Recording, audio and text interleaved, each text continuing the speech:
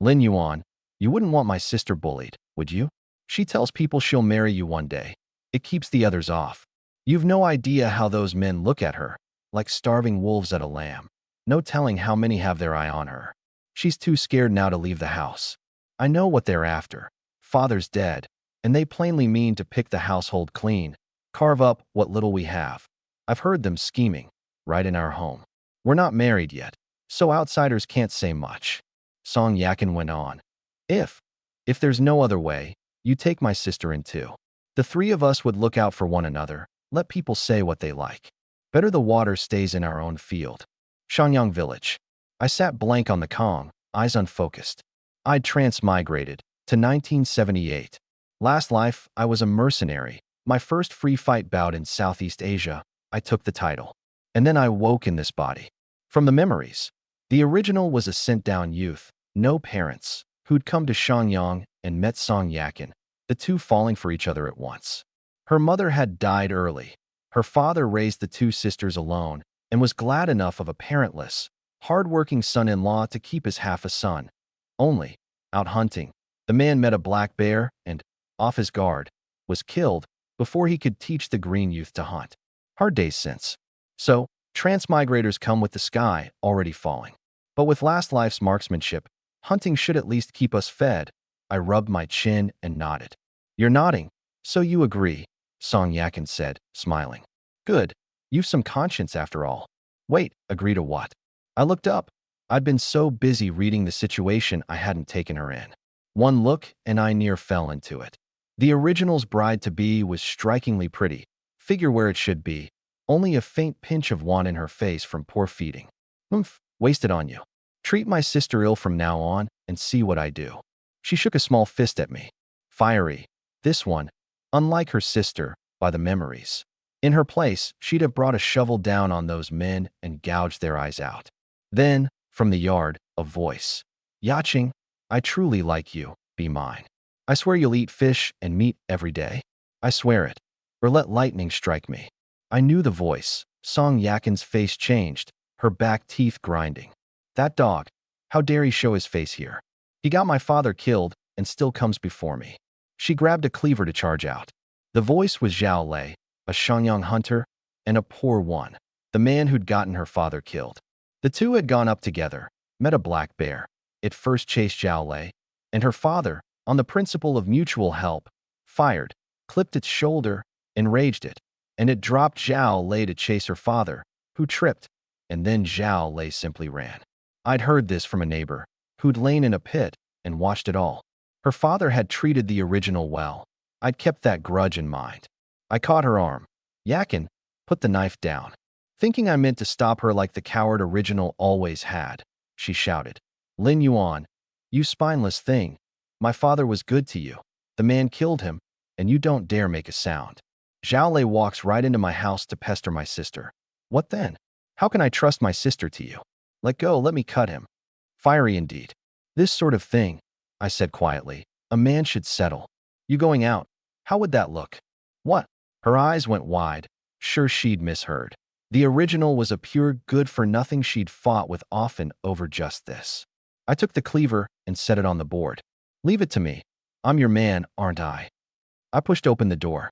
Zhao Lei was crowding my sister-in-law to be, his eyes roaming her in a way I'll not describe. Song Yaching's no plainer than her sister, the two a matched pair. He didn't stop at the sight of me, only sneered. Oh, and who's this? The soft rice boy. The original was a live-in son-in-law, taken for a kept man in that age, beneath everyone's regard. Soft rice still tasting good. I stepped between them, blocking his view, and smiled. Whether my soft rice tastes good is no concern of yours. Didn't you hear my sister-in-law? She's fond of me. Quit being a toad, eyeing the swan. Look at your own face, like a dopey road deer grown into a spirit. I'll say it once. Pester her again, and I break your third leg. It startled them. The original was a soft-spoken sort who'd never talked so. What's gotten into Lin Yuan today? Song Yakin's hand went to her mouth. This is her man? When had he turned so hard? Zhao Lei's face soured. I sneered inwardly. For fighting I ranked only second among the mercenaries, but for cursing a man out, I'm unmatched under heaven. I could have struck him, But this isn't abroad. Killing's a crime here, and a fight that doesn't end in a kill is wasted effort, to my mind. My voice carried. Neighbors and passers-by gathered to gawk. Zhao Lei hadn't expected me so hard. This the same good-for-nothing he knew? He bristled. You call me shameless? Look at you. You've got Song Yakin, and you'd take Song Yaching too? One man, two wives? Not afraid of talk. I cut in, grinning. Wrong word. What two wives? I'm not married. I'll marry whoever I please. Song Yakin backed me. Even if it were two wives, I've agreed. Your business how? Got the nerve, marry two yourself. She cares nothing for propriety. Her sister, though, slowly bowed her head, her face faintly red. No word, but no refusal either. With the crowd growing, I went on. Everyone knows your game. Marry a fresh young girl like my sister-in-law and pick our orphaned household clean. Think us fools. I haven't even settled with you for getting my father-in-law to be killed, and you've the gall to come. Said to his face before all of them, the thing everyone privately knew but didn't say aloud. The onlookers murmured behind him. His face went mottled. He gritted. Humph. I came out of kindness to help your family, and that's the thanks. Everyone knows Lin Yuan's a useless thing. The heavy snows will seal the mountains soon. See how your household survives the winter. Don't come begging me then. I sneered, a thread of killing intent surfacing. Spare yourself the worry, and mind yourself going up the mountain. Don't get eaten by a black bear. Then to the crowd. When you go up to hunt, watch out for Zhao Lei. Don't let him sell you out.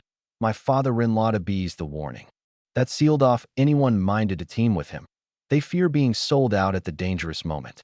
He'd be hunting alone a good while. He left the yard wretchedly, and the crowd dispersed. Song Yakin came over smiling. Thumb up? Lin Yuan, you've changed. More of a man than before. I looked her over, smiled. There's something more manly tonight. Want a taste? Pa, shameless, my sister's right here. A small fist to my chest, a roll of her eyes. We're family, what of it? Plain truth from me. But in the sister's ears it turned strange. Her face went redder, and she stood stock still like a post. Still, Zhao Lei wasn't wrong. The snows seal the mountains soon. Without food stored, the winter's hard.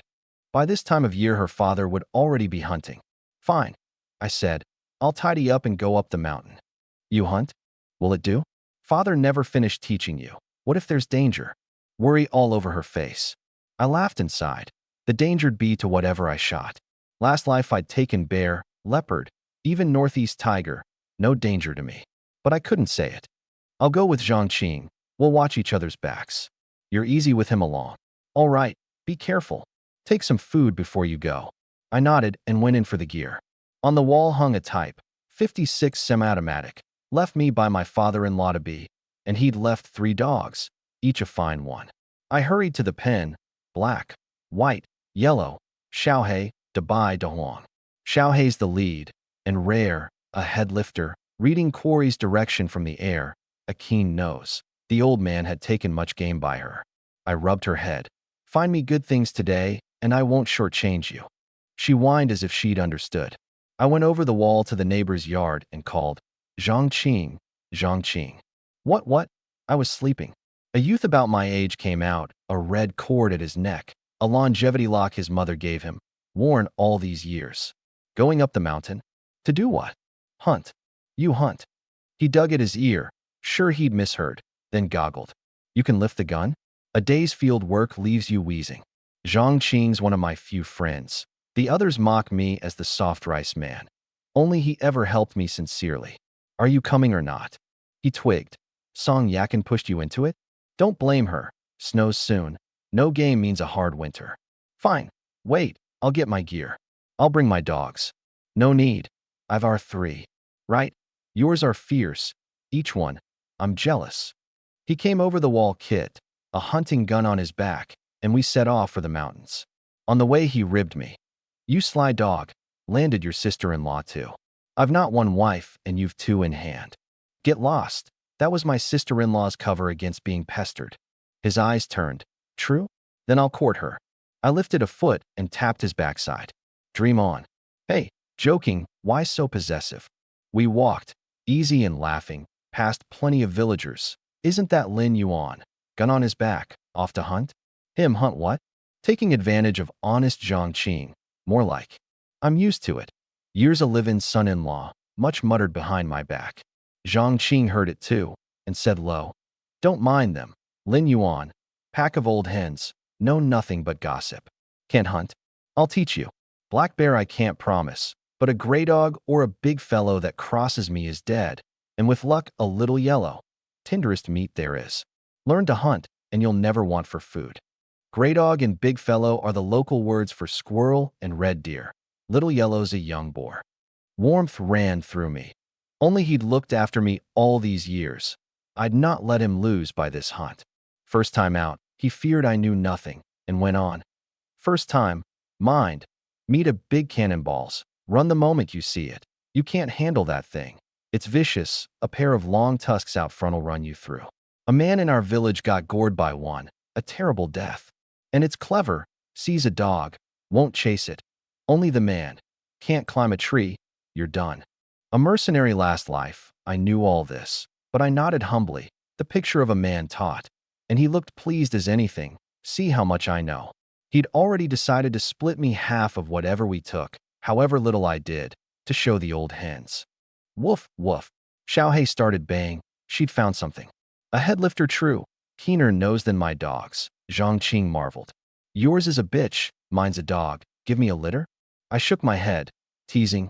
No, my Xiaohei wouldn't have you. I meant my dog. We'll see, hunt first. I let Xiaohei lead. 5 minutes on, a sounder of wild pig rooting and grunting. Zhangqing lit up. Big game. All these little yellows and a big cannonballs. Lucky day. In my eye, the big cannonballs was huge, near twice an ordinary boar, tusks at the snout. Zhangqing eyed its hindquarters, sighed enviously, can't compete, and breathed. Loose the dogs. I already had. Xiaohei, lead and headlifter, bayed once, and the other two fell in behind her, delighted to be hunting again, and went straight for the biggest, the big cannonballs, fastening on. Hey, why's she on the big cannonballs, not a little yellow? Zhangqing fretted. What's to fear? We'll take a little yellow. Better to let the three drain the big one's strength, then move. Charge it ourselves, and a tusk could fling us. Right, watch my shooting. He aimed at a little yellow. I squeezed first, a round flew. Damn, wide. Hit the dirt. Out of practice, he covered. 3 seconds later, the little yellow he'd aimed at toppled. What? Kill through the mountain. My round ricocheted off a rock into it. Dream on. That was mine. He turned and saw his own barrel smoking. He'd fired too, but his eyes had been on the boar, never seeing when I shot. No, you hit it. A blind guess that clean. The other little yellows bolted at the shots, gone in a blink. I didn't answer, watching the 3 dogs work the big cannonballs, circling, each biting when it turned on another. Xiaohei the cruelest, slipping behind to bite at its rear, drawing squeals. Whether she meant it or not I couldn't tell at first, then was sure she meant it, going back for another nip till it bled. Zhangqing watched, rubbed his own backside without thinking. Who says there's no fellow feeling in this world? Your Xiaohei, you teach her that. Teach her what? I don't know either. The long fight wore the big cannonballs down. Red-eyed, it backed itself into a corner, tusks out at the 3, at least sparing its rear a third insult. Dabai sprang and bit an ear, Dahuang the other, both locked on. Time for me. Trade calls it fixing the den, pin it in place. I took the knife and walked up.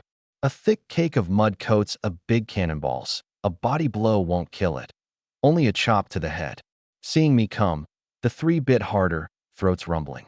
Zhangqing spat, swaggering. Little yellow or big cannonballs, still pinned by us. Lin Yuan, were something.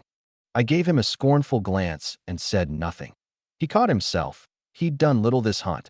I shot the little yellow, the dog subdued the big one, and his one shot missed. Wasn't it supposed to be him carrying me? He stopped me. Let me take the head. I did nothing. I'll do this. I nodded, urging speed. Delay invites trouble in a hunt. He drew his knife, aimed at the neck, raised it, and the big cannonballs, sensing the crisis, screamed, heaved, flung off the Dahuang pinning its ear, and charged the chopping Zhangqing, who froze mid-swing, a tusk near into him. A hit would maim or kill. Zhangqing, look out. In a flash I shoved him clear. He felt the force and dodged the killing blow.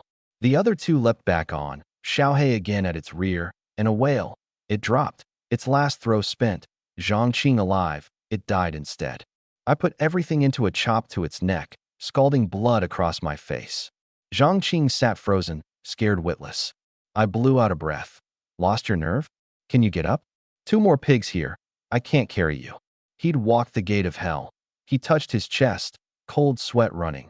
But for me, he'd be gone. I can. He rose, no heart to brush off the dust. Lin Yuan, thank you.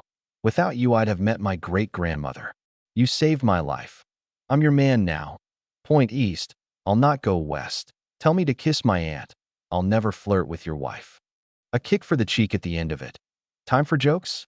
Dress the boars before the smell brings other beasts. He nodded fast. I hauled the little yellow over, and we set to with hand axes, the tool for it. Without one, the breastbone won't open. Dressing, he chattered. Lin Yuan, you've changed today.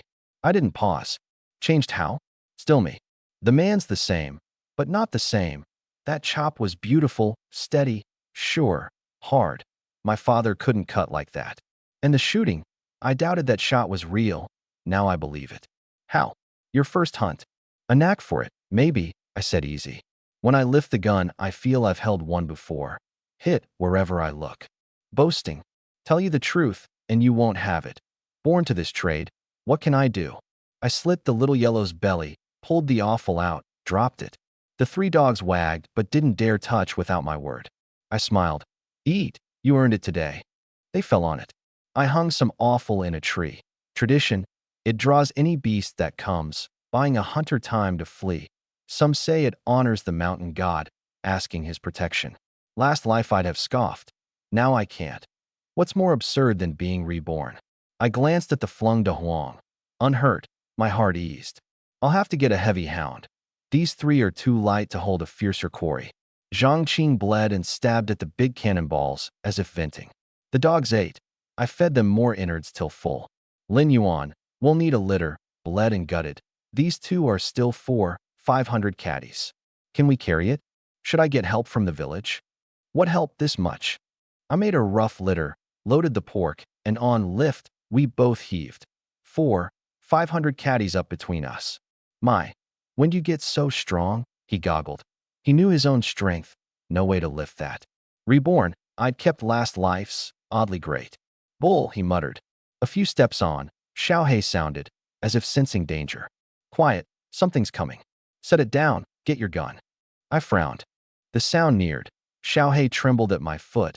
De Huang and Dabai tucked their tails. Big game coming. Tiger or black bear. Zhongqing's throat worked, fear dawning.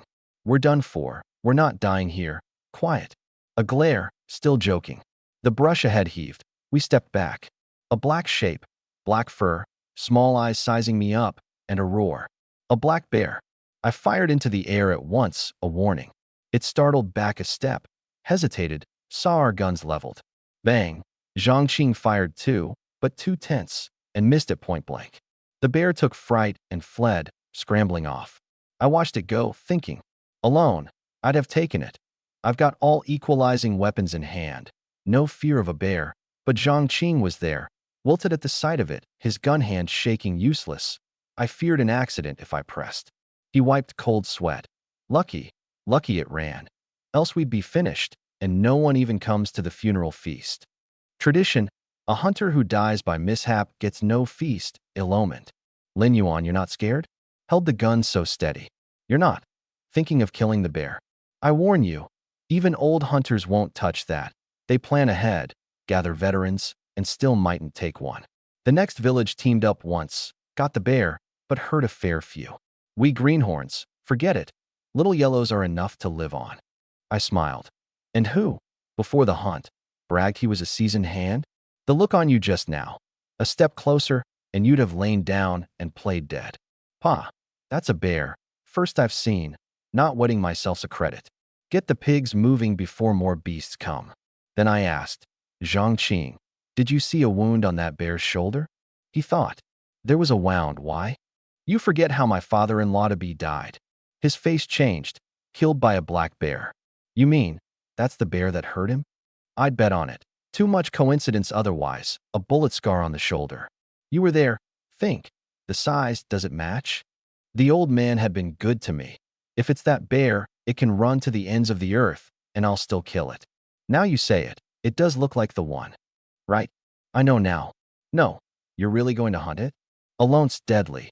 Even with me, we mightn't take it. He thought no further. A useless, sent-down youth proposing to hunt a bear would only draw scorn. We'll see. I meant to go alone. Too dangerous to risk Zhangqing. He nodded, easing, thinking I'd dropped it. Carrying the litter, he said, Lin Yuan, today's meat. Just give me a little. I did nothing. You shot the little yellow and took the big cannonballs and saved my life. I can't take much. You needn't give me any, but, an awkward face. I bragged to my father I'd bring game back. Empty-handed, he'll mock me to death. I've barely gotten a little say at home. Hunters split by effort plus the dog's share. Finding and subduing the quarry counts, the rest by contribution. This hunt, nothing was Zhangqing's. I needn't give a thing. A third for you, settled. No, I did little. Quiet. My game, my call. Why so womanish all day? A wry smile from him. Then I'm taking advantage. He's a good sort, and on a hunt I want a hand I can trust who knows me. Truth is, he said, I'd meant to give you the larger share, and it's turned to you carrying me. What a thing. The villagers rested after field work. Song Yakin kept looking down the road, her sister beside her. Sister, worried about brother-in-law? What brother-in-law? Girl, I'm not married. A roll of the eyes, worry still on her. First time hunting, what if there's danger? Even no game's fine, just let him come back safe. Then a shout up ahead. Lin Yuan's back from hunting, with a lot of pork, and she hurried her sister off toward it. Zhangqing and I had walked a long way. He'd griped the whole road, but at the sight of people he straightened, chest out, all smiles, hailing the villagers. They crowded the litter heaped with pork. Io, Zhangqing, you took game? A little yellow even? You struck it rich, a fine hand, like father like son. Meat's a luxury here. Pork's 6 mao a catty, and what do they make in a month? They'd never spend it, and boar's hard to take. They assumed it was Zhangqing's and praised him. Embarrassed, he scratched his head. Actually, these aren't mine. I just helped. Lin Yuan took them. What? Their eyes went round, all turning to me. You're saying Lin Yuan took this pork? A middle-aged auntie asked. Zhangqing nodded. No reason to lie. Lin Yuan took it. At his repeating it, every eye swung to me. This the good-for-nothing Lin Yuan they knew? I smiled. Just luck. You've caught us at a good time. We'll share out the meat. Small game a hunter needn't share. Big game must be shared. All that pork takes long to skin and dress. Many hands make it light. They help. I give them meat. Only right. That settled it for them. The boar was truly mine. It really is Lin Yuan's. I always said the boy had it in him. Lin Yuan, remember me? I'm the neighbor of the mother-in-law of your father-in-law's aunt. Like father, like son. Lin Yuan, that's heavy. Let me help. A few took the litter poles. Zhangqing watched the villagers who'd ringed him a moment ago all flock to me, and stewed. Folk are too fickle. In the crowd, he found his own father and straightened further. Pa si, I took game. His father, Zhang Yuyi, I greeted, Uncle Zhang. He nodded, smiling. Not bad. Boy, a shadow of old song in you. He'd be glad in heaven.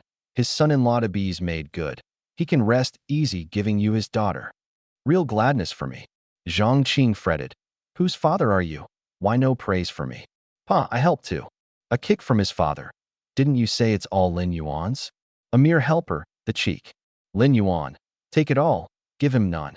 Zhang Yuyi's a hunter too, not short of pork. I spoke for him. Uncle Zhang. Zhangqing helped a lot, and I've promised him a third. That won't do. It's settled. Your family's looked after me. No need to stand on ceremony. He relented at last, thumb up, and kicked Zhangqing again. Why'd you keep kicking me? I've got face to keep. All these people. I'm your father. I kick as I like, and I'll stop when you marry. Doubt you'll manage that. Marriage means a man's grown. To kick him, then would shame him. Look at Lin Yuan, then look at you. Zhangqing's face fell, dead-eyed, to the villagers' laughter. Watching it, an envy rose in me. My parents died early. I've not been kicked by a father in a long while. Then the sisters reached us. Seeing me all over boar blood, Song Yakin's eyes reddened. She ran up, hands going over me. Hurt? Where? Why so much blood? Warmth in me. I rubbed her head, grinning foolish. What could hurt me? What quarry could touch your man? Easy. Oh, the song girl's heart aches. The villagers teased, knowing there'd be meat tonight, all cheerful. Even she colored and went bashful. Zhang Yuyi, seeing the two flirt, kicked his son again out of fatherly pique. Zhang Qing, internally, let nobody live. Why is it always me? He'd thought game would earn his father's praise. He got 3 kicks. The crowd carried the pork to my door to dress it. Spent, I sat talking with Song Yakin. Her sister went to help, leaving the 2 of us inside. She scolded gently. Couldn't you just take a gray dog or 2? Why risk the big cannonballs?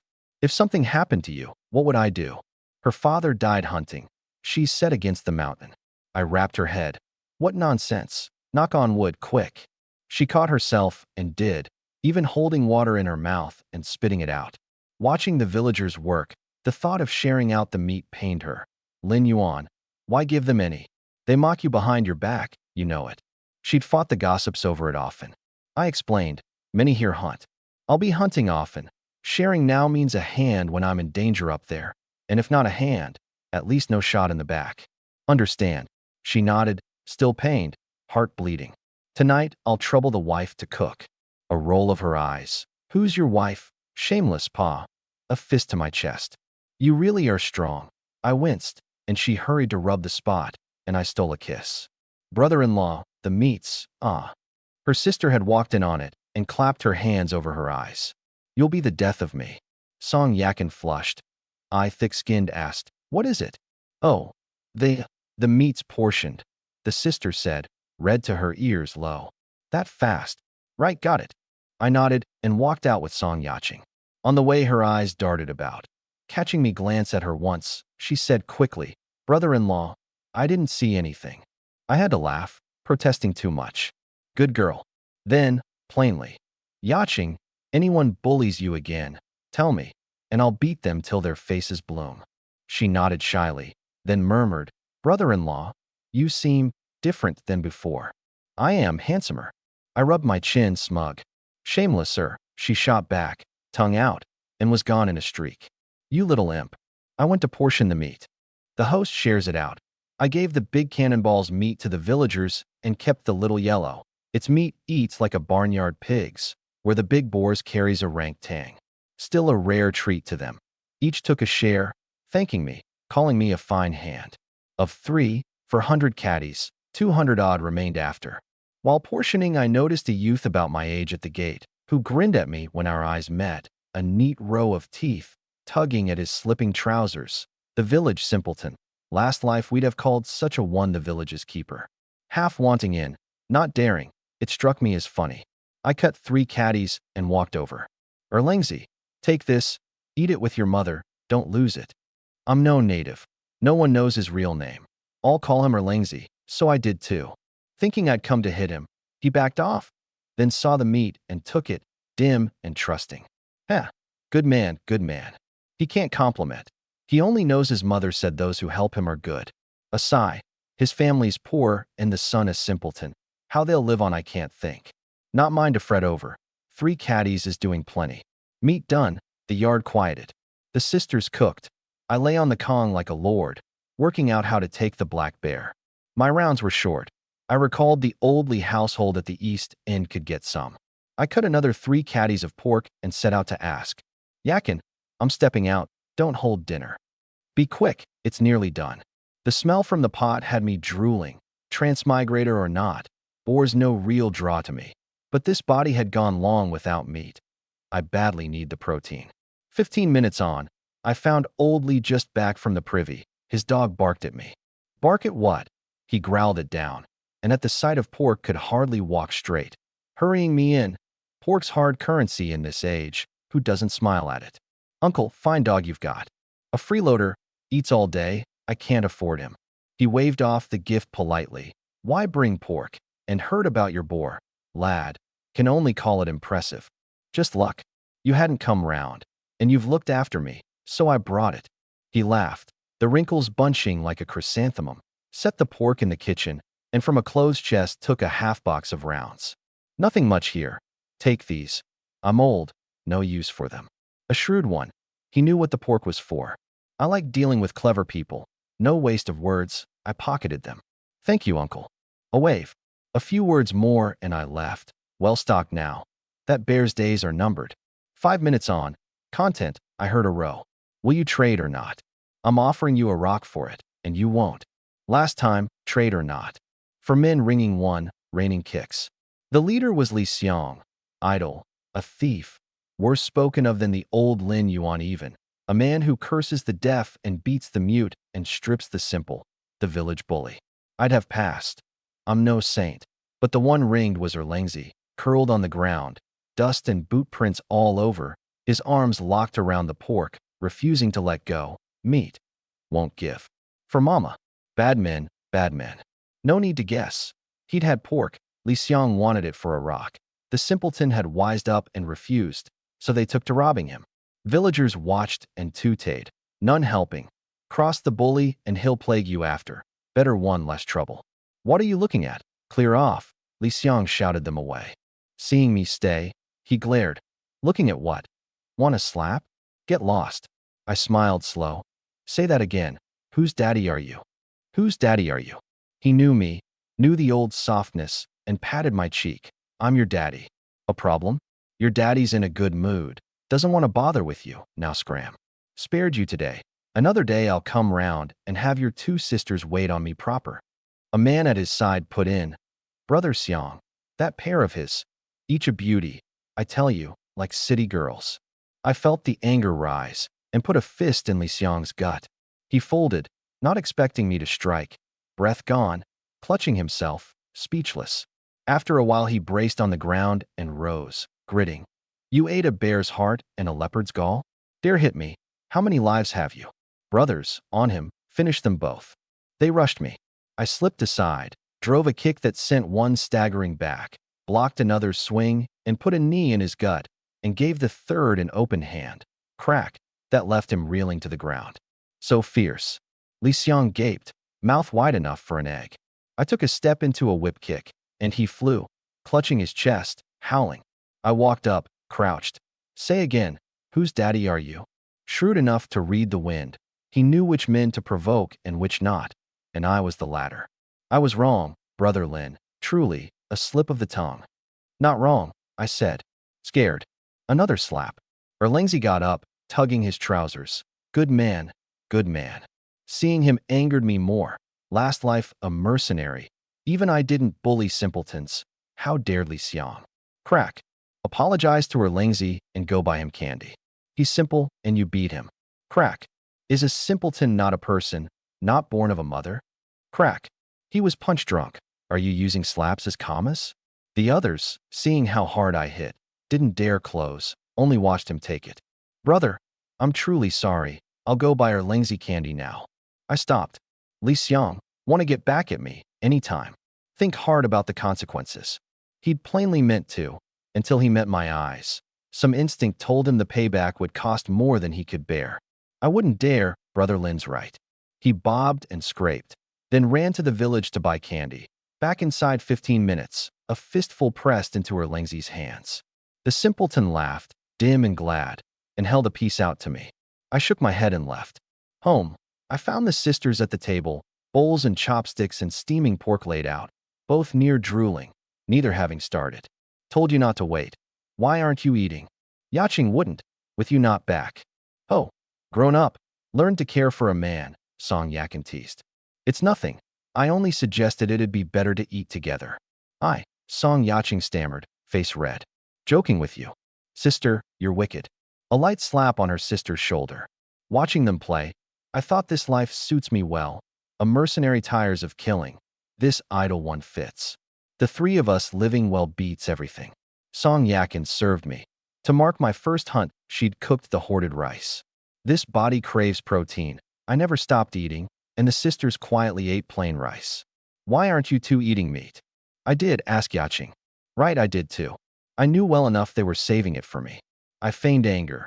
Eat, or I'll feed you myself. I took all that pork. You don't eat it, it'll spoil. It won't. It's in the cellar. Still arguing. I tapped her head and laid a big piece in her bowl, another in Yaching's. Eat, I'm watching. I hunt again tomorrow. You'll never lack meat.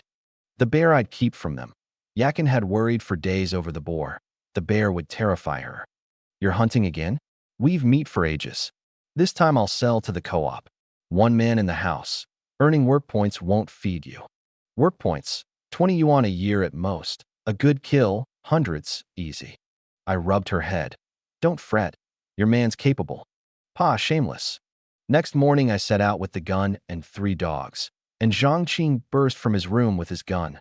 Wait, Lin Yuan. I turned to his sly half-smile. What? You're going for the black bear, aren't you? He said low. Take me. Straight-faced. I'm hunting a bear, not a little yellow. Don't fool around. PSSH, looking down on me. No, you have to take me. Then, coughing. You wouldn't want your 2 wives to find out you're hunting a bear, would you? You sly dog. I aimed a kick at his backside. He dodged. I'm not joking. A bear's deadly. Forget yesterday? You near wet yourself. Pa. First time seeing one, no experience. Today that bear eats my bullet. He thumped his chest. The fool's like a man possessed, forever wanting to do something grand to show Zhang Yuyi. A dangerous wish. In the stories his type dies first. And following others suits him worse than following me. My skill beats any old hand in these villages. Fine, come. But in the hills, everything by my word, or no more hunts. Done. He agreed. This time we take the bear, make my old man's eyes pop. He learns you hunted a bear, he'll kick you dead. We set off muttering, and met a hunting party led by Wu Lauer, son of the production team head. Lin Yuan hunting again? Didn't you take 2 pigs yesterday? Just luck, see how today goes. Join us. We're after little yellows. Thanks, no. I'll settle for a gray dog or 2. Luck to you then. Behind Wu Lauer one muttered. Got lucky with the big cannonballs and struts. Dares refuse the invite. Thinks 2 kills shed the useless name. I'll wait for him to come back empty. Wu Lauer's father being the team head. Plenty curry favor. Piqued at the refusal, he waved his men into the hills. Zhang Qing griped. Wu Lauer's face fell like you owed him $1 million. A good father, big deal. Walks like he's worth a fortune. Can he even shoot? Don't let a bear eat him. Mind our own. Half an hour. No bear. Plenty of little yellows, which I didn't let him shoot. Kill one, and the bears spooked off, which fretted him sore. Another half hour. Still nothing? Is Xiaohei's nose stuffed? Let's just take little yellows. Plenty of those. The bear's the hard find. Kill it, and it's worth 50 little yellows. Then Xiaohei bayed. She's got it, move. We ran after the dogs 10-odd minutes. Zhang Qing flagging. Keep up. Told you you're soft. Bull. He found his legs. Then a gunshot. Someone fired. Is somebody else after the bear? No, this is ours. Daring to poach our work. Quiet. Let me listen. Bang, bang, bang. More shots, and I caught it. Not aimed fire, but the wild spray of men in danger. Move. Someone's in trouble. How can you tell? I can't. By the time you can, they're dead. Go. I raised my voice and ran the dogs over. Bridge, 10 minutes earlier. Wu Lauer's party had luck. A wild burst down to Little Yellow, his first hunt, and it went to his head. Am I a genius? Hunting's nothing. Father's gone on about the danger till my ears calloused. I'll show him. His men flattered him as they gutted the piglet. Then one said someone off in the trees was waving. Who waves in the deep mountains? A hunter? One went with his gun, calling, and the nearer he got the wider his eyes, till there's, and he dropped, blood flying, half the flesh torn from his face. Wu Lauer saw it then. No man, a black bear. Be black bear, shoot, shoot. Seconds passed with no shots. His men's hands shook too hard to lift the guns. Never having seen a bear, some wetting themselves, frozen like posts. He fired at last and missed. The shots woke the others to spraying fire. But the bear, clever, having mimicked a man's wave, sprang aside, and the panicked men's aim went where it would. It closed. Wu Lauer near wept. Run, Wu Lauer. I can't. My legs won't obey. And he couldn't fathom why a bear was about in deep winter. He shut his eyes, waiting for death. Bang, bang, bang. 3 reports rang round him. No pain came, and ahead the thud of a great body falling. He opened his eyes, the bear down, 2 holes in its skull. You all right? He turned. Me and Zhang Qing, my barrel smoking. Saved? He sagged, gasping, all dignity gone. Scared me to death. I thought I was finished. I checked the bear, a bullet scar through the shoulder. No mistake, the one that killed the father-in-law to be. You hurt? I'm fine, but Zhang Wei. I followed his eyes. Zhang Wei lay still, the wound too wide. He'd not live. I wasn't close to him. Dead, he's dead. Killing the bear at least avenges him. This bear's mine, no objection? None. You took it and saved my life. I haven't even thanked you. A wave. No need. Go figure how to answer to Zhang Wei's family. A bitter smile from him. He'd organized the party and bore some share of the blame.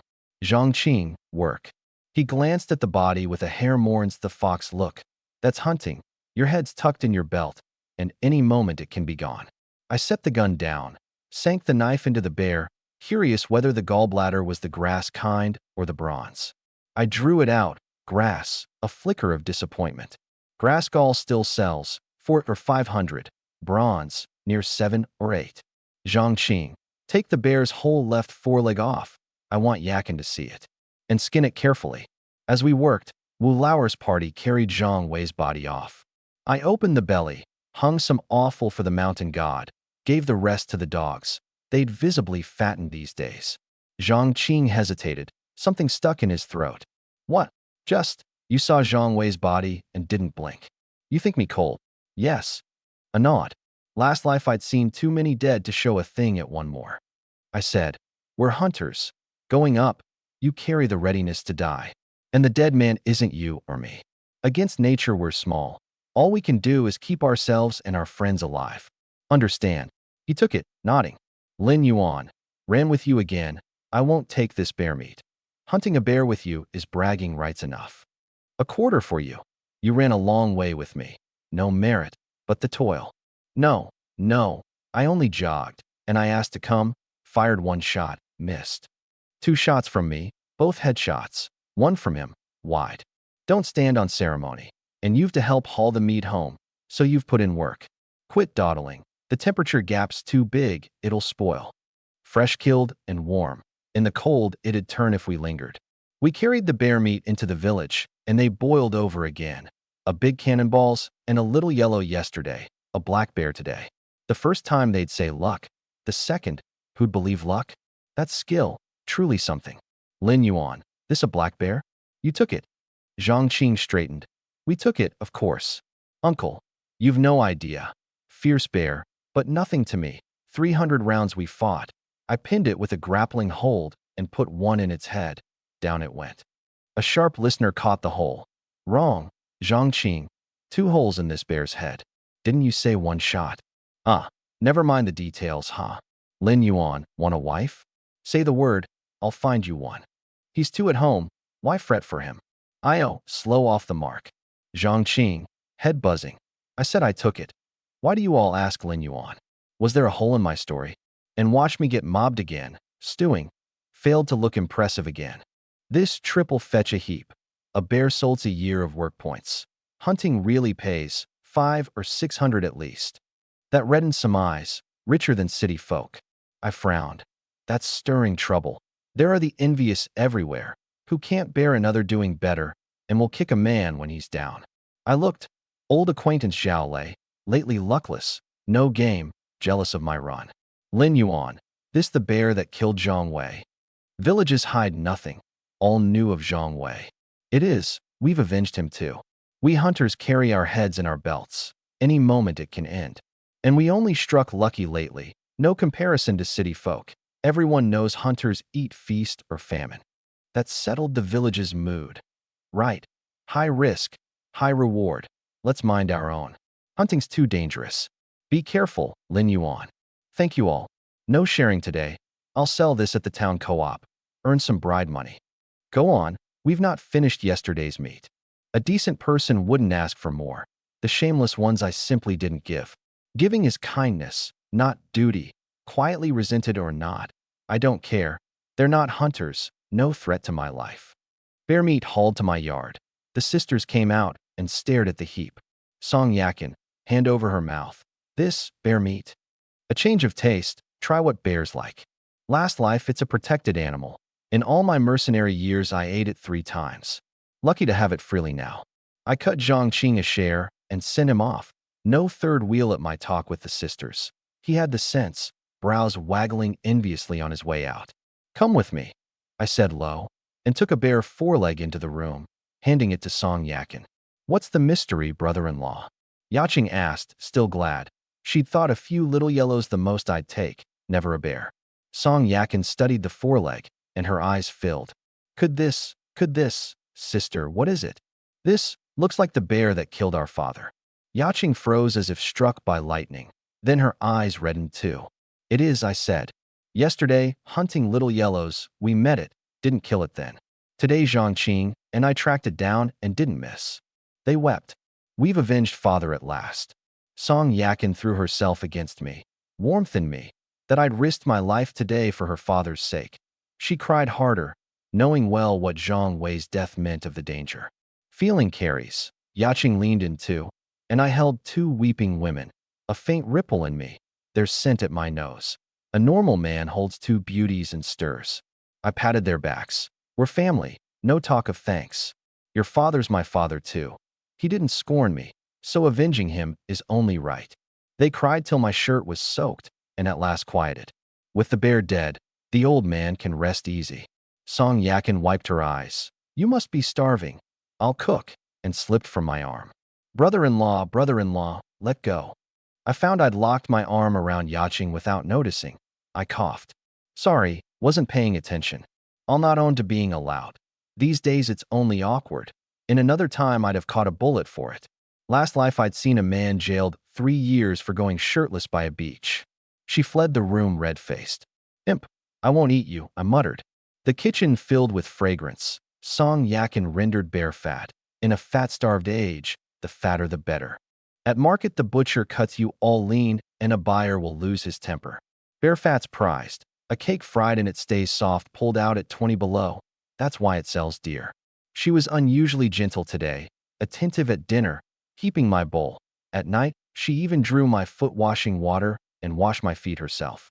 Steam rising, I rubbed her cheek and grinned. 2 good days eating had her color back, prettier by a third. Devil, what are you smirking at? Looking at my pretty wife, can I? Devil. Feet washed, she rose to go. I caught her hand low. Stay tonight. We'd slept apart. Unmarried, sharing would talk badly. She hesitated. Truth told, she's not the shy sort, rather forthright. Not proper. What's improper? The whole village knows you're my wife. Anyone talks, I'll slap them. I drew her to my lap and kissed her. She didn't resist. Tonight's settled. Then she pulled clean away, not a glance back. What happened to settled? So heartless, Yakin. A roll of her eyes. No, not before marriage. I'd, pitched the 10 already, and she does this? I pleaded, you. It's all. Gesturing at my predicament. Sort it yourself. She laughed and left. After she'd gone, I quietly gave her the finger, neither left hand nor right. A sleepless night. Next day I'd sell the bear, get cash for rice and flour and cloth. Out of the room, I found Yaching sweeping the yard. She colored at the sight of me. Her sister had warned her about last night ahead of time, told her plainly not to let anything happen with me. Morning, Yaching. Shameless of me. Morning, brother-in-law low. Song Yakin shot me a look and got to work. I took some leftover little yellow from the cellar, plus bear meat and the gall, and called Zhongqing to the county co-op. He grinned. Lin Yuan, you killed the bear. The sisters must have been moved to tears. Last night, sir subject, a kick. All you do is think nonsense. Spend that energy on getting yourself a wife. It's that I don't want one. Yesterday I ran into Xiujuan. She said give her a bear paw and she'd go into the woods with me. I didn't agree. Good. Agree and I'd have kicked you dead. Xiujuan's ill-spoken of, a loose sort. Lin Yuan, marrying Song Yakin soon. Not for a while. Her father's barely gone. It's not right yet. True. But mind, her mother's a hard piece. Learns of a wedding, she'll likely gouge you for bride price. Song Yakin had told me of the mother, a noted shrew, divorced and remarried away, never once back to see the sisters. She dares demand bride price off me. I'll give her a slap. We reached the co-op, and the staff froze at the meet. Rarely had anyone brought so much, 300 caddies. Which village's hunter? This good. That I've not heard of him? Hello, we'd like to sell. What's it worth? Give us a price. Knowing a big customer. Meat's in short supply, sells itself. He looked it over. Little Yellow and bear meat. They'd killed a black bear. Little Yellow's 4 mao a caddy, bear meat 5. Pause priced apart. Front 8 yuan, back 5. Satisfied? I nodded. I checked beforehand, it tallied. Weigh it, total it. Most courteous to me now. Pork 170 caddies, bear meat 135, near 130 yuan. I frowned. So much meat. Why does it feel so little money? A line that'd get me cursed. A normal man's whole year's earnings, and I'd taken it in one trip. You take bear gall. You've gall too? He laughed at himself. Of course a man who brings bear meat has the gall. Grass or bronze? Grass. Grass. 400, how's that? Done. Both pleased. He beamed and offered a hand. I'm the co-op director, surnamed Lee. Bring me meat anytime. I refuse none. Lin Yuan, I said, shaking. Outside, Zhang Qing crowed. You're rich, near 450 yuan, a big money dog now. His excitement reminded me of an old line. Chioya's getting married and you're jumping for joy. Come, I'll treat you. We hit a state restaurant, 3 dishes, 6 bowls of rice between us. Growing lads eat a man broke. Truly tasty. Then to the state store. 2 bolts of cloth to make each sister a new garment, rice and flour, and a tin of the much-touted malt milk extract, said to be a great tonic. Really just sugar water. I'd not have bought it. But the sisters had never tasted such, so a tin it was, plus a heap of odds and ends. All for a few yuan. Money holds up in this age. Laden, back to the village. The people hailing us warmly now. Their manner wholly changed. He's a hunter who killed a black bear, and a little shared meat now and then keeps them glad a day. Then a man ran up. Lin Yuan, trouble at your house. Go look. It was the village scorekeeper, distant kin to Song Yakin, kind to the sisters. Uncle, easy, catch your breath. What's happened? Gasping. Song Yakin's mother's back, with a whole crowd, trying to drive the sisters out, says the house is hers. I frowned. Cursed the shrew this morning, and meet her by afternoon. The sisters, how are they? I asked fast. All right. Erlangzi's been guarding them every step. Without him, they'd have been beaten. I cursed. We'll see who dares hit my wife. Shoved my bundles at Zhang Qing, and tore off. A crowd of gawkers trailed me. No phones in this age, so watching a row is their one amusement. Some came out clutching half-eaten bowls just to see. 10 minutes on, I saw Erlangzi knocked to the ground, arms over his head, shouting, bad men. The sisters were unhurt. Seeing him losing, Song Yakin had grabbed a shovel and swung, cursing the woman before her shameless. Fierce as she is, against a man it wasn't enough. The lead man dodged her swing without fear and put a fist in her face, and she went down. Sister, I'm still being polite. You really think a simpleton can protect you?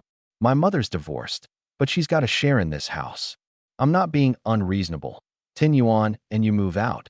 Good for us both. A fat man hauled up a basket of meat from the cellar, eyes greedy. So much meat. Your place is loaded, sister. Then a middle-aged woman.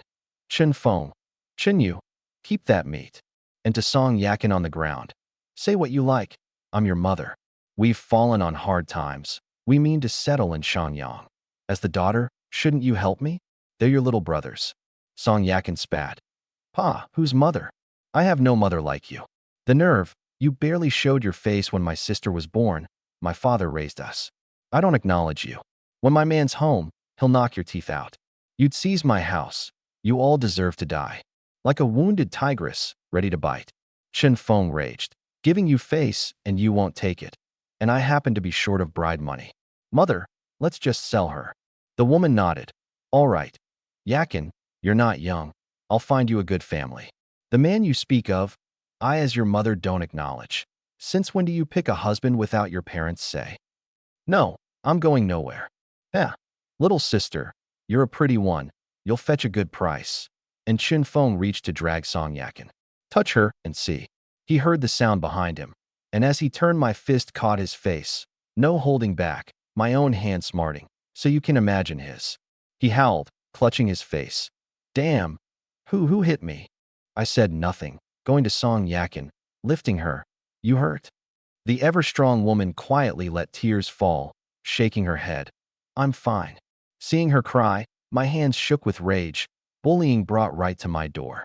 I steadied her up and charged Chin Feng, another fist to his gut that folded him to the ground, then a foot on him. Chun Yu rushed to help. I slipped aside, took his attack easily, and put an elbow to his jaw.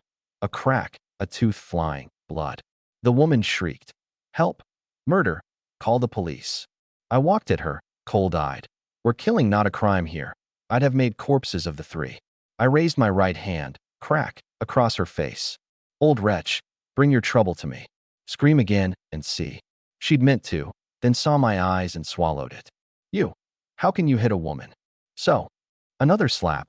Both sides symmetrical now. Get out. A next time and I'll deal with you properly. Out. They scrambled up and fled like stray dogs. On their way, Erlingzi got up and snuck Chin Feng a kick, and Chin Feng only glanced back, silent.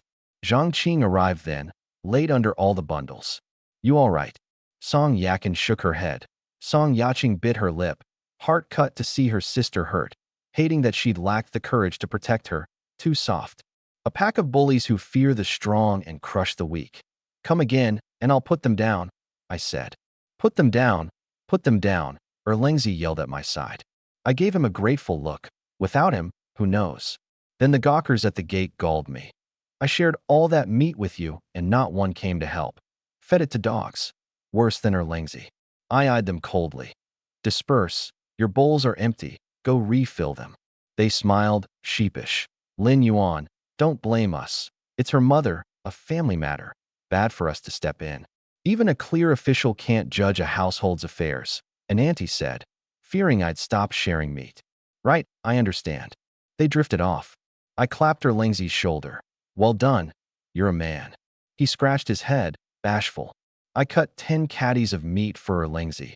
Anyone robs your meat again, tell me. I'll settle it for you. Then a fistful of candy from the jar. He took it, blank. What? Open it and see. He unwrapped a white rabbit, popped it in, eyes lighting. Sweet, so sweet. Eat up, thank you for today. He left, and my face darkened again. The thing had warned me. When I'm up the mountain, there's no man home to protect the sisters, and against such trouble they can't manage. I cursed. I'd thought the villagers, fed my meat, would lend a hand if the sisters hit trouble, but all they do is watch. No man in the house won't do. No wonder this age prizes sons. More men, more backbone in a quarrel.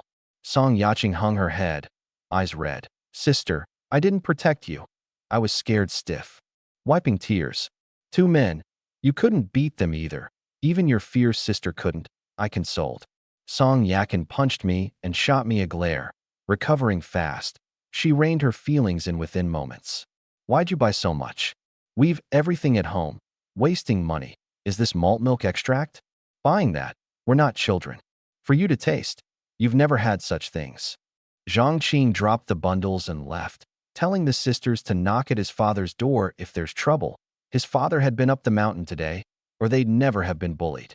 I brought the bundles in and pulled out a fistful of big Unity 10s. Wife, see how much I made today. Her eyes went straight at the cash. Heavens, so much? Must be 500. Not quite, 450. She took it, counting, a little money grubber. 450 a day, 2 days 900. A month is. Counting on her fingers. 1/8 is 8, 2/8 16. March 8th Women's Day. May 1st Labor Day. I tapped her forehead, speechless. You want me up the mountain every day? It'd kill me. You've energy to spare all day. Go wander. She let slip, heedless of her sister beside us. And we've all that meat. Let's sell it. Yakin, when do you turn such a money grubber? Fallen clean into the money hole. Heh. She handed the cash back. What? I meant for you to keep it. You keep it. A woman holding the money talks badly if it gets out. I drew 10 tens and gave them to Song Yaching. Yaching, take this, buy what you like. She pushed it off. Brother-in-law, I can't. But I closed her hand on it, and Song Yakin said, take it. We're family. Why stand on ceremony? So she shyly kept it. I tucked 5 tens in my pocket and gave the rest back to Song Yakin. Take it. My father said, A wife keeping the accounts makes a household prosper. Isn't your father long dead? Can't he have said it while alive? Ha, true. An awkward but polite smile. Song Yaching, watching how good he was to her sister, murmured to herself, brother-in-law's so good to her. If only, if only. I'm stepping out on an errand, I said, and she nodded without asking. I cut 3 caddies of bear meat and went to Old Lee's. Those 3, Chun Feng's lot, left unhandled, I felt would be a plague. But again, no killing here, where abroad they'd have died a dozen times. I recalled Old Lee had a gun. He'd been a hunter. One hunt his son died to a big cannonballs, and his wife died of grief at the news, so he reckoned he'd hunted too much and offended the mountain god, and never went up again. I thought to buy that idle gun for the sister's self-defense. In his yard his dog barked. One glare, and it shrank into its kennel, tail tucked. Uncle, me again. He climbed off the calm. Lad, last time's meat I've not even finished, and you bring more. You're famous now. The whole village knows you killed a black bear single-handed. Zhang Qing, in spirit, speak for me. Just luck, and your rounds did it. Or I couldn't have. 3 caddies, no ceremony, a tonic for you. He laughed and took it, poured me water, rolled me a pipe of shag. Truth be told, I've no craving for tobacco. There if there is, none if there's none. A drag scratched my throat. Anything else, lad? Straight to it. Uncle, Song Yakin's mother came today with 2 sons to drive the sisters out. Lucky I got back in time, or it'd have been dire. I want to buy that idle gun of yours for their self-defense. When I'm up the mountain, I can't rest easy. Villages hide nothing. A few big mouths, and within an hour or 2 all's out. He knew it already, blew a smoke ring. Heard it. That Li Xiuqin's a shameless piece. I knew she was no easy lamb when she married into our village. Those 2 girls are luckless, saddled with such a mother. Fine. I don't hunt anymore. The gun's no use. You can have it. I shook my head. No. I'll pay. Giving it free. What's that? Uncle, I've 5 tens, all right. His gun's a 16 gauge. Well used. 5 tens for it is no loss. Why so formal with me? Just take it. A bit of back and forth, and he took the 5 tens and brought a gun from the chest. Well kept. More than enough for Song Yakin. 5 tens was my limit. Lucky he didn't haggle. Gun in hand, I rose to go, and he looked at me with his clouded eyes. Lad, want a dog? My dog's yours if you'll say the word. You know he's a good dog. Took plenty of game with me. The old saying, a good dog should die on the mountain. Tied at my gate, he's wasted. Interested? Really? Uncle, of course I want him. An unexpected gift. His dog runs 60, 70 caddies, 80 or 90 if well fed. I was short exactly 1 heavy hound. Come. He led me, bent-backed, to the black dog, which wagged madly at him. He crouched, rubbing its head. Lad, this dog's eaten much bitterness with me. I'm no good anymore. But for your little yellows and your bear these days, I'd not part with him. Be good to him. Rest easy, uncle. You know what sort I am. He trusted me, I gather, for being guileless and decent. He put the chain in my hand. The dog's master changed from him to me, a kind of right. I led it home. On the way I met Xiujuan, who threw a wink and said in a put-on voice, Lin Yuan, heard you struck it rich. Not rich, just a run of luck lately. I'll keep the rest of that exchange where it belongs. She's the loose sort with an ill name. I deflected and moved on. Song Yakin was washing rice in the yard. Seeing the black dog, she grumbled, Another dog? The 3 at home already out-eat me. It pains me to watch. They help me take game. What's a little feed? I said, putting the black dog in the pen to get acquainted with the 3. Big as he is, he'd answer to Xiaohei by my guess. I rubbed Xiaohei's belly, fine to the touch. All day fussing over your dogs, she complained. With reason. Look how many they've got, and you've got. She caught it. Pa. Shameless, your hide's thicker than the city wall. I grinned, low at her ear. Jealous? Want me to fuss over you tonight? Humph, dream on. The meat in hand I couldn't eat. It itched at me. Seeing the gun on my back, she changed the subject fast. Where's that from? Bought at Old Lee's. I mean to teach you sisters to shoot, self-defense. So if today's trouble comes again, while I'm up the mountain, you can handle it yourselves. She nodded. I'll do it, my sister too? Both. Yachting especially. She's soft. Shooting well might toughen her a little. I told the 2 of it inside. Both agreed. Yachting most of all. Guilt-ridden, she signed on with all 4 limbs. Then a voice in the yard. Lin Yuan home? Through the window, the production team head Wu Yuliang and his son Wu Lauer with meat. I hurried out. Uncle, why bring meat? He smiled. To thank you.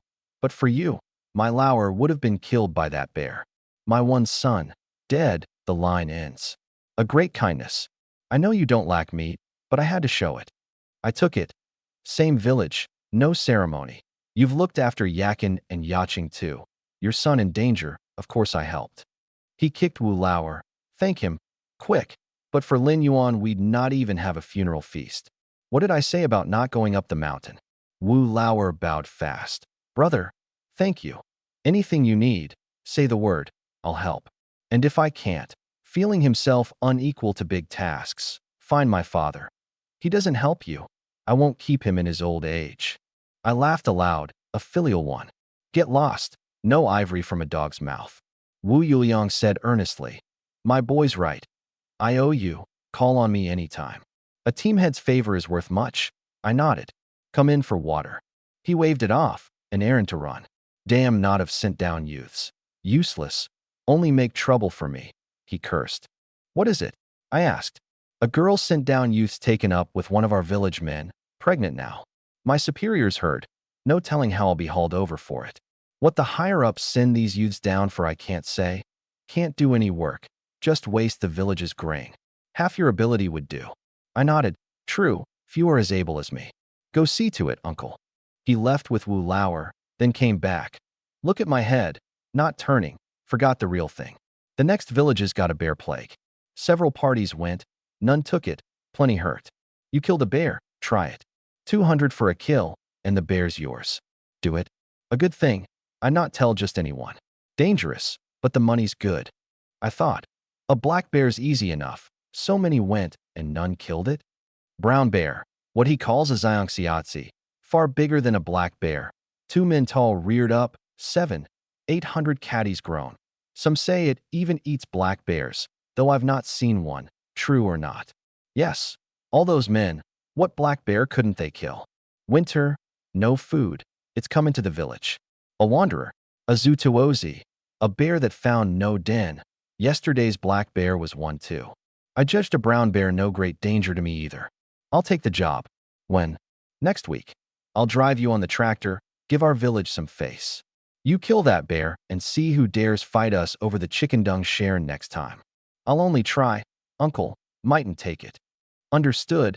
Be careful. The sisters had been listening at the doorframe. Song Yakin's face filled with worry. You really agreed? I did. Easy, think me a fool? Can't kill it. I run. Fine. I can't talk you out of it anyway. With a roll of her eyes. The next stretch was easy. I trained the dogs, named the black one Dehe. He and the 3 got on well. Well, after Xiaohei schooled him on arrival. Seeing the 3 smaller, he'd thought to be lead, and Xiaohei wouldn't have it. Bit him, his rear near gone, and he submitted, thoroughly. I found the big and small scrap funny and didn't stop it. That fight had to come. On a hunt the pack needs one voice, and settling the lead now is best for all. I also taught the sisters to shoot, hands-on of a morning. Evenings, the mouth-to-mouth shooting practice, is somebody's fantasy. Yaching was shy at first, an arm around her, my breath at her, set her heart pounding. I caught the state she was in and said one line, and she turned serious at once. You wouldn't want your sister bullied, would you? A formula works fast. A week passed quick, and that easy spell with the sisters ended. Zhangqing and I took the tractor to the next village. I hadn't wanted him along. A brown bear's worse than a black. What's he for, takeout? Train is shooting first. But he'd heard somewhere I was after the brown bear and clamored to come, threatening to go alone if I refused. The boy's grown a temper, so I schooled him and brought him anyway. Why must you tag along? He grinned. My dad said, follow you, and there's meat. Said whatever you hunt, stick with you. Meat to eat and skill to gain. Lin Yuan, you're my big brother now. I'm not young. I've my eye on a girl, want to skill up, and earn to marry her. I'm leeching onto you. Fine. Zhang Yi having said so, I'd bring him. Who told you I was after the brown bear? Wu Lauer, drunk, blabbing all over. I heard. Lo, fearing Wu Yuliang at the wheel. Half an hour on. The next village. A crowd at the gate muttering at 3 men and 4 dogs. An old man stepped out to Wu Yuliang. Old Wu, only 2 men? Will they do? Our village sent 5, lost 3 dogs, hurt 2, and still didn't get the brown bear. His villagers muttered. 2 men, what can they do? Meet that bear. You can't even run. Old Wu's gone soft, for dogs wasted. 2 men. So what? Soldiers are in quality, not numbers. You know nothing, old Lu. Know who this is? Lin Yuan. Killed a black bear single-handed days ago, Wu Yuliang shouted, wanting the whole village to hear. Ah, that Lin Yuan. No wonder you look different from afar. Want a wife? Say the word. I'll marry you, my daughter, old Lu said, eyeing me like treasure. Wu Yuliang waved it off. Forget it, he's got a wife. Pity, too slow off the mark. Everyone knows a good hunter never wants for meat, so long as the mountain's not hunted bear, provided he doesn't die on it. Zhang Qing, hearing them swarm me again, wept inside. I was on the black bear hunt too. I'll appeal to the capital. Old Lu, the team head here, after praising me, pointed at one in the crowd. This one yours too? We looked. Zhao Lei, what are you here for? Team head, I'm here to hunt the bear too. Lin Yuan can come. Why can't I? He answered, brazening it.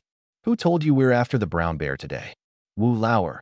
Wu Yuliang, fuming, told him once not to tell anyone.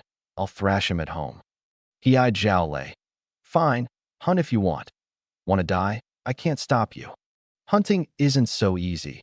Were it, this village would all be rich men. He knew Zhao Lei's measure. A gray dog or 2 on a good day, a roe or little yellow. A brown bear him?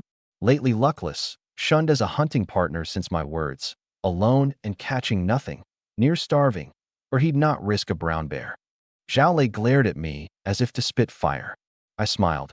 Zhao Lei, eyes bothering you? Don't gloat. Lin Yuan. Get up the mountain and mind you're not eaten by the bear. Don't trouble yourself. Mind yourself. I traded back. Wu Yuliang, knowing our grudge, cut in. Stop it. Same area, quarreling out here's a laughingstock. On the hunt. Never mind. Be careful, both. He'd meant to say villages help each other on a hunt, but at our eyes thought better. No shot in the back would be doing well. He glared at Zhao Lei. You. Mind yourself. I learn you fired on Lin Yuan's back, you'll see. He knew me decent, or I'd not have saved Wu Lauer. Zhao Lei not so. Much given to sneaking off to steal others' game. Had I known he thought so, I'd have said, good eye, team head. Yes, that's the sort I am. Call it reputation. It's getting on. Up you go, or it'll be dark, old Lu said. Turning cold. Watch for wolf packs come down to feed. Off you go. We'll await your good news, said Wu Yuliang. We nodded. Zhang Qing and I took one direction, Zhao Lei another, alone. Zhang Qing muttered as we walked. What's Zhao Lei butting in for? His skills below mine even. I said nothing. Better he die on the mountain. A mercenary's instinct. I'd have everyone who could threaten my safety dead. Zhao Lei alive. I can't rest easy. Easy. Rule of law society. Rule of law society. I muttered inwardly. That habit of mine, sensing a threat and killing one off, will land me in trouble sooner or later. To be mended. Zhang Qing went on. Your Xiaohei's something. Got old Li's dog cowed flat. I wanted that dog once. Old Li wouldn't part with it. Near took a shovel to me when I pushed. Raised it like a son. Didn't think it'd land with you, sourly. Old Li's dog's big and strong. A wolf dog cross. Said to carry a thread of mastiff blood. Of course, Old Li thinks me handsome. No granddaughter, or he'd marry her to me. Just into the hills. No bear yet. Bored, I joked. Bull. Those villagers look down on us. Kill the brown bear and drop their jaws. If it works, Brother Lin, we'll be famous? 2 men dropping a brown bear, who wouldn't thumb up? We'll be a duo. A fierce duo. On hunts I'll be behind you cheering and you'll handle the being fierce. Get lost. Bridge. I didn't notice Zhao Lei sneaking behind us. He knew his measure and never meant to take the bear by his own hand. His dogs are poor, and he lacks the nerve to face it. His plan was to wait till we and the dogs had worn the bear out, then dart in and steal the kill. A hunting rule that whoever lands the killing blow takes the lion's share, and a claim he could press to the team head, saying he'd heard shots, thought us in danger, and helped. The meat he didn't care for. The gall must be his. Worth 5. 600, against what for the meat? Clever me, he smirked. I stopped and crouched. Brother Lin, what? Droppings, fresh, the bears by my guess. Not minding the filth, I pinched a bit and rubbed it. Right, it's his, our direction's good. Here, smell. Zhangqing leaned in and sniffed. Reeks, nothing else. I meant for Xiaohei to smell. What are you doing? Xiaohei bared her teeth at him. What? Stealing my work. She sniffed and ran off one way. Minutes on, animal carcasses gnawed by beasts. The bear was near. Zhangqing, meet the brown bear. Careful. Don't rush in blind. Follow my command. Rest easy, not my first hunt. I've measure. Then Xiaohei bayed. She'd found its trail. The plan, I'll loose the 4 dogs to drain its strength. No shooting without my word, understand? Remember, this isn't a black bear. Enrage it, and even guns in hand won't help. The dogs went alert. 2 men, 4 dogs, ran ahead. Zhao lay, trailing, startled. Found it that fast? No wonder Lin Yuan never comes back empty. With dogs like those I wouldn't either, and hurried after. A dozen minutes on, I saw it. Just fed, belly round, sitting like a small hill. 800 caddies at least. A big fellow, Zhangqing breathed. Toughened by our hunts now, he swore he'd dare fire if it spotted him, accurate or not. Aim and let fly. I loosed the 4 dogs, murmuring, don't get hurt. I treasure them. A scratch pains me half a day. They say the reborn get a system. How long have I been reborn? Where's my ding? Novels are all lies. Off the chain, the 4 tore at the brown bear. It roared at them, but they didn't fear it and ringed it. Xiaohei gave the orders, sending Dabai and Dahuang to draw its attention. To the bear, for dogs are ants, daring to yap. A paw swept out, but the 2 were quick and streaked clear.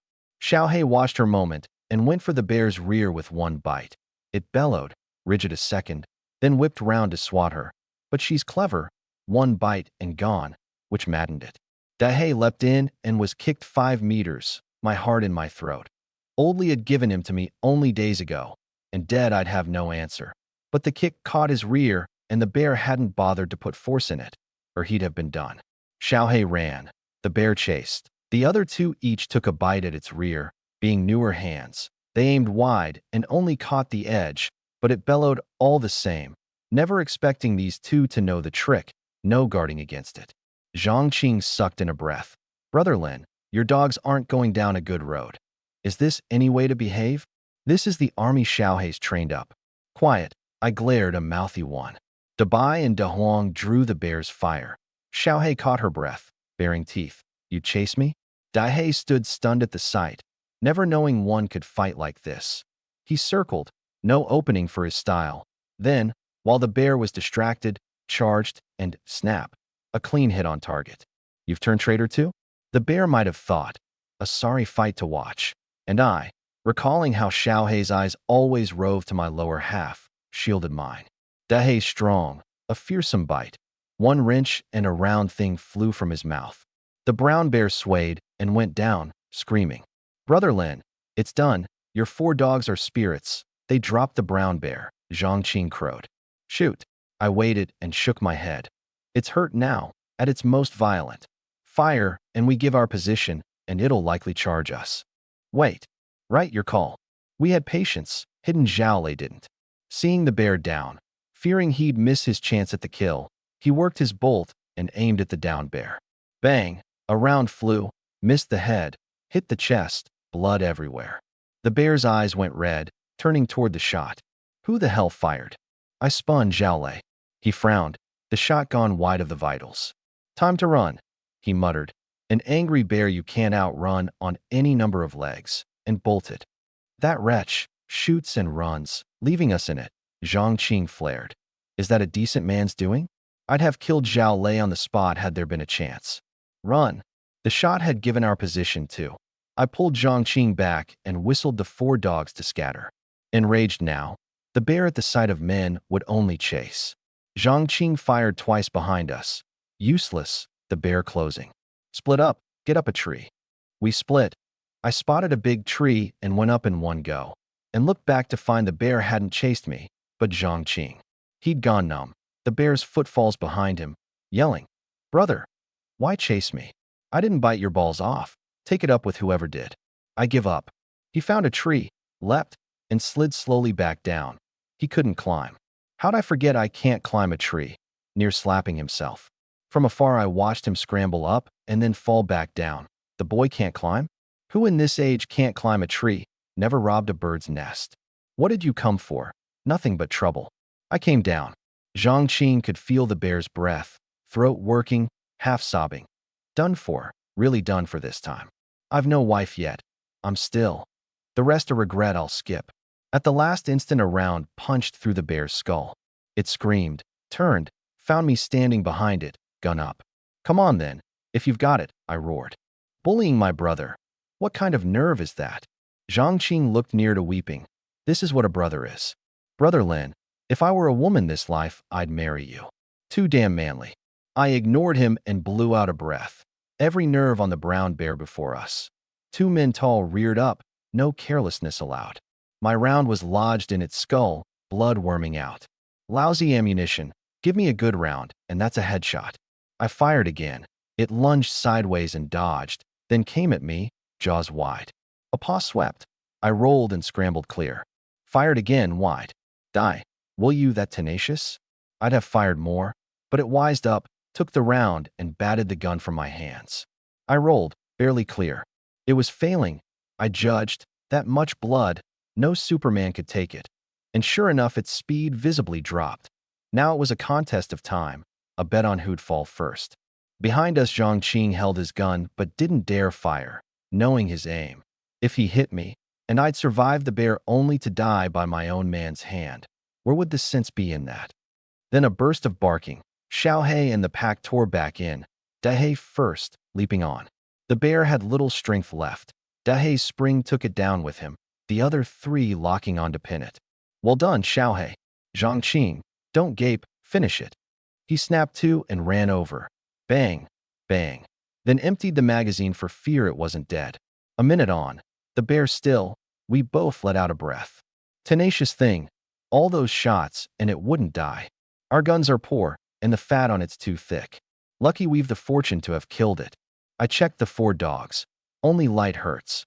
Relieved, I rubbed their heads.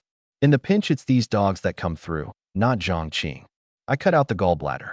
Bronze gall, we're rich, Zhang Qing said. I nodded, a fright, but no harm.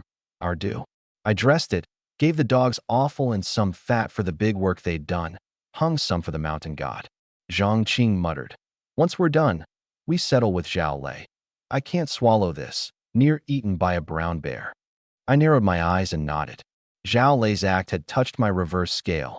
The account left unsettled, my heart wouldn't sit right. We made a litter and hauled the meat down. Bridge. By afternoon, Wu Yuliang still waited, watching our path up. He'd seen Zhao Lei come down in a panic and bolt without a word, and it nagged at him. Had Lin Yuan and Zhang Qing met trouble? No. Lin Yuan's sharp. Can't kill the bear, he'd run. Worst case, climb a tree. Even a sow can climb a tree these days. Old Lu and idle villagers lingered too, curious whether I could take it. Half an hour on, 2 small figures emerged. They're back. They really killed it. Our village sent 5 and couldn't. 2 men and 4 dogs did it. There's something. We set the litter before Wu Yuliang. Uncle, mission accomplished, Zhang Qing said. Well done. Real face for me this time. Pleased, he turned to old Lu. The money, old Lu. Old Lu eyed the meat. Too tang. Old Wu, your village has got a rare man. These 2 are famous now, bear-killing heroes. He gave us the 200. The money I didn't care for. At famous, Zhang Qing's eyes lit, grinning. Heh, I'm a bear-killing hero. Uncle, did you see Zhao Lei? Where'd he go? Wu Yuliang blinked. Saw him. An hour ago he fled down in a panic. I tried to stop him for the tractor, and he ignored me, just left. Zhang Qing cursed and made to tell the whole story. A look from me stopped him. It's fine, uncle, let's head back. Bled and gutted. The bear was still 700 plus caddies. Lucky for the tractor. Wu Yuliang sensed something off. Had Zhao Lei dared fire on their backs? But said nothing. A shot in the back, known to outsiders, talks badly. A household matter, settle it at home. On the ride, he asked what happened. I said nothing. This I'd settle myself. Handed to Wu Yuliang, it'd be smoothed into nothing. which isn't what I wanted. Bridge. Wu Yuliang drove me to my gate, telling me again to come to him if there's trouble. A shrewd man. He knew something was in it, but if I wouldn't go through him, so be it. I gave him 20 caddies of bear meat. He didn't refuse. He'd be cleaning up after me shortly. I brought the meat in, meaning to keep a little and sell the rest. So I didn't give Zhang Qing his share yet.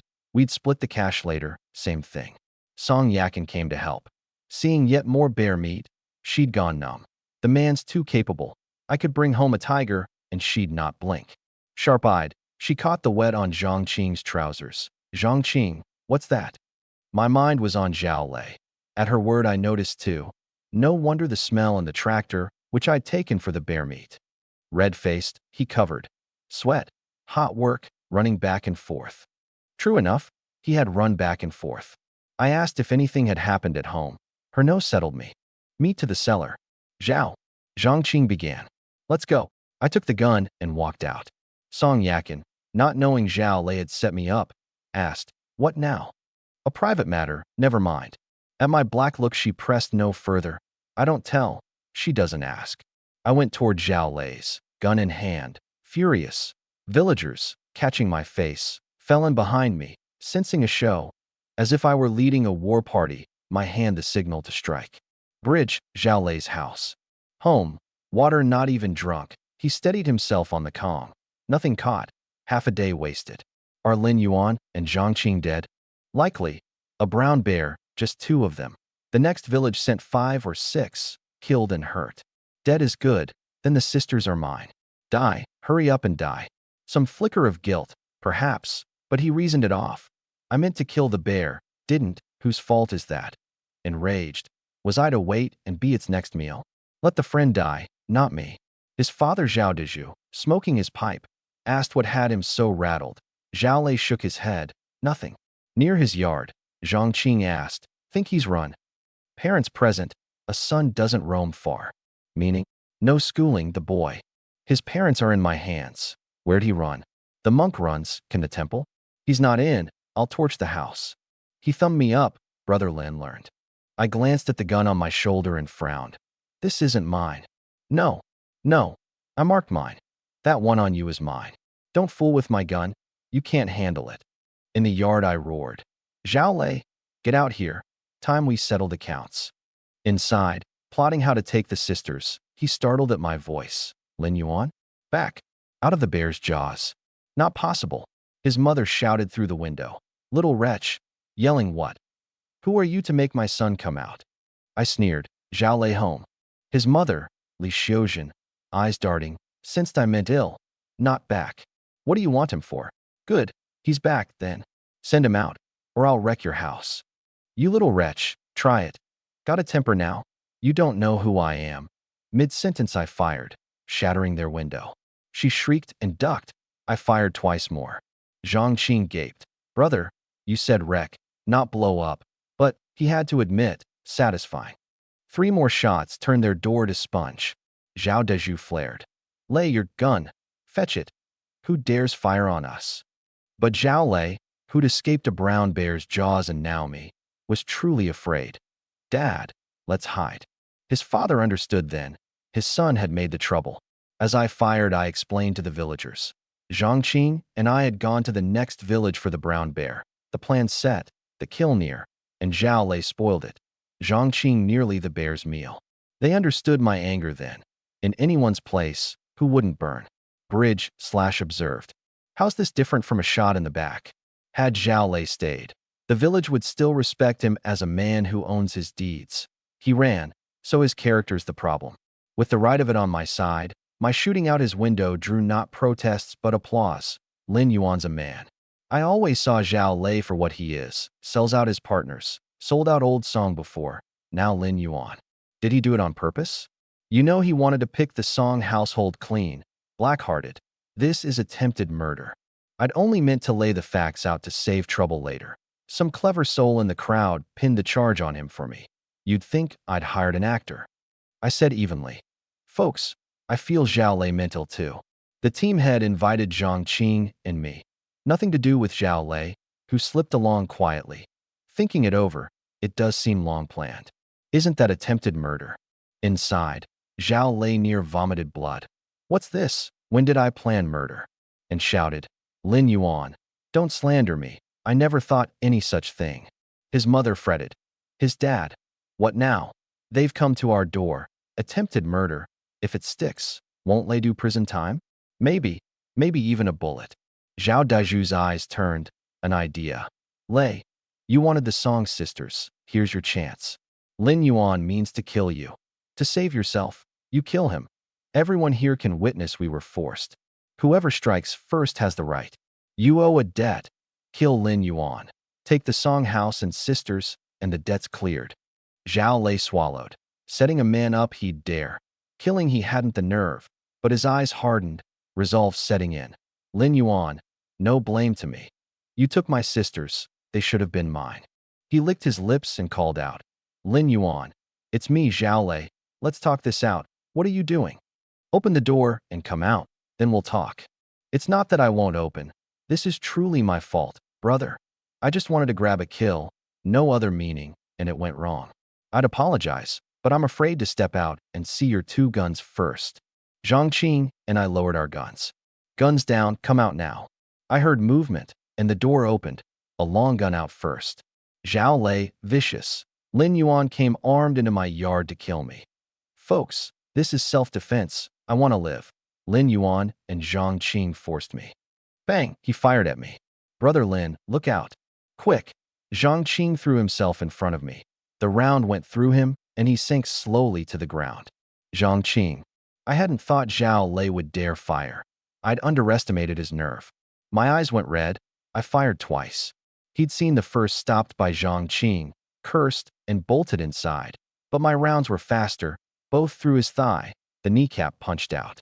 He screamed and fell, face twisted. I felt Zhang Qing's body, teeth grinding, kept pulling the trigger.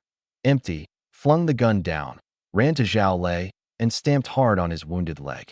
Lin Yuan, I was wrong truly. Killing intent in my eyes, fixed on him underfoot. You don't know you were wrong. You know you're going to die. He met my eyes and felt it. This man means to kill me. Dad, save me. Zhao Daiju swung a stove hook at me. I caught it, drove a fist into his face, the bridge of his nose collapsing, blood spraying. Murder, murder. Lin Yuan's killing people. Is there no law left? Li Xiuzhen clawed at my arm. A woman's strength, how much? And a slap sent her flying. The villagers stared, stunned.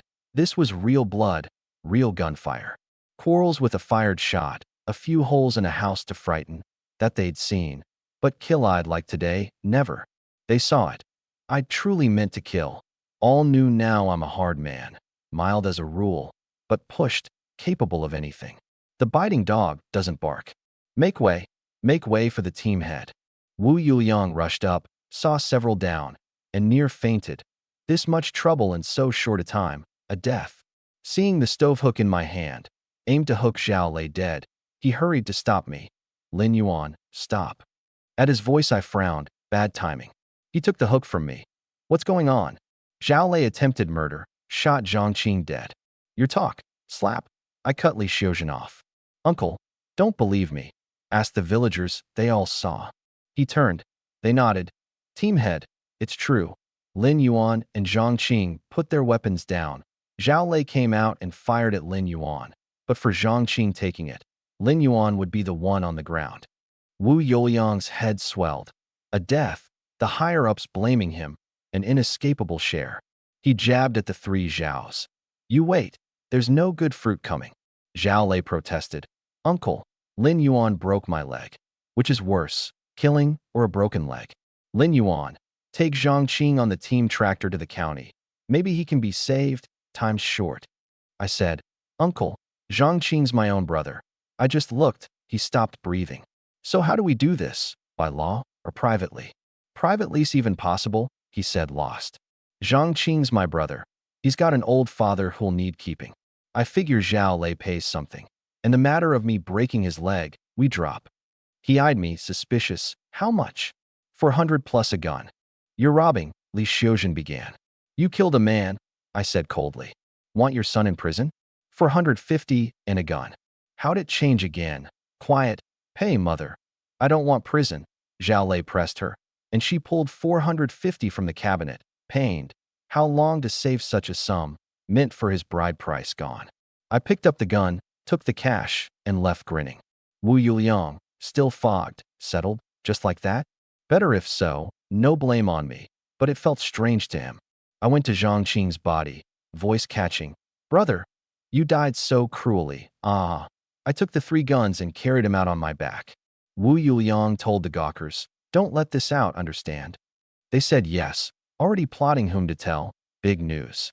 He saw it couldn't be kept and let it go. Home. The sisters were wrapping bear meat dumplings. At the sight of me carrying Zhang Qing, they jumped. Brother-in-law, what happened to Zhang Qing? I told them the whole of it. Then, Zhang Qing, really?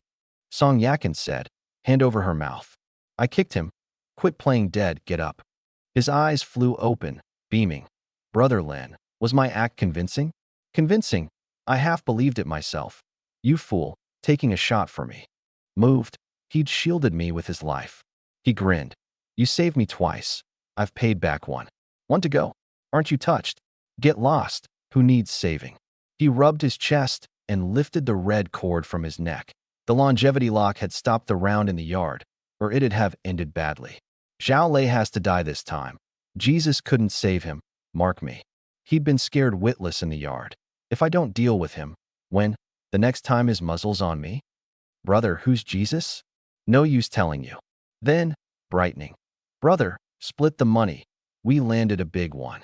From pocket, the 200 bear bounty plus, Zhao Lei's 450, 650. I kept 100 and handed him the rest. Brother, what's this, looking down on me? Keep this up and I'll lose my temper. Hard-won money by his own merit, and I wouldn't take it, treating him an outsider. It's money you bought with your life. How do I take it? Song Yakin urged him to. Won't take it. Split even, or I refuse the bear money. And you saved my life on the hunt too. Risk yours. Do this, and I take not a phone of the bear cash. Stubborn. I took 300. That do. He grinned and pocketed it. Off I go. Sell the bear meat tomorrow. Best leg I ever hugged. This could marry me a wife, he muttered, clutching the cash. Bridge. Out my gate. Zhang Qing met someone who saw him alive and shrieked, Ghost. Ghost your sister. I'm a man with a personality. A bold one felt his face. Warm, astonished. Zhang Qing, you're not dead? No. But in Zhao Lei's yard. Oh, I faked it. Word of his being alive reached the Zhaos. Zhao Lei near vomited blood and keeled over. Li Xiuzhen wanted the money back. No death. So it should return. Zhao Dezhu stopped her. Want it back? Your son fired to kill. Just didn't manage it. Prison all the same. Swallow this loss. You've no choice. Played by a pack of brats. Teeth grinding on his pipe. I saw Song Yakin go cold and block the door. Lin Yuan, I heard Zhang Qing say you met danger hunting. You didn't say hunting was dangerous for you? These days, every trip I'd come back loaded. So she'd thought hunting easy for me. Now she saw she'd been fooled. It's never safe. Ahem, tonight we'll talk. Talk tonight, she said wide-eyed. She daren't enter my room nights, fearing being eaten. I blinked at my sister-in-law for a rescue. She gave a sorry look. Brother-in-law, you flatter yourself. Then, catching her slip, hurried. I mean, you've made your own bed? Self-inflicted woe. Speechless. Some literacy, little sister. I'll have to school the sister-in-law properly. A house full of illiterates won't do. Which put me in mind. In a few years the college exam returns. Send the 2 sisters to take it? Bridge. That night the shrew mother's lot didn't sleep either. Chen Feng, on a stool, fumed. Mother, we live in this. Winter, we'll freeze. Drafty wreck of a place. Chen Yu. Mother, besides that one block of meat there's more. Enough to feed us a whole winter. And I hear Lin Yuan's made a pile hunting. Say what you like. You're his mother-in-law. What son-in-law leaves you in a hovel alone? He's not fit for it. Li Changxiu asked. What do you want, son? When Lin Yuan goes hunting, we go over again. Quick and clean. No simpleton stops us this time. We find buyers for the 2 sisters, take the cash and meat, and run. He comes home to no one. Where'd he find us? Chen Feng. Good plan. I've a friend wanting a wife, bride price 100. 2 of them, 200, with odds and ends, maybe 1,000. Li Changxiu swallowed at 1,000. Enough to marry off both her sons and more. I'm estimating low, done well more. She sighed. The sisters should do their filial duty. The brothers exchanged a smile. I didn't sell the bear at once. Having gone up, I'd bring more down first, and hunted hard with Zhang Qing those days. His aim had improved no end, 1 miss in 5 now. We took plenty of little yellows, for 100-odd caddies, and shared a good deal with the villagers. I'd rather not, but not sharing is worse. A pint of rice earns thanks, a bushel earns resentment.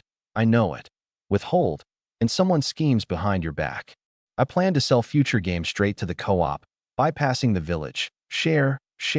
Am I a charity? I borrowed the team tractor for the meet. Easy to borrow now, no farm work, and Wu Yuliang, owing a favor, nodded at a word. Keeping a little, Zhang Qing and I loaded 850-odd caddies of bear and pork meat. Brother, how much this time? I laughed just thinking. 500 at least, not counting the bronze gall. Rich, see who looks down on me now.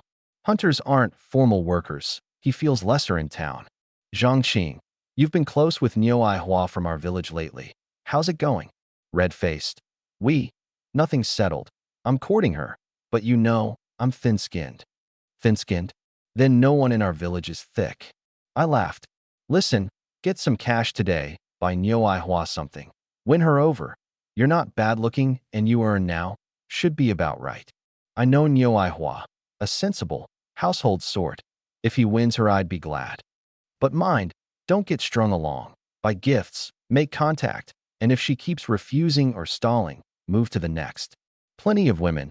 Don't hang yourself on one tree. He nodded. An hour plus on the tractor to the county. At the co-op. I'll go in, you watch the goods. Too much for 2 to carry, let the staff help. Inside, not the director surnamed Lee this time, but another man. Hello, selling pork and bear meat. 850-odd caddies. He blinked, mastered his excitement, coughed. Fine. All of it. Pork 3 mao a caddy at market price, bear meat 4. We're sincere. Ask around. Ours is the highest. I frowned. Not the price. Last time pork was 4 mao, bear 5. Over 800 caddies. That's much less. Wrong. Last time wasn't this price. He knew a regular. You brought too much. Only we can take this much. Bring it elsewhere, and they daren't. And the labor for 800 caddies is huge. Consider us too. We must earn. We won't shortchange you. I sneered. Fine, I won't sell. Think me a fool? Plainly squeezing me. I'll not believe this county has only this one co-op. I turned to go. He paled, startled at my decisiveness, and grabbed me. Brother, not happy with the price. I'll raise it. By how much? 5 fin each, all right. Goodbye. I shook him off. Just then the director Lee came out at the noise. I turned, and he came over glad. You're here. How much this time? The man looked from me to the director, the sky falling. They knew each other.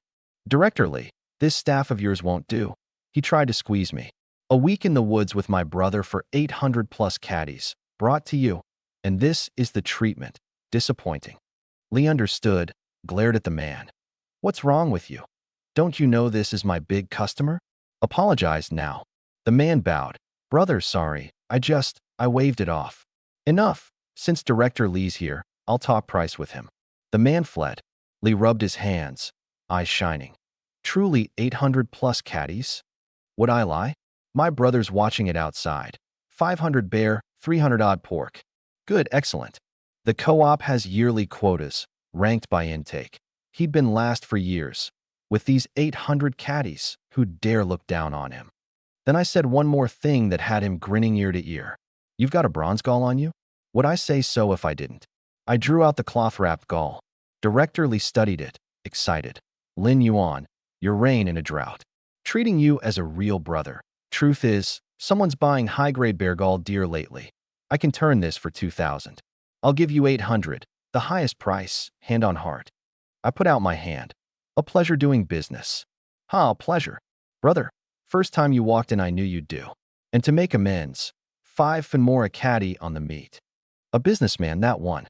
They weighed it all out, 1,230 odd yuan. Brother, bring more gall next time if you can. I'll try. Then I thought of something. Brotherly, you got a bicycle on hand? A bicycle, hard. One of the 3 turns and a sound. In demand, Needed for weddings and coupon gated. Money alone won't buy one. Hard, but I can try for one. Try for one, two if you can. He went speechless. Can't get one and I want two. No bicycle at home. The sisters walk everywhere. One's worth having. Outside, Zhang Qing and I split the take. 423 to him by our deal. He spat on his hand and counted, grinning. I drove the tractor to the roadside to shop. Brother, what do I buy Nyoihua? You're not close yet. Hair clips will do, some malt milk extract, and you've meat at home. Bring her a little. Too dear and you'll scare her off. These are right for a girl. Yeah, you know women. Befitting a man with two. Get lost. He grinned. What of it? We've the taking on custom here too. Two women just means a man's capable. Taking on. When a household's man can no longer work, another comes to help out, living together unwed. But Song Yaching has no man. Catching my look, he said breezily. Just count her as having one. Listen to that. Then I glanced at a shop window and frowned. What is it? Someone's marked us. I keep my old life habits, watching everything. 5 big men I'd clocked at the co-op door. I'd taken them for sellers, but the glass showed them trailing us. Seeing the meat I'd sold, greed had moved them. Roadside robberies common in this age. They dare rob me. Even my life before my money. Zhang Qing fumed. Money meaning more to him than his life. What do we do? What else? They've delivered themselves to our mouths. Mind they don't have knives. I led him to a deserted corner. The 5 followed, liked the spot, and one said, hold it. We turned. I feigned alarm. WH, what do you want? Another tried to speak. Every word a struggle, a stammerer, and the first cut in. Quit the useless talk. A robbery. Hand over the money, or don't blame me. How much? All of it. We saw you sell all that meat. 500 at least. Hand it over. I played resigned. Fine. I lose. And reached into my pocket. Come here. As their eyes went to my left hand, my right fist took one in the head. Just enough. Dazed, not damaged. Then a kick to another's groin. No sitting. Schooled by Xiaohei. Zhang Qing dropped a third. Daily hauling 3. 400 caddies has made him oddly strong. 2 of us put down 3 in moments. The other 2 flinching. One down man tried to rise. I stamped his hand. Crack. Broken. The last 2, knowing me no easy mark, made to flee. An arrow off the string, I tackled both. No knives on them, so I went freely. Wanna rob. Be ready to be beaten. I in front, Zhang Qing behind. We boxed them in, beating them yelping. What are you doing? 2 men came over, patrolling police. Comrade officers, perfect timing. These 5 bullied us, I said. They blinked, looking at the 5 groaning on the ground and the 2 of us untouched, at a loss for who'd bullied whom. Explain. I told it. The officer asked the stammerer true? In and not. Zhang Qing flared and kicked him, lying to a cop's face. And not. True. He managed, truly afraid now. These 2 would beat a man to death. The officers were saviors. He'd never so hoped to be arrested. They cuffed the 5. Officer, one more thing. They robbed me. The stammerer froze. You lie. You slander me. Truly, officer. This one took 3 big Unity 10s off me. In his right pocket. Feel for yourself. The officer reached in and drew out 3 10s. Yours? Of course. Else how would they have 3 10s? Ask them where it's from. Don't say family gave it. What household hands you 3 10s, sitting on a mine? With 3 10s, why rob? Under my pressing, the stammerer sweated. The more he tried to explain, the worse he choked. The 10s were indeed his, but robbed off someone else, which he couldn't say. The officer believed me and handed me the 3 10s.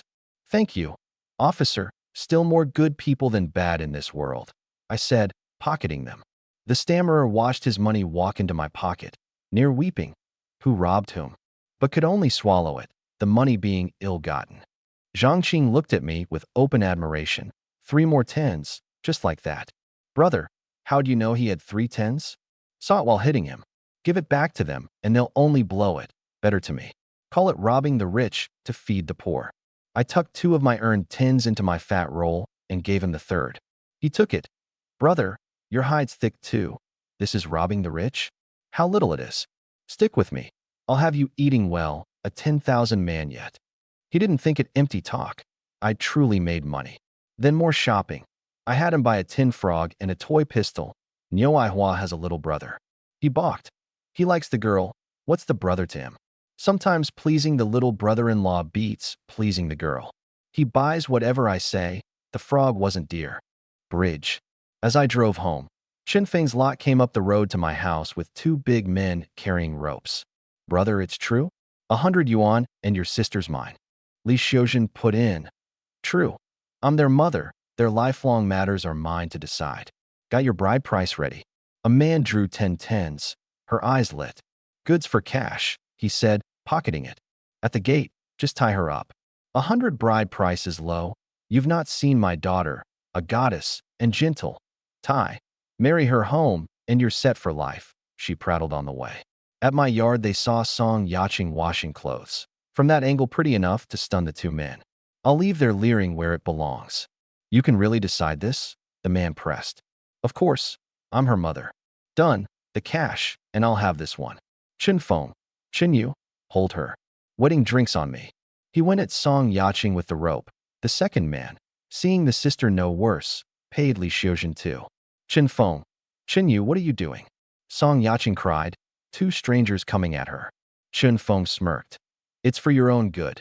You're not young. I found you a good family. He pinned her thin arm. The man roped her, leering. The noise reached Song Yakin, who rushed out. Let my sister go.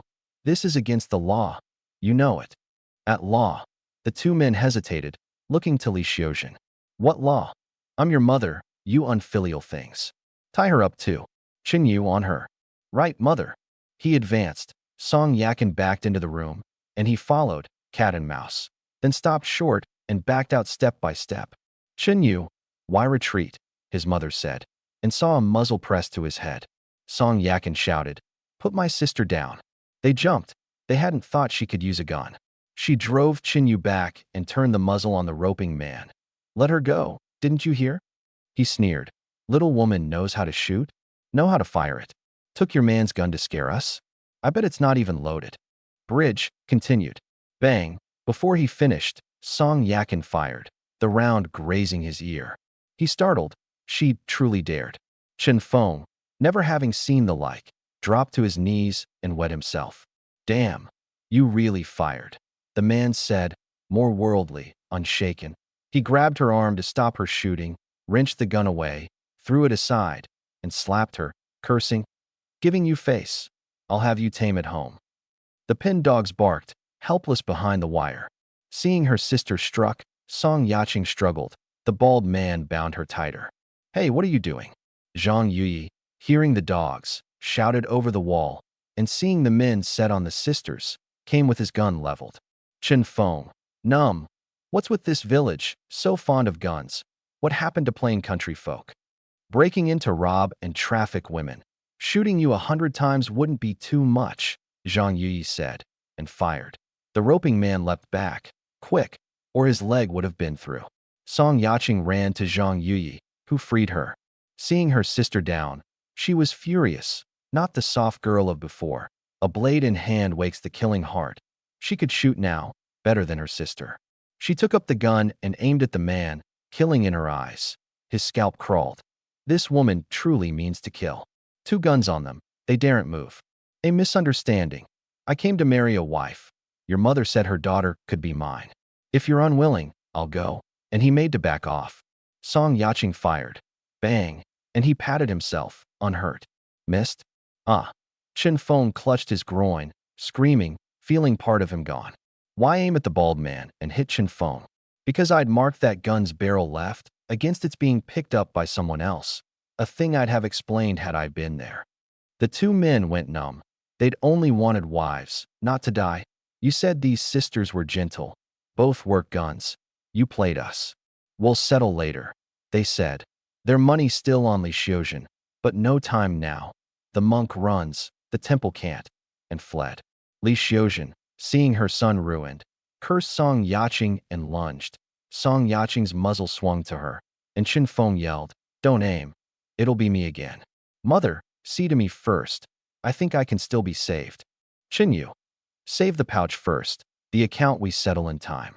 She gritted her teeth and let her sons off. Zhang Yuyi spat. Wretched woman, a belly of poison. Song Yakin thanked him. Lucky you were here. No ceremony. My boy runs with your man. And a thing like this, you can't not help. Neighbors. A near neighbor beats a distant kin. Back to first person. I came into the village not knowing any of it, returned the tractor, and walked home. Zhangqing peeled off to find Nyoihua. In the yard, I saw a pool of blood, and my head buzzed. Something's happened. I shoved the door. Yakin, Yaching, you all right? Seeing them at their chores, I eased. What's the blood in the yard? Song Yakin told it all. Learning it was Li Xiuzhen's doing, my teeth ground. Once wasn't enough. Comes back to make trouble. Think us mud. Lucky I'd taught them to shoot, or it'd have been dire. Killing intent rose in me. This hidden trouble, left unhandled, will become a disaster. You used my gun? I asked Song Yaching. One shot, and that gun's off. She left the rest unsaid, unseemly. I found it funny, another disciple under Xiaohei's seat. Bridge. Dark night, the time for deeds. I took boards and nails and went quietly to where Li Xiuzhen's lot were staying. I'd learned the place from Xiuzhuan, who has a wide net, why she gets so much meat. Through the window, 3 of them on the Kong. Chin Feng, eyeing his ruin, raged red-eyed. Mother, I'll kill that woman. No. Killing won't ease me. I'll sell her to a brothel and burn the rest of them. A doctor had told him it couldn't be saved. A eunuch for life, unbearable to him. Bridge continued. Mother, this score unsettled, I can't breathe. Li Xiuzhen, heart aching for her son, wished Song Yaching dead. Leave it to me. Once I'm healed, I'll make that family pay. Qinyu. There should be a reckoning. The whole village knows Big Brother's ruined now. All laughing at us. We can't hold our heads up. Li Xiuzhen. Burn Lin Yuan's house, and everyone will know it's us. Too obvious. Mother, I've friends. A little money and they'll do it. You've 200 left. Give them 100. It's done. At parting with 100, her face pinched, but for her son she agreed. I heard it all through the window, sneering inwardly. Still want to burn my house. Better worry how you'll live through the night. I didn't act yet. I'd wait till they slept. Mother, it's cold. I'll cut some firewood, Qinyu said, and left with an axe. I slipped to the house's far side, nimble, unseen. Bridge. Wandering for dry wood, he met an old man carrying a bundle of it, and bullied it off him, shoving him down and shouldering the wood, ignoring the old man's curses behind him. I watched, thinking, a wretch, robbing an old man's firewood. In such a hurry, afraid you'll die too slow? He lit the wood inside.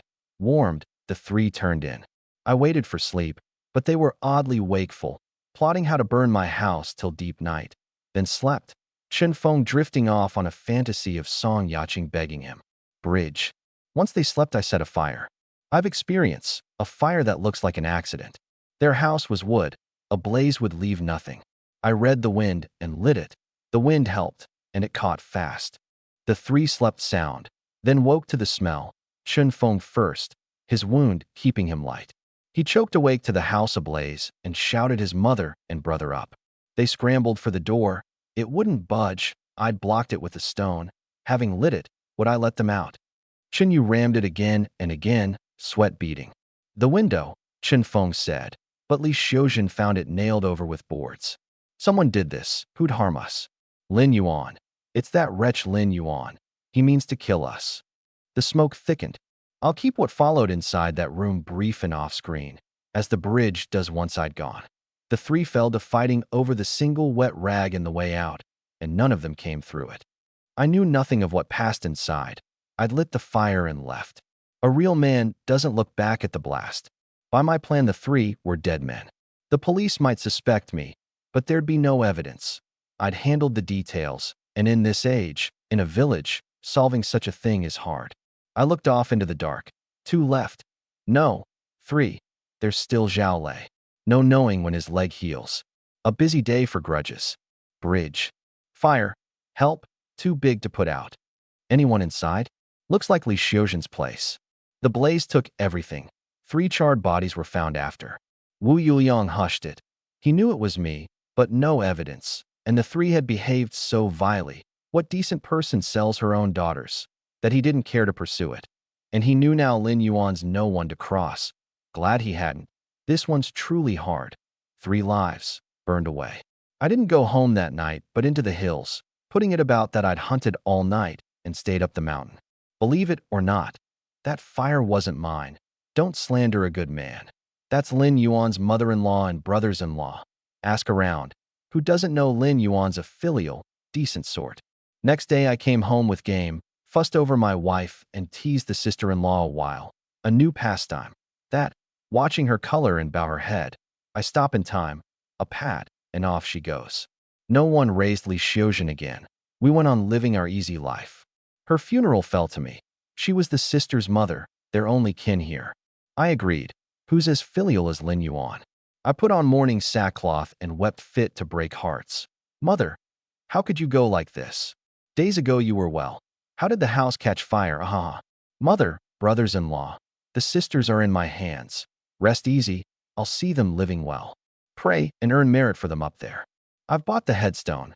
Pity there were no whole bodies. The corpses fell apart at a touch.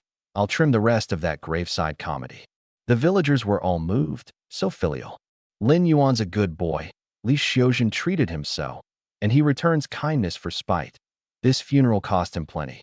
I'd half suspected him of the fire. What a wretch I am, one said, slapping himself. Through the funeral, the village's view of me warmed considerably. Even the next village heard and thumbed me up, mothers telling their children to learn filial piety from Lin Yuan. First person. Days on, Wu Yuliang stood at my gate calling my name. I came out. Uncle, what is it? I'd thought it about Li Xiuzhen. It wasn't. Lin Yuan, a batch of sent-down youths is coming. Come with me to receive them. Me? Why me? You were a sent-down youth. You know what city youths are like. No skill, no sense of their place. Come overawe them, blunt their edge a little. And you killed a brown bear single-handed, famed for filial piety. You'll set an example. At filial, he near slapped himself. Heaven, I'm lying again. Free now? Since you ask, uncle, I'll give you face. What's bigger than your business? I flattered. Huh, you say the right things. Tidy up, come with me. I tidied and rode his tractor to the meeting point, snow drifting down, Wu Yuliang griping the whole way about useless youths. From afar I saw figures, 3 men, 2 women, 18 or 19. The men were hard to look at, the women better, one round-faced, pinchable, one with a melon-seed face, dressed fashionably, out of place in the countryside. All frozen stiff, no telling how long they'd waited. Wu Yuliang got down. Hello, I'm the production team head Wu Yuliang. This is, why so late? We waited forever. What efficiency, I'm freezing, the melon-seed-faced girl complained. A bold one, pampered from small, daring to talk so to a team head. I cut in. Cold, are you and only you? The others standing with you said nothing, just you. Mouth too long? Think this is your house.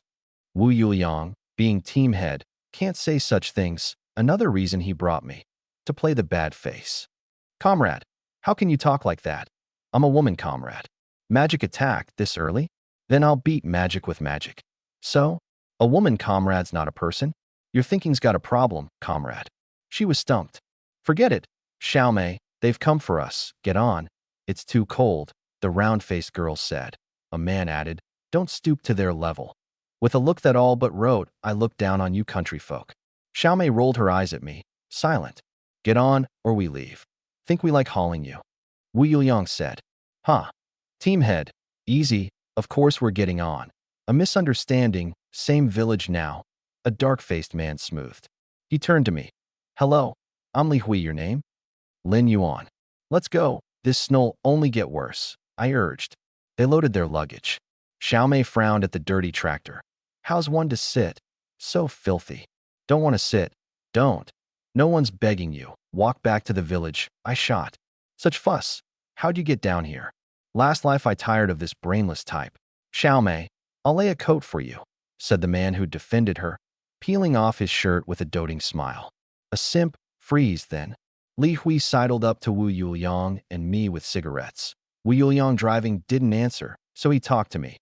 Brother, you're from the village? I drew on the smoke, blew a ring. No, a sent-down youth. His eyes lit, working it out. This is a thigh to hug. He sits by the team head, so he's got skill, and he's a youth like us. From youth to the team head's favorite, there's a trick to it. I'll learn. Brother, you're impressive. I'm a few years older. I'll call you brother, Brother Lin. I thought Zhang Qing's shameless. Here's worse. But Li Hui's flattery didn't grate.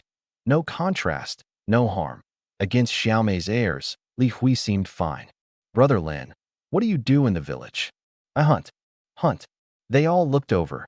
Hunting means guns. City kids have never seen one. Then you must be good. SOSO, I said modestly. SOSO nothing. Wu Yuliang boasted. He killed a brown bear lately. A black bear a month back. Young, but already our village's old hand. Impressive, Brother Lin. In old days you'd be a general at least. Like Wu Song. A brown bear's near a tiger, Li Hui laid it on. Even my thick face warmed a touch. The new youths looked at me anew. Really? One man kill a bear? You're not making it up. An off note. Xiaomei, just to needle me, not knowing true from false. She holds grudges. Believe it or not, suit yourself. Was I talking to you? I said. You. Her nose near crooked with anger. Who'd ever spoken to her so? Know who my father is. Know who mine is. I returned. Who? Lin Tianyuan. She racked her memory for a big name and found none. Had she missed someone? What's he do? She asked, careful now. A factory worker. That's all, I said gravely. Only a factory worker? Knowing she'd been had, she flushed. Lin Tianyuan. Is it? I'll remember. I'll write my father to find yours. Apologize now, or I'll have my father sack yours. A glint of mischief in me. Sure, have your father find mine. I'd welcome it. If you can find my father, that's your skill. Wu Yuliang near laughed aloud. My father's long dead. Where'd they find him? The underworld. The snow thickened. All but me shivered, the coat giving man worst. Looking at Xiaomei, wanting to speak, ashamed too. A dead simp. Who else should freeze? I wore cashmere bought in the city, warm enough that I was almost hot. I took out a roasted sweet potato from my pocket, paper-wrapped, still steaming. Song Yakin had packed it, as I'd not eaten. I broke it in two, the caramel steam in my face, just right roasted, the honeyed center threading amber in the cold wind. A bite melted to syrup. Fire roasted's the good kind. What's roasted in an electric oven, a dog won't eat it. Days of rich food. A sweet potato scrapes the gut clean, fine fare. The new youths, cold and hungry, stared at it, wanting it badly, but too new met to ask. The simp, seeing Xiaomei want it, saw his chance to win favor. Get her the potato, and she'd remember his good. He sat by me. Brother, that potato you selling? Money perked me up. 1 yuan, no haggling. Dream on, a yuan for one potato? In the city, a yuan stuffs you. You sell a palm-sized thing for a yuan, fleecing fools. That's the city. This is the countryside. Prices are high. Prices high, he muttered, sitting back. He consoled Xiaomei. Bear it. He's gouging us. A yuan for a sorry potato. At the village I'll treat you. I've a friend there, a hunter. His house must be full of game. Better than a sorry potato. She nodded. I didn't especially want it, really, and clutched her stomach. Xiaomei, what's wrong? Nothing. Stomachache. An old trouble. Comes when I'm hungry. A pained look. Tea. 2 tea. The performance. But the simp eats it up. Unable to bear it. He came back. 1 yuan. I'll take it. I lounged, watching her act. A yuan won't buy it now. Why? 150 now. You said no haggling. Oh, I lied. He ground his teeth. They say farmers are plain. This is plain? Never met one so brazen. He glanced at Xiaomei, who promptly pained her face. He glared. 150 final? Final. No loss to you. Rarity raises worth. In this frozen weather, a bite of roasted potato, you'd not trade for an emperor's throne. He paid the 150. I handed over the uneaten half, the other half I'd eaten, which he'd not want, and he trotted it to Xiaomei. She smiled thanks. Thank you, Comrade Sun Huan. You shouldn't have. She broke it and gave him half. Here, half's enough for me. Not kindness. She found him a fool, and new to the village she wants a bodyguard. Half a potato she didn't pay for a loyal guard, is worth it. From their talk, I had his name. Sun Huan, Sun the Simp. I watched the two eat, then dug in my pocket and, like a conjurer under all their eyes, produced another sweet potato. Seeing the roasted potato in my hand, Sun Huan's 150 half must have soured. He yelped, "You said rarity raises worth. Have you got another?" I said rarity raises worth. I never said there was only one. You've had schooling, you don't know that? Buying. 20% off, 2 yuan. It's bigger than the last, a real bargain. Buy again, and he's a true fool. Who knows if I'd pull a third? He sneered. Keep it yourself, too dear for me. I shrugged, his loss. I'd thought him a fool. Brother Lin, I'll take it, Li Hui said, drawing 2 yuan. Everyone blinked. I'd meant to fleece Sun Huan, not Li Hui. 2 yuan. Only Sun the Fool might pay. You sure? He grinned a neat row of teeth. Quick, brother, I'm starving. And pressed the 2 yuan on me, taking the potato. Li Hui, you fool. 2 yuan for a roasted potato. How much meat is that? Sun Huan jeered. What do you know? All you do is fawn on a girl. Li Hui scorned, the last part unsaid. On the surface, buying a potato. Really, buying my good impression, so that when trouble comes, I'd help. Sharp. I clapped his shoulder. Not bad, you. Got trouble, come to me. What I can do, I'll do. Too hard, see the team head. Brother Lin. Then, brother, can I move my household registration to your village? Is it doable? I blinked. Most youths won't transfer their hukou, keeping the hope the higher-ups send them back to be city folk again. Few are like Li Hui, though not none. I'd meant to settle in Shangyang myself. You don't mean to go back? Back to what? My wretch of a father took a stepmother who bore 2 wretched sons. The 2 of them schemed my being sent down to kick me out of the house. A pitiable one, too. Wu Yuliang, driving. Easy enough. Village to city is hard. City to village is a word. Come 2 hours. Willing to eat bitterness, you won't starve. Backed by the mountain, you can hunt for cash. Warmer to Li Hui now, this being one of their own henceforth, and a man. Brother, teach me to hunt. You've handled a gun? Sneaked a few shots at my grandfather's as a boy. The old man called me a crack shot. Hunting's dangerous. I'll say it plain. Want to learn, I'll teach. I'd a spare gun for him. The tractor coughed black smoke, wheezing like an old man, and died. Out of fuel. Wu Yuliang cursed. We got down. He checked, empty. Snow falling. Away still to the village, rotten luck. Team head, what now? Push, what else? I tried the starter. It roared a moment and sagged. Push it is. I sighed. Can't leave it in deepening snow. At push, Xiaomei was plainly unwilling.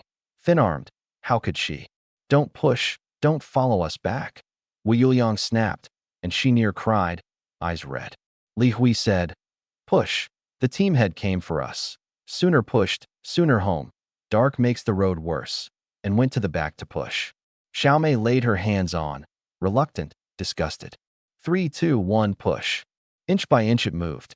10 minutes, and Xiaomei was aching. Can't push anymore.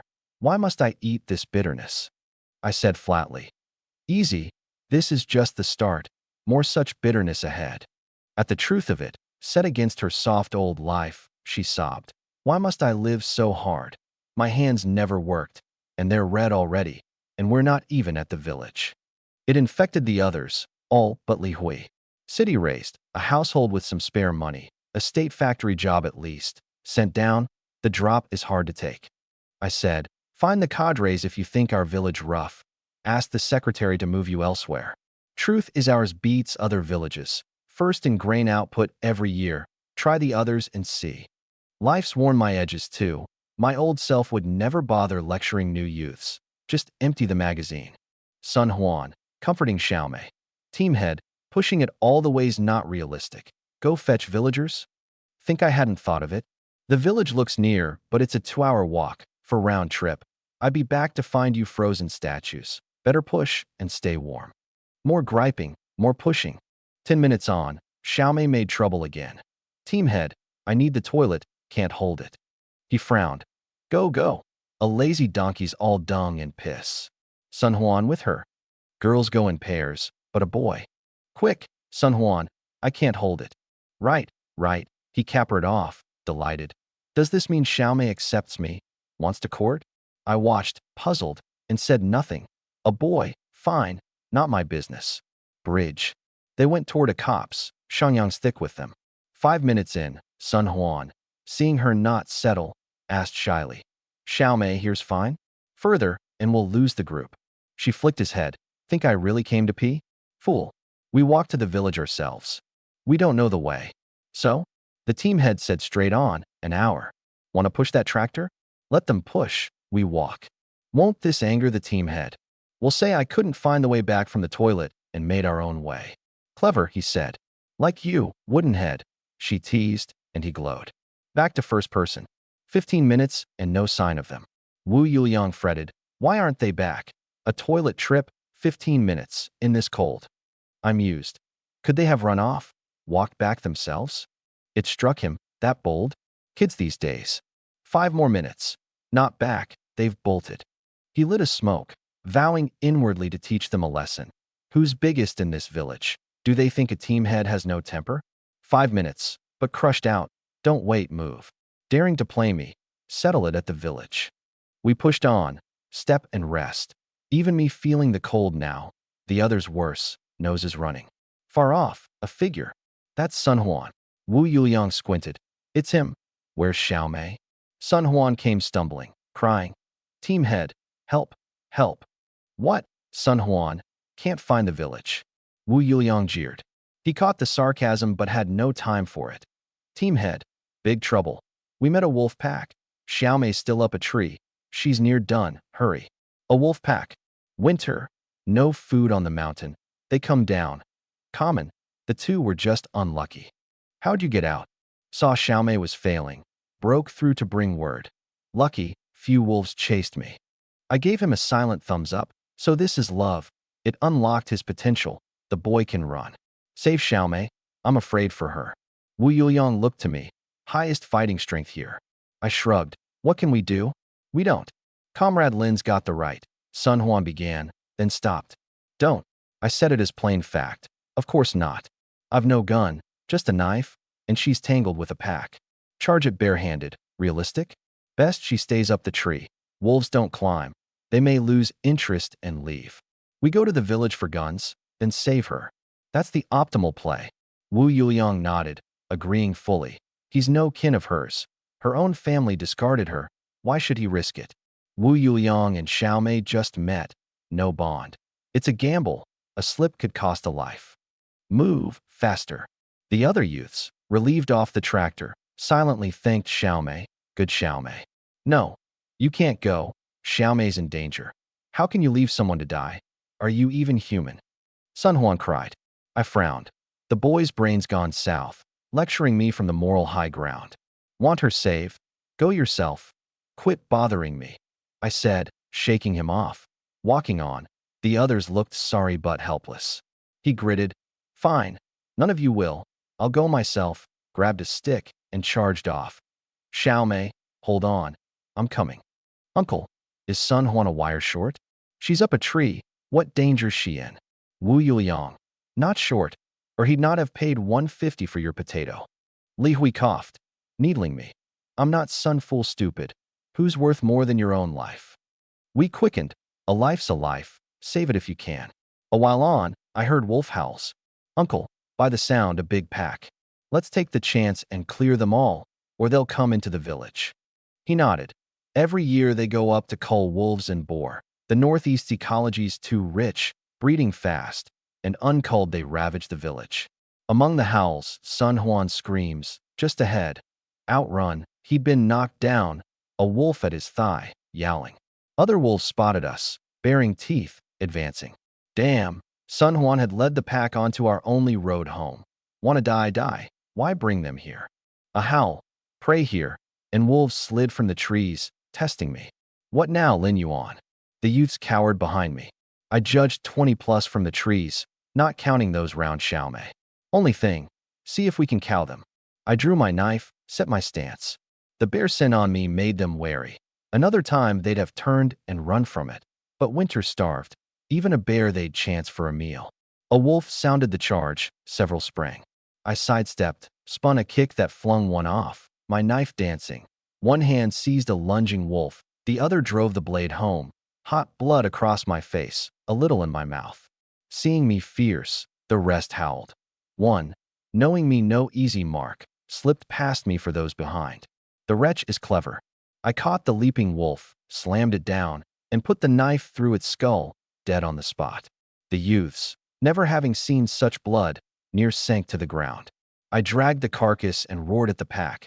Come on, all of you. I'll kill you one by one. Blood all over me, the knife dripping, as if walked out of a sea of corpses. They doubted Wu Youliang's bear story. Watching me take a pack alone, they were convinced, a real man. My shout held them. They exchanged looks and drew back. Reason told them this human was not to be crossed. They retreated. Comrade Lin shouted a wolf pack back. The youths marveled. Li Hui, wiping sweat. Fierce, Brother Lin. Tell this, and no one would believe it. Zhang Fei roared the Changban Bridge apart of old. Brother Lin roars a pack back today. The pack left without Sun Huan. I walked to him. He said eagerly, Comrade Lin, so fierce. You can save Xiaomei, surely. Slap. No holding back, his cheeks swelling in 2 seconds. You've the nerve to ask me to save people? You near got us all killed. Want to die? Don't drag us. Another slap. The others glared too, but for me, they'd be wolf meat. Sun Huan, what kind of person are you? Dying and taking us with you. Then, from afar, a gunshot. Who fired? Another hunter nearby. 2 more shots. Someone's coming. Type 56 by the sound. Good. We're saved, a youth said. No hunter, and we're still safe. Who'd dare near Brother Lin? Li Hui said. True, true. Brother Lin's fierce. Wonder which girl's lucky enough to marry him. I waited. 2 figures came. Zhang Qing and his father Zhang Yi. Uncle, Zhang Qing, why are you here? Sister-in-law worried. You not back and snow falling. Sent us to look, Zhang Qing said. Zhang Yi eyed the dead wolves. Lin Yuan, you all right? Fine. A pack of wretches, what could happen? Li Hui. You should have seen it, uncle. These wolves didn't dare make a sound before Brother Lin. A few cuts, swish swish. One a stroke, ferocious. Brother Lin, this a new youth? Name? Zhang Qing asked. Uneasy at Li Hui. Just met and brother this and that. Is he your brother? Li Hui. He'll settle in our village. Oh, Zhang Qing. Lin Yuan's very, very best brother, Zhang Qing said. Hand out, then adding pointedly, the life and death kind. Compare yourself to me? Lin Yuan's got one little brother, me. Li Hui felt the threat. The principal wife, heavy presence, steadied, and offered his left hand. Li Hui, pleased to know you. Look after me. An odd whiff of gunpowder in the air. I let it pass. Zhang Qing, give me the gun. I'll save someone. We told him of Xiaomei. He ground his teeth. This sort who won't take orders, has her own ideas. Don't save her. You have to wipe her backside.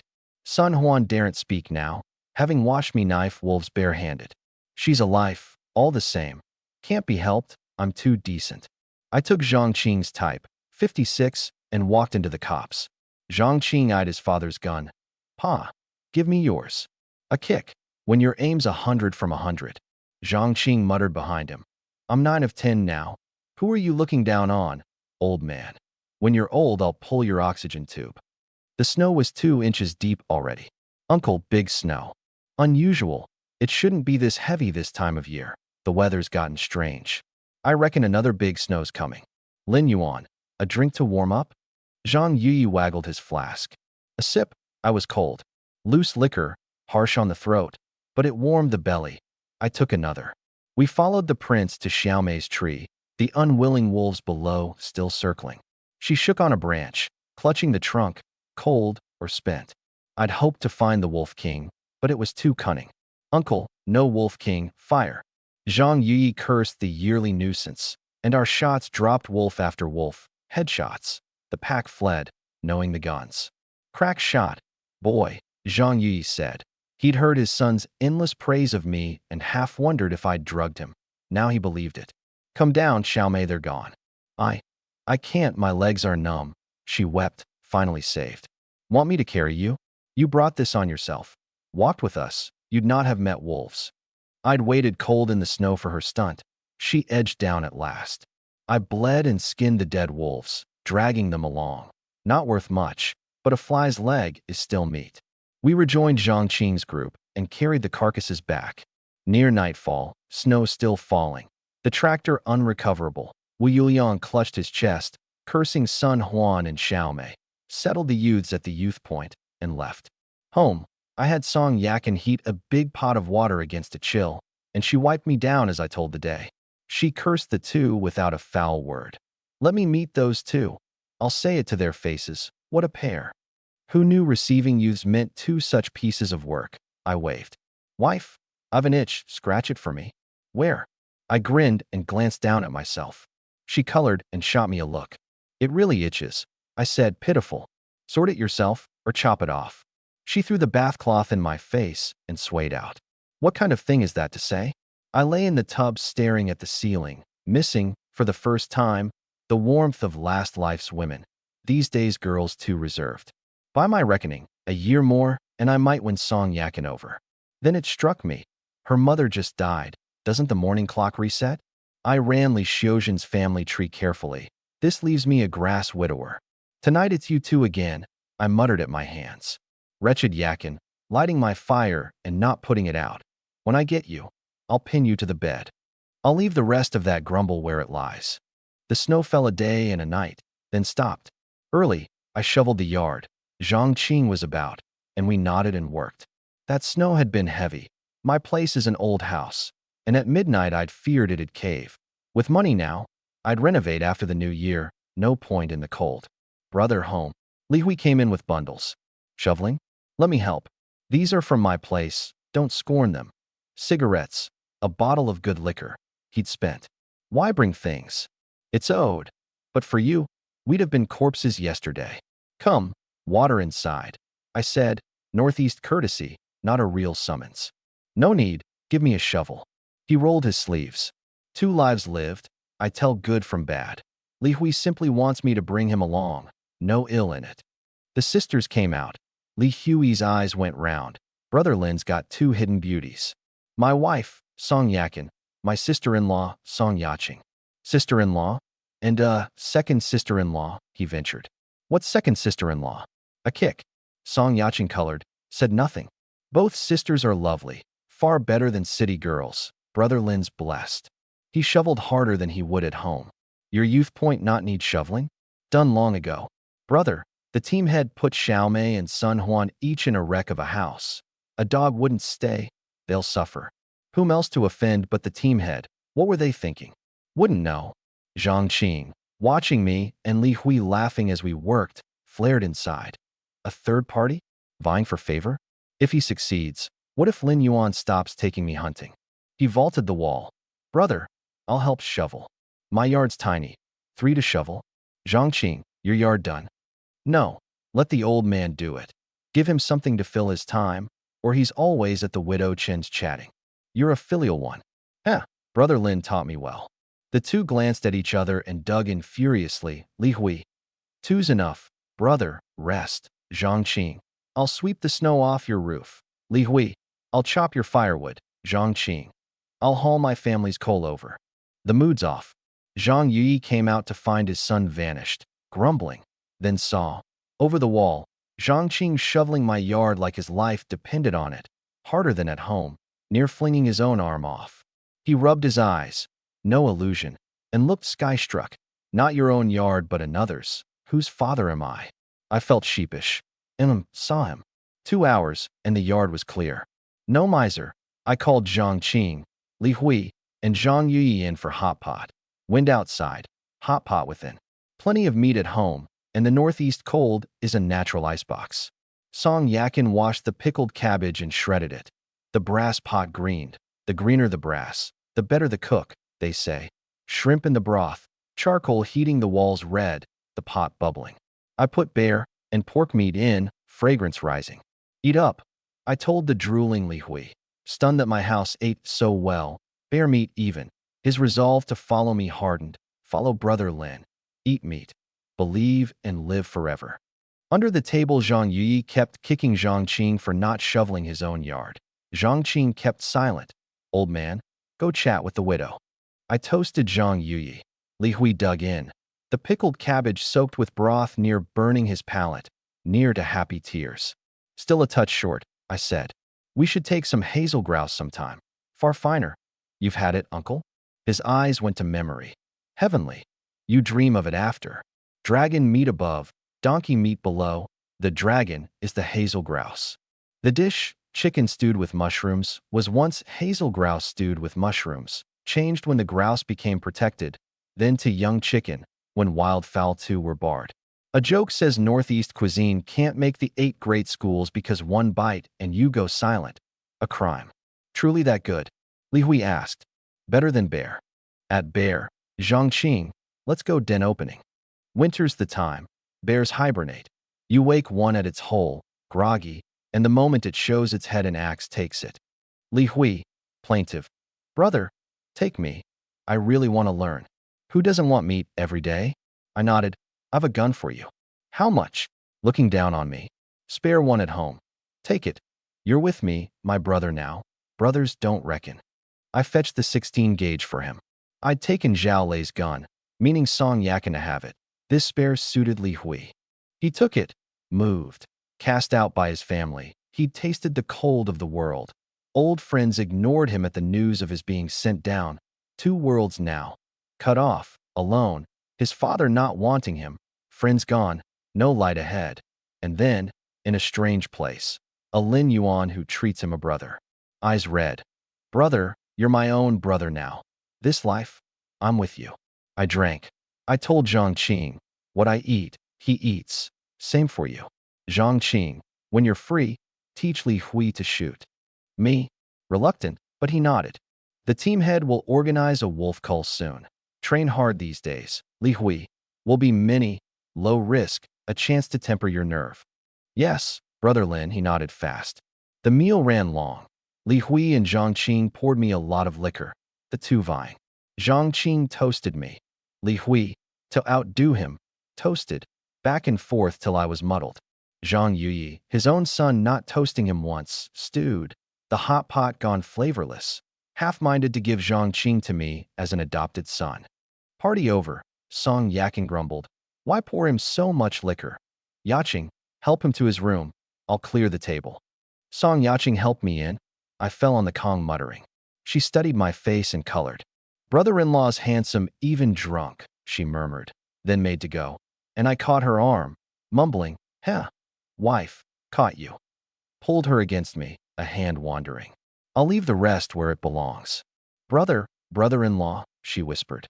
Then my hand dropped heavily to the Kong, and a snore followed. She let out a breath, a flicker of relief and a little disappointment. Lucky brother-in-law's no good. She stuck out her tongue. If sister found out, you'd be in for it. She pulled off my coat and trousers, covered me, and quietly left. I slept long, waking past midday, a fine sleep, and went to the privy. Coming back, I met Song Yaching, who colored and darted off. What's she dodging for? I asked Song Yakin in the yard, when Zhongqing and the others leave. After they got you drunk. The 2 of them had me laughing, plastered, but bent on proving who could walk straighter. Those 2 compete over everything. Did Li Hui get walked home? Uncle Zhang took him, or he'd have fallen asleep on the road. Northeast winter. A drunk can freeze to death. Many think themselves sober, head home at midnight. The wind brings the liquor up, and they lie down and never wake. The team head came by, wants to talk something over. He didn't wake you, said come when you're up. Got it. I dressed and left, villagers hailing me on the way. When would I hunt? Their boys ask daily.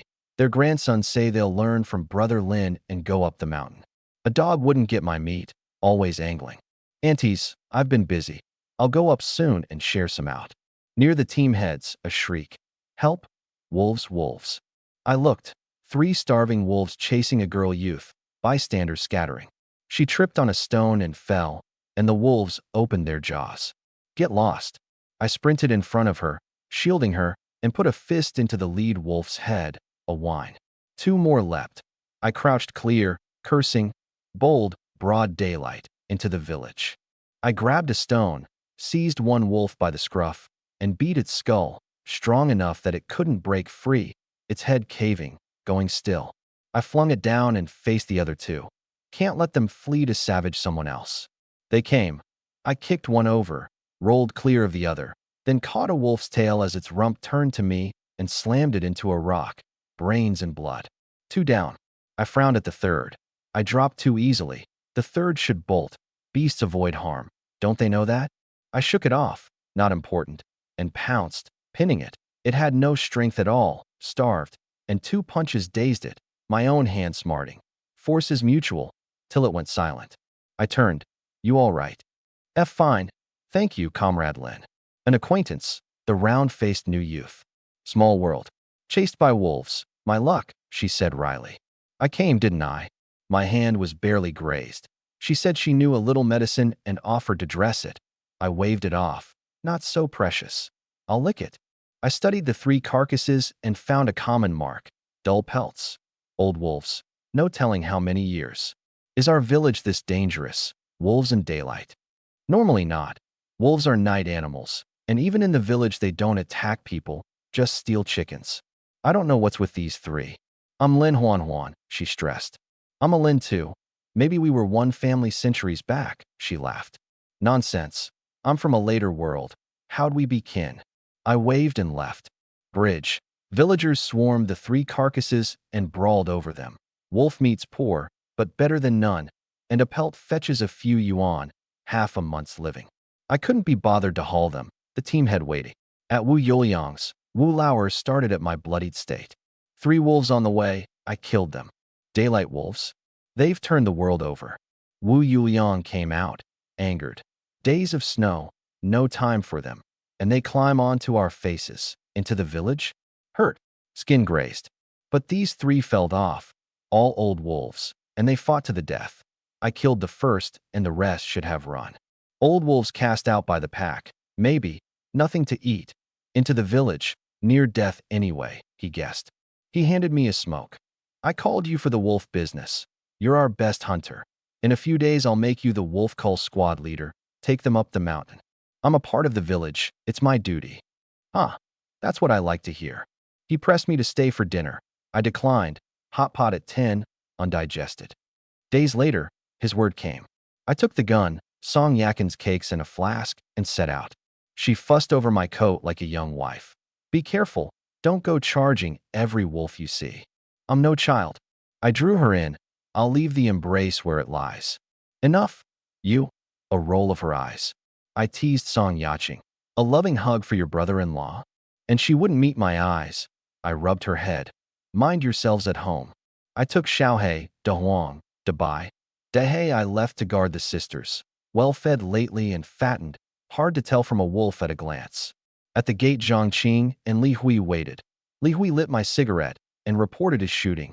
8 or 9 of 10 now. About Zhangqing's level. Far better than him. Zhangqing huffed. In the hills, keep close. Lost there, you won't get out. At the village mouth Wu Yuliang told the dozen-odd hunters. Lin Yuan leads. All actions by his word. None dissented. A man who killed a brown bear and shares meat. And this cull's catch is yours, not the village's. Off you go, come back safe. Zhangqing, lo. No sign of Zhao Lei. 100 days for broken bones. My stamp likely crippled his right leg. Half a year before he's out.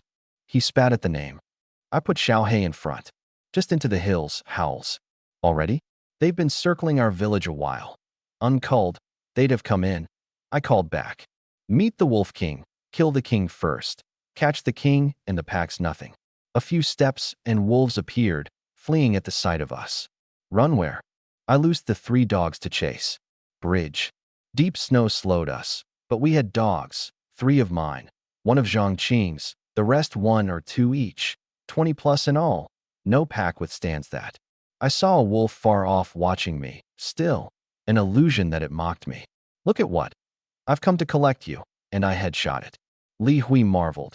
Zhangqing seethed at the flattery. The dogs caught the pack and tore in, well-fed hounds, anti-bite collars on, against starved wolves. 1 charge knocked them over, then the throat. Xiaohei's 3 were fiercest. Long-teamed, they coordinated, kill what they could, and against the bigger ones, 1 drew attention while the others went for the rear. The trick never failed. The other dogs gave them wide berth, fearing a mistaken bite. We fired, reaping. Then it nagged at me, and I stopped. Brother, why'd you stop? I crouched by a carcass to check. See, this is an old wolf. So? Old wolves in a pack are normal. I checked another. This too. We're killing almost all old wolves. the young ones mostly wounded. Zhang Qing went to check, disbelieving, also old. He paled. What's it mean? Not one young wolf. Starved to death. I remembered the mocking eyes of the wolf I'd shot, and said slowly, could they be luring us on purpose? Adong-san, lure the tiger from the mountain. The old wolves drawing us up while the young ones raid the village. Zhang Qing laughed it off. Brother, not funny. Then his face froze. Damn, wolves that clever? I knew it then. 8 or 9 and 10, it was true. Stop, back to the village, now. What have you found? The others asked, halting. I laid it out, and they laughed. Joking? Wolf cubs that clever? Hard to believe. Hardly any wolves left. Hunt while you can. A wolf's a few yuan. Lin yuan. Don't hold us up. You struck it rich and don't care for these, but we do. And they swept on. A pack of fools. I cursed, whistled the 3 dogs back. They came reluctant, and we raced for the village. Yakin, Yaching, be safe. Bridge. The sisters were chatting in the yard when the shrieks came. Wolves in the village, run. Song Yakin, puzzled. Weren't they up hunting wolves? Saw a pack pouring into yards, killing chickens, and the starved ones lunging at people. They'd eat anything. Yaching, help, shut the gate. They barred the door, and next door, gunfire. Zhang Yuyi, asleep, door unlocked, woke to a wolf eyeing him at the bedside, near scared to death. He rolled, kicked it off, took the wall gun, and killed it. Out in his yard, 2 wolves fed on his chickens, muzzles bloody. He fired, but they didn't fear the shots. Green eyes fixed on him, and both charged. His shot went wide. They bowled him over, a lifetime hunting, to be eaten by wolves. When bang, bang, the 2 on him fell. The sisters stood with smoking guns. Uncle, up, 2 more. He vaulted the wall into our yard. Thanks, but for you too I'd have met my father. More wolves came over the low walls. Every yard adjoins another. Song Yakin loosed Dahe, who tore in like meeting an enemy. The 2 wolves split. Dahe overran, was knocked down, one at his throat, saved by his collar. Song Yakin daren't fire into the tangle. Zhang Yi reassured her. A good hound fights 3 unfazed, and he'd trained this one. Dahe, losing at first, spotted a familiar round target and, without a thought, bit, a thing he'd learned. I'll leave it glancing. The bitten wolf shrieked and rolled. Free of one, Dahe bit the other's nose, bore it down, and locked its throat till it stilled, then finished the first. The sisters looked pointedly at Zhang Yui. You teach him that? He flushed. Slander, pure slander. Song Yakin called Dahe in. He glanced back and, oddly, vaulted the wall and left. Zhang Yui covered. Some dogs can't sit still at wolf howls. He'll be fine. Back to first person. I tore back with the 3 dogs. Wolves everywhere, villagers fleeing. Why so many? Zhang Qing fretted. Winter, wolves bunched to survive. Maybe 2 packs joined. I didn't stop for the wolves we passed. No time, my own people unknown. Working it on the run, I thought of the bay, the legend, a creature that schemes for wolves. Hence, wolves and bay in cahoots. True or not, the situation said true. Zhang Qing reassured me. 2 guns and a dog in the house. No wolf gets near them, and I agreed. Hope Uncle Zhang's all right. Zhang Qing froze, forgot my own father, and shot ahead. Pa, hold on. You're filial. I cursed and sped up. At my gate, locked. I breathed out. The sisters had reacted fast. Zhang Qing's place sent him into tears. Brother, my father's been carried off. The house is empty. No whole body left. Don't panic. It's likely not that bad. Don't comfort me. Where else would he be? Not the widow Chen's. The sisters came out at the sight of me. Zhang Yi, seeing his son weep, was secretly pleased, until he heard the no whole body part and near burst. You wretch, mourning me alive? Zhang Qing spun. You're not dead. Zhang Yi flung a pebble at his head. Beat you, you unfilial thing, wishing me dead. Zhang Qing switched faces. Never, my dearest father. Humph, closer to Lin Yuan than to me. I coughed. Wolves are in the village. Hole up, I'll drive them off. Both wanted to come. I told Li Hui to stay. Too dangerous. He shook his head. Brother, I just got here. No footing yet. Today's a chance. Save the villagers and they'll remember me. And their lives, I've a gun. I can help. Fair enough. I left the 3 dogs to guard the sisters, and went over the wall with the two. Brother, how do we do it? Li Hui said, beating Zhang Qing to the words again. I reckon there's a bay in the pack, or they'd not be this clever. First target the bay, then the king. Understand, there's really such a thing as a bay? See it, and you'll know. A cry ahead, a wolf savaging an ante. I shot at home. More shots off elsewhere. Wu Yuliang, picking off wolves. Lin Yuan, what is this? We were all played. They lured us up with old wolves while the young raided the village. Beast using the 36 stratagems now. The bay's idea. He'd heard the legend. The others, still hunting up there, wouldn't believe me. Fools. Go to Zhao Lei's place ahead. I think I saw the bay there. Took it for a deformed wolf till you said it. Where the bay is, the king likely is too. We split, him to the rescues, us to Zhao Lei's, clearing stray wolves on the way. Running, I saw a familiar dog shape, Dahei, gnawing a hunk of pork he'd found somewhere. Furious, at a time like this, eating. I slapped him. He growled, guarding the food. Defying me. 2 more slaps, his fierce eyes going clear. Move, we're saving people. I hauled him up by the scruff and flung him ahead. Tail tucked, he followed. At Zhao Lei's the wolves were thick, the king and bay likely here. Lin Yuan, save me. Zhao Dezhu cried, 7 or 8 wolves in his yard, some inside. No gun in that house. Save them? They could dream. I'd be doing well not to pick them off in the chaos. Leave them. Let them fend for themselves. Li Hui, not knowing the grudge, deferred to me. Zhao Dezhu cursed us as we left. Then the wolves were on him. Zhao Lei, leg crippled, couldn't run, screaming curses at me. I clicked my tongue. That family likely won't make it. I left it off screen and moved on. A while on, I found the bay, short forelegs propped on a wolf's back like a saddle, ringed by the pack, a mighty gray wolf king on a rock surveying all. There really is a bay, Zhang Qing breathed. I leveled the gun. Zhang Qing, Li Hui, aim the king. I take the bay. 3 points align on the bay. The king saw us and howled the charge. I fired. Crack. The round shattering the bay's skull.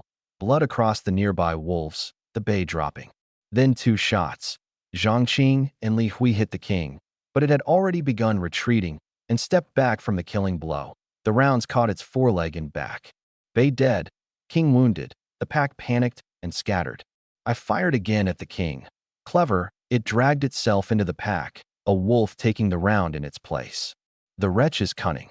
By the time I'd reloaded, it had vanished. I licked dry lips, unwilling. Letting it go means trouble down the line, likely back into the village in time. The wolves fled after their king. Dahei glanced at me and made to slink after them. I grabbed his scruff. Where do you think you're going? Did I not beat the sickness out of you? 2 more slaps. He watched the pack go, eyes reluctant. Brother, the king got away. They'll be back. I shrugged. Not my problem. We've done enough. Let the police come. Bring machine guns and no wolf. No tiger even. Withstands the great equalizer. Where are you trying to run? Who's over there for you? Dahei plainly wanted to bolt the moment I wasn't looking. It's winter, not mating season. Another kick. Is my Xiaohei not good enough for you? He gave it up, head drooping, and trailed me close. The pack gone, villagers crept out to look. By my reckoning, many hurt, few dead. Wolves don't bite people who don't enter their path or attack them. Their target was the chickens. Brother, we drove off the pack. Are we village heroes now? Zhang Qing said, eager. Read too much water margin. Always wanting to be a hero. That thinking gets a man killed fast. He grinned and trotted to an auntie. Auntie, all right? The wolves are driven off. Face saying praise me. But she turned sour. Zhang Qing, weren't you off hunting wolves? How'd wolves get into the village? We blinked. No thanks, but blame? Without us, they'd have been trapped who knows how long. A man joined in. Right. Your failure let the pack in. My chickens are all eaten. You bear the main blame. Lin Yuan, fair's fair. This is your fault. You owe the villagers something for their losses. You made a pile off that bear. Put out 700 and split it among us. That's only right.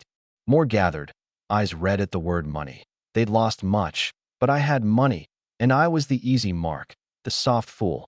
The mountain's theirs, isn't it? So a cut's reasonable. They're used to taking advantage of me and won't be out of pocket whatever happens. I near laughed. Money mad. Think me a soft touch? Zhang Qing flushed, chest heaving. We help and get blamed and made to pay, but couldn't out-talk a crowd of aunties and uncles. One grabbed my arm. You can't go. Compensate us. I eyed her, mouth curling. Compensate what? Have you any shame? We came to help and you'd squeeze money from us? Let go, or I'll put a round in you. Real killing intent now, shameless old wretches. She dropped to the ground. Cry, make a scene, threatened to hang herself. Wailing, flailing. My hard-raised chickens, all gone. How am I to live? How to get through the new year? Others sat too, copying, betting I was an easy mark who'd cough up under the harassment. I turned to go. She clamped my leg. I leveled the gun and fired, the round grazing her ear. She let go fast. Shameless, I said, and left, Zhongqing scorning her in passing. Back home, the mountain hunters returned in triumph. Lucky day, so many wolves and some little yellows. Lin Yuan's a fool, ran off mid-hunt, and his 3 dogs killed plenty that are ours now. Said wolves were in the village, until they saw the village strewn with wolf carcasses and in chaos, and froze. Wolves in the village? Lin Yuan was right. My house, so many wolves, big losses. I deserve this. Why didn't I listen to Lin Yuan? The hunters rushed home, found their families safe, only a few chickens dead, and breathed easier, quietly grateful I'd stepped in. The ungrateful ones like those aunties were the minority. Most were thankful, and what place hasn't a few wretches? Home, I put Dahay in the pen for the 3 dogs to school. Disobedience won't do. They sniffed him, puzzled. He bared his teeth and growled a challenge. Want to turn the world over? Tired of your stones? The 3 pounced. He was no match, pinned flat, and after half an hour lay spent and silent. But watching, I saw his body submit while his eyes still glared at the 3 and at me. What's this? 1 trip out, and he's a changed dog. Bit a wolf and bit some wildness into himself. I tested with pork, in a pack, eating order shows rank. Xiaohei took the first bite as her due. Dahay made to eat, met her look, and pulled back. Then Dabai and Dahuang, and only when they'd had their fill did Dahay get his. Cowed for now, but plainly unconvinced. I'll ask someone who knows. I threw him a big piece. He ate it gingerly, as if reluctant, then gaped when I threw another. This much? Am I dreaming? And wolfed it like a starving ghost, then looked up for more. Why's he eating so much today? Another piece. He bit down, eyeing the 3 lest they snatch it. And when the last was gone, he licked his paws, savoring, and looked at me, his eyes clearer than before. Strange. Then barking outside, a black dog at the gate, blood all over it, plainly from a hard fight. I went to stone. That's Dahay. Then what's in the pen? I looked from one to the other. Identical. I couldn't tell which. I'd grabbed the wrong dog. No wonder the one in the pen kept trying to leave, and I'd slapped it for it. My apologies, friend. I called my Dahay in, checked him. Only skin grazed, fine in a few days. The black dog in the pen wasn't mine, so I opened the pen to let it go, but it circled the yard and trotted back into the pen itself. Leeching onto me, are you? Good build. And I'd heard of no one nearby keeping a dog identical to Dahay. My Dahay went up and sniffed. The 2 touched muzzles, sealing a pact. Old Lee had said Dahay carries wolf blood. Could this be a wolf dog cross, a wolf even? It had come into the village with the pack, found a hunk of pork, and I'd mistaken it for Dahay and dragged it home. No wonder you kept wanting to go with the pack. Watching the black wolf's eyes clear under my slaps, I found it absurd. 2 slaps shattered its Wolf King dream and woke a loyal dog's heart. I ran some obedience tests. After my meat it was docile, rolling to show its belly for a rub. Any wolf left in you now? If it could talk. Go where? Fed and housed here, better than roughing it with the pack. Become my dog. It needs a name. I called it Chanbao, greedy treasure. For dogs now, even a black bear, gunless, wouldn't scare me. The village loudspeaker crackled. Today's hunters, come to the brigade. Song Yakin came out. What now? Calling people about all day, wasting our time. He's the team head. Give him face. Wolf business, likely. She eyed the pen. Another dog? From where? Picked it up, I said, telling its story. Keep clear of it. There's still wolf in its bones. I'll tame it properly in a few days. And I went to the brigade. A crowd there. Wu Yuliang glared. Didn't I say everything's by Lin Yuan's word? How'd you do it? Always grasping at petty gains. Now look. The secretary tore a strip off me. I tell you, We don't kill the whole pack. None of us rests easy. Someone. Team head. Big losses. Can the brigade compensate? Compensate nothing. The shame of you. And I hear some wanted Lin Yuan to pay. Owed you was he? He turned to me. How do we find the wretches now? I thought. Their king's wounded. They won't come back soon, and finding them's troublesome. No way then. None. His eyes lit. He knows I've ideas. What, Lin Yuan? The pack's likely deep in the mountains now. Your Xiaohei can't track that far. They're cunning. They'll have run far knowing we'd retaliate. Hunters all. They know a missed cull means a lost trail. I've my ways. I got a good dog. Well, dog's fair enough. No need to tell them it's a wolf. They're sore from the raid. I'll spare them the jolt. It'll lead us to the pack. Chanbao lived among them. It knows their range. On a leash, finding them is minutes' work. Truly? A keener nose than Xiaohei? Don't fool me.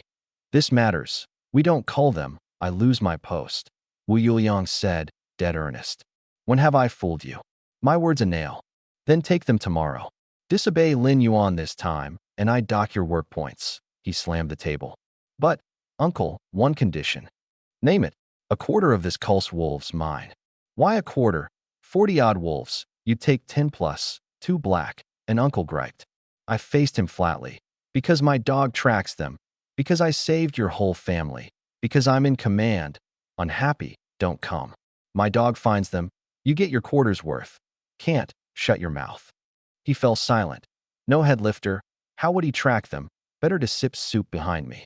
A quarter it is. And find them. Lin Yuan, 20 yuan more, Wu Yuliang promised. Thanks, uncle. On the way home, I met Xiaomei and Sun Huan. The pack had hit the village. The youth point had barred its door fast, no one hurt. Xiaomei's face was long as the Changbai range. Sun Huan, though, nodded amiably. No more airs. I'd fleeced and slapped him, but I'd saved his life, and to keep sulking would be inhuman. Comrade Lin, back from the brigade. I nodded, uninterested. He said earnestly, Comrade Lin, I was wrong before. I apologize. Can you forgive me? Surprising. The boy's not so worthless after all. It's fine. Just mind yourself from now. Don't be a fool, I said, with a pointed glance at Xiaomei. She bristled. What's that supposed to mean? What are you looking at? Looking at you, can't I? One look, and she startled. In the northeast that lines the wind-up before a fight, and ducked behind Sun Huan.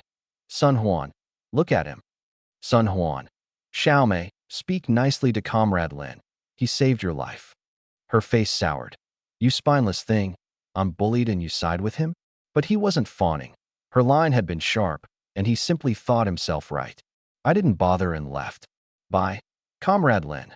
Careful with the wolves, he called, then said to her, he's just blunt. He's a good sort. They say but for him the village would have been ravaged. Come, Xiaomei, I'll buy the team head 2 packs of cigarettes. Ask him to swap our house. It's too cold to sleep. She stamped off without him. He stood still at her, don't follow me.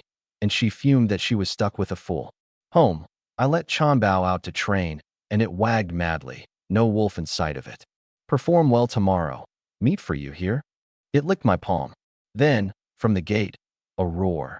Lin Yuan, get out here. You murderer. You killed my father and mother. I'll have your life. Zhao Lei, bandaged like a mummy come to life, shovel in hand, glaring fit to tear me apart. He's not dead? I'd watched wolves pounce on him yesterday, that tough? His parents had thrown themselves at the pack to buy him time, and died for it. He'd dragged himself to the clinic, then here to settle accounts.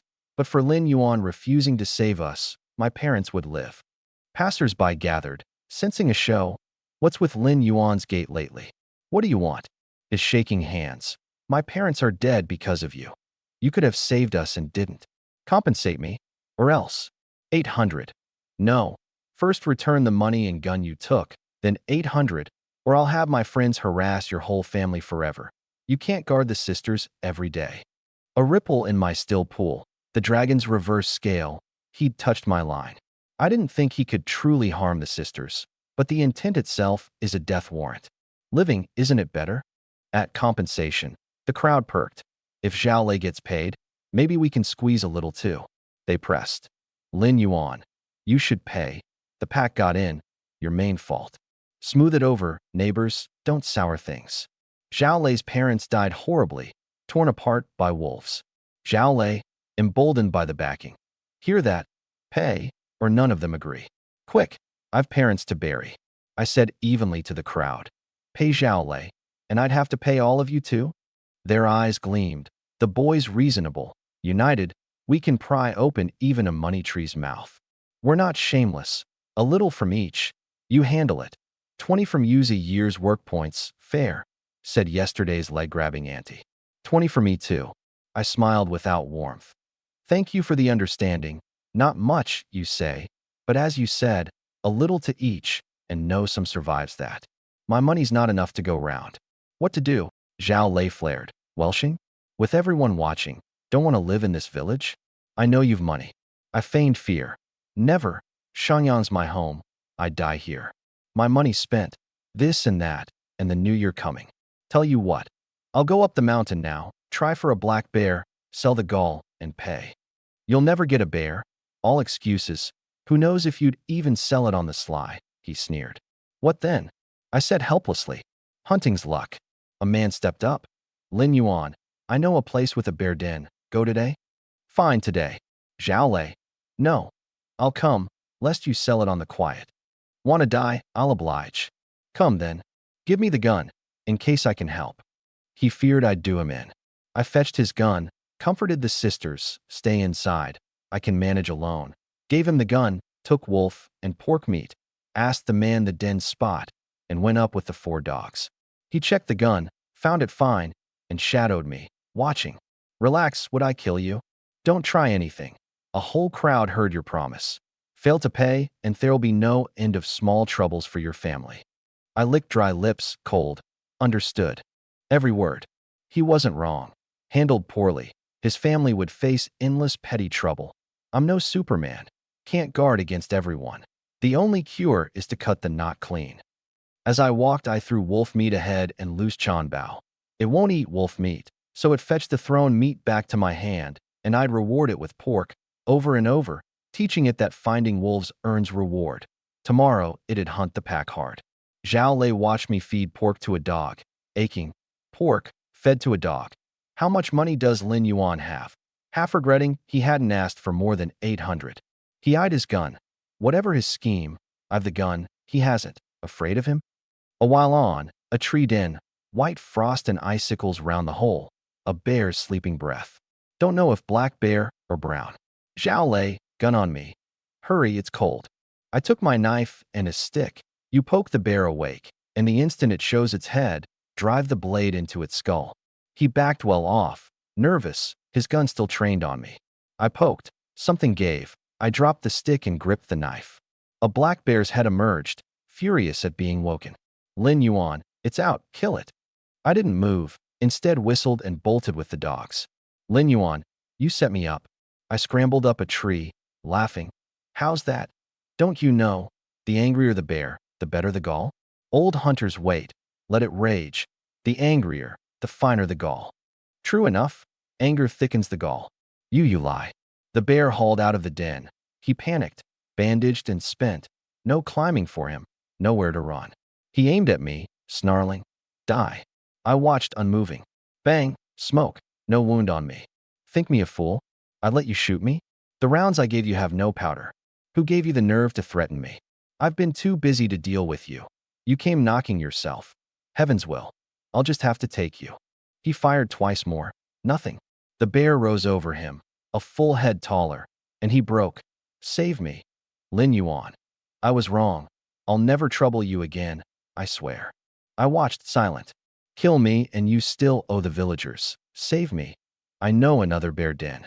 Kill you and who dares ask me for money, child? Think. Kill the one who started it, and no one else dares raise their head. Kill the chicken to warn the monkeys. No more trouble after. You'll be sent to the police. The bear killed you. Nothing to do with me. Don't worry. I'll leave you a whole body to show them. He went still, a thought striking. Song Yakin's mother's family. Was that Lin Yuan too? But the bear's paw came down before he could finish it. I'll leave the blow itself where it falls. He lay staring, the look still on his face. I roared theatrically at the bear. You black wretch. Not stealing your robes, but killing people. You deserve to die. I'll avenge Zhao Lei. Weeping red-eyed for no audience but myself. I whistled the 4 dogs back at the bear. By the dead, don't fail me. Avenge Zhao Lei. Xiao He gave the order, the 3 ringing it. Same tactic. Against a big one. Go for the rear. Dabai bit and drew its fire. Xiao He circled behind, charged, and stopped a beat. Not biting. She couldn't find the 2 targets. This is a she-bear. No, her trick failed. She couldn't lock on. She gritted and bit its rump instead. A chunk of flesh, blood, a roar, but no real damage. The bear swatted. She dodged. The 4 harried in turns. The bear all defense. No quick end. Still can't do it, you wretched dogs. I'd overrated 4 dogs against a bear. However many dogs, a bear's a bear. My turn then. I let them wear it down till it tired. Then came down, took the gun, loaded a real round, lined up 3 points, and put it through the bear's skull as it charged me. Bang! A red bloom. It staggered and fell. 2 more to the head to be sure. No dawdling. The gall's ball gets reabsorbed. I cut it out. Graskall this time. The goddess of fortune wasn't with me. Bled it. Gave the dogs the awful. Hung some for the mountain god. Hand-axed the limbs. Made a sled. Loaded the carcass. I looked at Zhao Lei's body. Have to take him back? I'm such a good man. He treats me so, and I still send his body home. I move myself. His eyes were wide, unclosed. Close them, bad luck, I said, sliding them shut, and pressed his mouth corners up into a smile, satisfied. Better. New Year's a few months off. No smiling's unlucky. I made a second sled and hauled both bodies back, the bear on the right, Zhao Lei on the left, 400-odd caddies, easy. The villagers still waited at my gate. A bear's quick once you know the den. They spotted me. Lin Yuan's back. He got the black bear. I want the left sled's haul. I'll take the right. I want the gall. They'd reasoned. A bear in hand. Share the meat directly. Better than trusting Lin Yuan to sell it and split the cash, which he might welsh on. Meat in hand. Mind at ease. The sisters watched the gate crowd with disgust. Shameless. Dividing the meat before he's even home. Song Yaching puzzled. Brother-in-law's no pushover. Why agree to their nonsense? Song Yakin. He has his reasons. We'll see. The crowd rushed me, afraid of missing out. Lin Yuan. I want the left one. It looks bigger from here, more meat. I blinked. You're sure you want the left? Of course, you're not going back on your word. We don't agree if you welsh. Right, we don't. I shrugged. Want it, you'll have it. You're sure the left? Left or right? What's the difference? It's all meat. Put that way, true. I nodded. Then someone asked, Lin Yuan, where's Zhao Lei? You went together. My eyes reddened, voice trembling. Zhao Lei? Zhao Lei he. A man ran to the left sled, saw Zhao Lei's ruined head, and recoiled, some wretched, never having seen such a sight. Zhao Lei's dead. What? How? It's been no time at all. I knelt and wailed. The black bear killed him. My fault. He died protecting me. First time opening a den. No experience. I didn't kill it when it showed its head. It came out, and Zhao Lei, he's a decent man, had the gun and drew its attention for me. But wounded, he couldn't run. Its first swipe he dodged, and as he aimed again it took its chance and killed him. Pounding my chest. My fault. Why wasn't it me? Brother Zhao, why so foolish? They stood frozen, a cold creeping up them. Not fools, none of them. Who'd believe it? Everyone knew Zhao Lei, that decent. He who'd left old Song to die and run without a shot. Plainly Lin Yuan killed him. Hard. This one's hard. Mild seeming, all smiles, and a dog that bites without barking. I sniffled on. Brother, rest easy. You saved me. I'll repay you. You and your family. I'll bury well. A grand send-off. They flashed on Song Yakin's mother's lot. Also grandly sent off by Lin Yuan. Suspicion to certainty. Lin Yuan's hand, for sure. They edged back. I wiped my eyes, feigning confusion. Uncles, aunties, why retreat? I don't eat people. You don't eat people. You kill people. This bear's enough to share. You all. They shook their heads fast. No need. No need. Why not? No ceremony. We're family. Who's your family? I held a piece out to yesterday's leg-grabbing auntie. She looked at my smiling face as at a hell ghost come to collect her. took it as if it said, "Eat my meat and walk the road with me.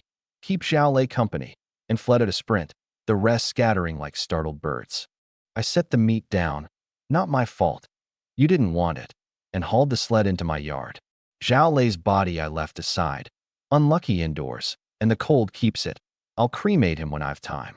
The sisters, seeing the meat and the fled crowd, were quick enough to guess. They said nothing and silently helped me stow the meat. All three of us as if nothing had happened. Sensible. Wish they were this sensible at night too. Zhao Lei's death spread fast, and all who heard it weighed whether they'd crossed Lin Yuan. So hard. Kills at a word. For now, with those three, and known to be him with not a shred of proof, the three died in a fire. Zhao Lei by a bear, nothing touching Lin Yuan. By evening, everyone who'd ever wronged me or the sisters came with gifts and apologies. "Brother Lin, I came, brought a little something. I gossiped behind you, I was wrong. Only 26, foolish," slapping himself. "This is the 10 I owed, old song. 15 now, principal and interest. I'm a wretch, used your dogs and gave nothing. 10 caddies of pork to make amends. Brother, I was wrong. I, used to fancy you. I'm a wretch, aren't you a man? Don't say such things, I know I'm handsome." Song Yakin bristled like a cat over kittens at the fair-faced youth. Song Yaching put me behind her. "How dare you?" I took the gifts and hurried him off lest the village loudspeakers spin a tale. Gifts I refused none of, my due. By night more than 20 had come, the Kong piled with things. Song Yakin stared as if dreaming. The strong fear only the stronger, true everywhere. So even with no quarrel from me, the people who'd wronged me now trotted to my gate to apologize. Looking at the gifts piled on the Kong, I told Song Yakin, "Give me some money. In a few days I'll bury the Zhao family, a grand send-off." Few men are so thorough. I'm near a one-stop funeral service. She didn't refuse. The money's mine, she only keeps it. Always in my hands. Inconvenient? Should I give it back? I feigned anger. What yours and mine, we're family. Keep it. I'm up the mountain alone all the time. Carrying cash is a bother. Say that again and I'll be cross. Cross enough to smack your backside. I patted it and gave it a squeeze. Song Yaching watched, envious. Brother-in-law's so good to her, a good man. Song Yakin went to cook. "Take the front paws. Front's the better eating," I said. "Why front?" Song Yaching asked. "What does a bear love best?" "Honey. It digs honey with its forepaws, and over time, they carry a honey scent. How could that not taste good?" I called into the kitchen. "Yakin, I'll cook today, red braised bear paw." "You can." "What can I? Lived alone last life. No cooking, no eating." I dogged a big pot of water, a splash of liquor to cut the gaminess, the scallion and ginger she'd cut, the 2 front paws, and a half-hour's stew filled the room with fragrance. Then another hour. Liquor warmed, paws plated, a little sauce poured. Dig in. The sisters, no longer standing on ceremony with me, praised every bite. Song Yaching star-eyed at the sweetness. I sipped. Told you I wasn't boasting. I offered them liquor too, with intent.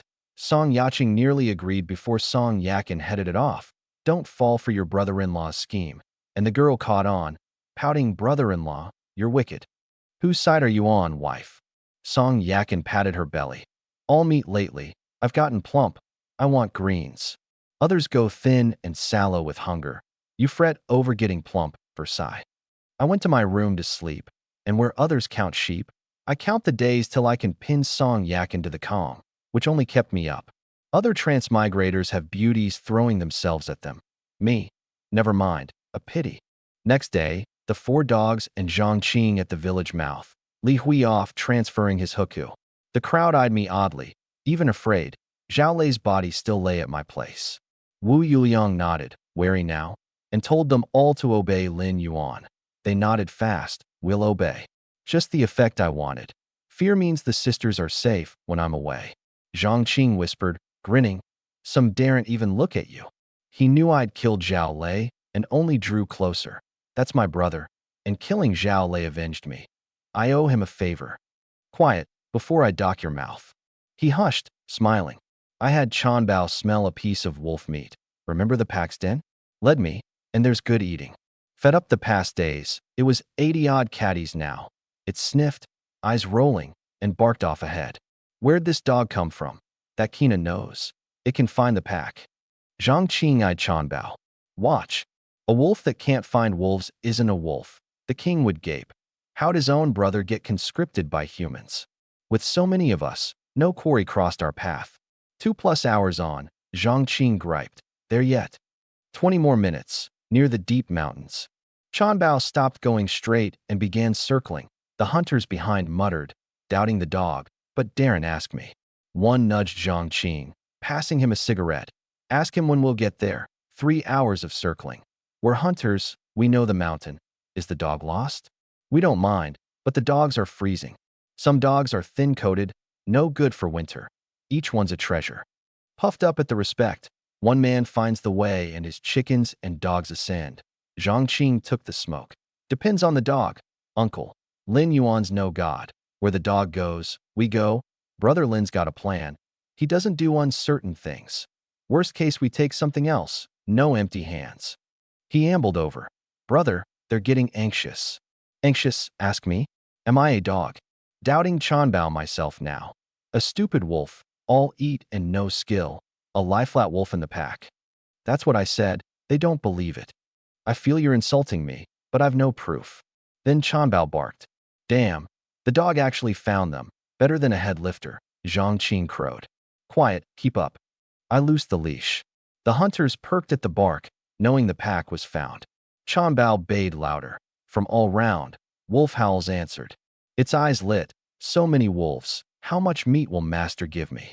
Zhang Qing, hearing it answered, realized Chanbao is a wolf, and it's taken Lin Yuan as master and is leading humans to hunt its own kind. Hunters know wolves don't take masters easily, hence white-eyed wolf. And here Lin Yuan had turned one to lead a cull. The others marveled too, so that's why he was sure. The hunters loosed the dogs, a tide of them. 10 minutes on, the resting pack. Sentries blinked at Chanbao bringing a horde of hounds. Wasn't that bark of friends? The Wolf King, licking its wounds, glared and howled in fury at the traitor. Chanbao didn't care, bullied in the pack, half-starved, alone when it raided the village, an outcast. But for me, it'd not have lived the winter. With the pack of dogs and me behind it, it stiffened its spine, borrowing the tiger's might, and bared teeth at the king. Winter dogs, well-fed and collared, against starving wolves. No contest, and 3 dogs going for the rear, they couldn't guard. I'll leave that tactic glancing as ever. Wolves fell. The king howled at Chanbao. Traitor, what's good about following humans? If I read it, Chanbao asked, have you eaten meat, bear meat? And the king had no answer. I had shot a wolf before it reacted. Chanbao and the king fought. The king was wounded but no weakling. It pinned Chanbao and bit, catching its foreleg. That woke Chanbao's blood. It clawed the king's old wound open, kicked it off, and charged, going for the wounded spot again and again. Where'd it learn that? 3 dogs to the rear, 1 to the wound. Sinister. As their master, I lose face. Birds of a feather. The king weakened, tried to flee, but Chanbao ran it down and tore its throat. Fangs through the windpipe. It twitched and went still. The pack scattered, but the dogs had ringed them. The gap sealed. The hunters fired. 1 round 1 wolf. 20-odd minutes to wipe them out. Done, knock off. A good haul. Minus my quarter, each man took about 2 wolves. I called the 4 dogs and checked them. Only Chanbao's skin grazed. The other 3 untouched. Not strength so much as teamwork. No opening given. Well done. Meat at home. Zhang Qing inwardly groaned. His dogs eat meat daily. People comparing to people kills you. Wondering if I needed another dog, but not about to give up his own. I skinned the wolves, a pelta yuan or 2 at the co-op. Then Chanbao bit my trouser leg, tugging sideways. I thought it wanted meat, at home, but it kept whining and tugging. It had found something. Zhang Qing, take my share home. I've something to see to. What is it? Can I help? You help. Who carries the wolf meat? I'll be quick. He nodded and set to the carcasses. I clapped his shoulder and went with 3 dogs, Chanbao leaping ahead, delighted I'd understood. 10 minutes and it streaked off. Too slippery to chase. I slid after. 5 minutes on, a yelp, Chanbao racing back, glancing behind at something it daren't face. A gray shape. A lynx, amber slit eyes weighing me and the 4 dogs, judging whether killing us would cost it. Is this why it brought me? Knowing links are valuable? The pelt fetches 1 or 2,000 at the co-op. But fast and dangerous, one missed shot, and it'd have me. Chanbao tucked behind me. The dogs growled a warning. I leveled the gun, finger ready. The lynx, reading that it couldn't beat me, backed off. When it was far enough, I fired. Bang! It sprang and was gone before I could reload. Fast thing, I muttered, and gave Chanbao a slap. Why do you lead everything to me?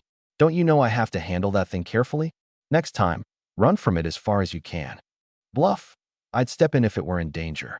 Better to take Zhang Qing along for a lynx. More margin. Knowing it ranges here is enough.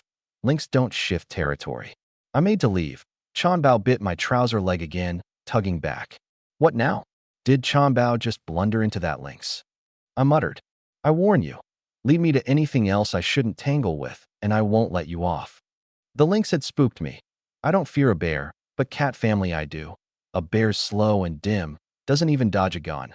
A cat, miss your first shot, and the next dead thing is you. Pound for pound, cats are unmatched. Chanbao looked wronged. I don't know why I met a lynx either. Watching for the lynx's return, I let it lead. Then it bayed like it had found treasure. I looked and froze, heart skipping. That looks like a ginseng.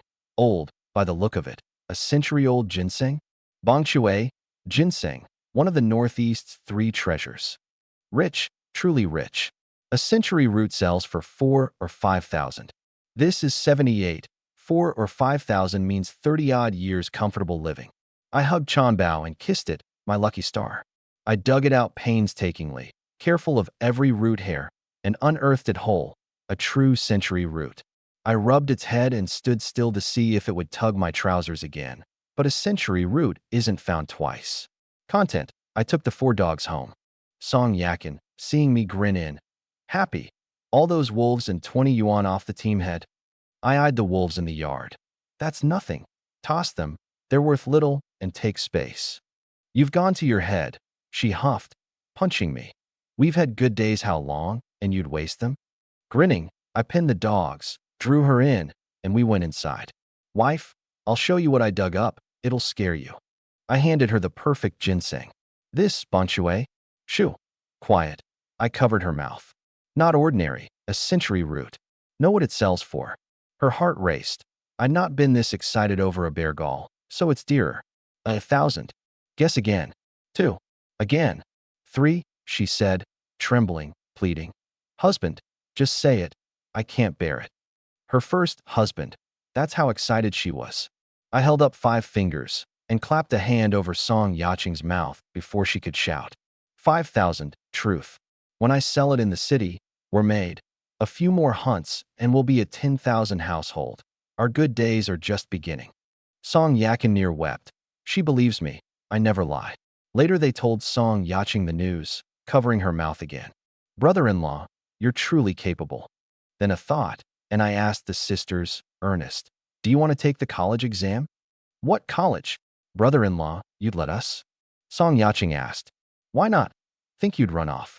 I'd mentioned before that the exam would return in a few years. Now I wanted their thoughts. College is good. Learn. Never be without culture. My advice, study together, both of you.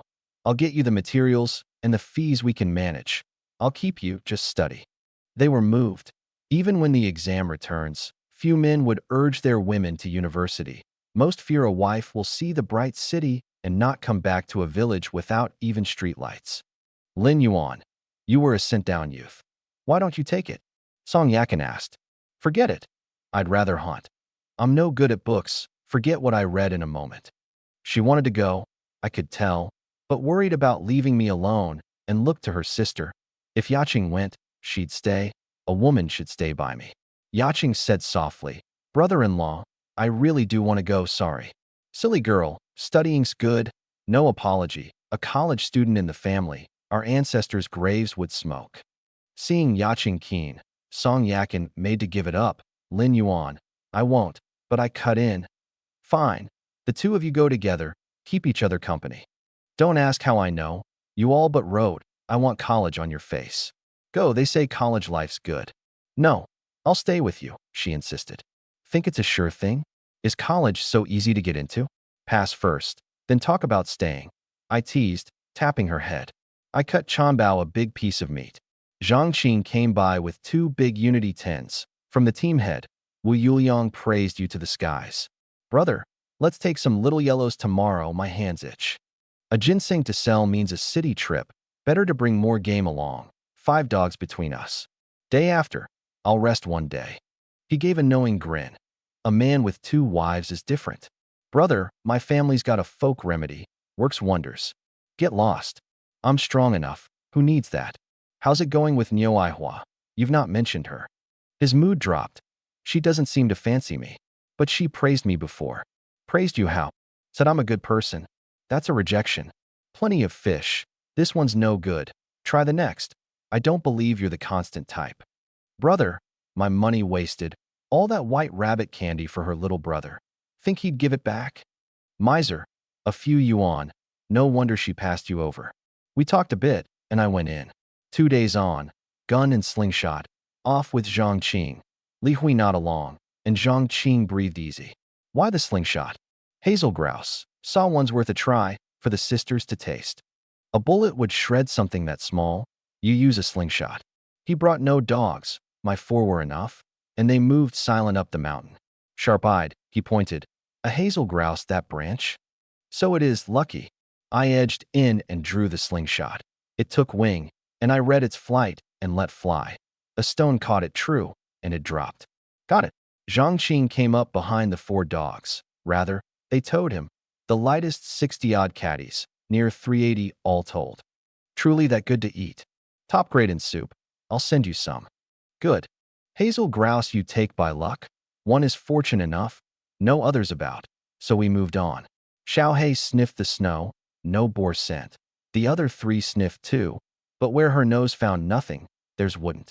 Patience is a hunter's must. Brother, where's your wolf? Resting, hurt fighting the king last time, for dogs are enough. I told him after the boar we'd check the mountain edge near the village mouth for a bear den. Zhao Lei had said he knew of one before he died. Reasoning it out. Leg broken by me. He couldn't go deep. Gunless and limping. He'd only have walked the mountain's edge. I guess, finding it's down to luck. And a second bear would mean 2 galls plus the century ginseng. A 10,000 household near in reach. Xiaohei barked, quarry found. Hope it's a big sounder. 4 dogs and 2 guns. We'd wipe them out, Zhang Qing said. My thought too. 4 dogs can't kill a bear, but they can drive boar fine. Soon a big sounder, a dozen plus. 1 big cannonballs, the rest little yellows. I tugged the leash at a good distance, out of their notice. I'll send the 4 dogs round to their front to drive them toward us. We'll fire from up that snow slope, high ground. Don't shoot the big cannonballs. Hard to haul. Takes space. Poor eating. Got it. He nodded, eyes hot. Gods of wealth, not boar. I loosed the dogs with a murmured order. Long trained, they understood and circled. We climbed the slope and waited. Brother, the northeast something, game you can't finish. These wretches breed fast. Unculled they'd flood a village, ruin a dozen moo. 10 minutes on, barking, the boars turned, saw Xiaohei's pack, and bolted the other way, toward us. I held fire till they neared. Fire. Bang, bang. The 2 lead little yellows dropped. Zhang Qing's aims come along. Near sure on anything not too fast.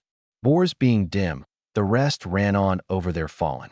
I reloaded fast. Left I shut, right on a little yellow, and dropped it through the skull. Zhang Qing reloads far slower. I fire on a rhythm. A shot a second. Reload. Find. Fire. He watched, calling me a Superman, a killer's steadiness. Wanting not to be outdone, he fired and only grazed a thigh. The squealing little yellow ran on. Don't bother the wounded. The dogs can run it down. Take the others. I dropped another. It fell and tripped the boar behind, and the 4 dogs pounced, throats locked. A few minutes, and the rest were gone. I'd fired 7, killed 7. Zhang Qing 5 for 3. The dogs 3 between them.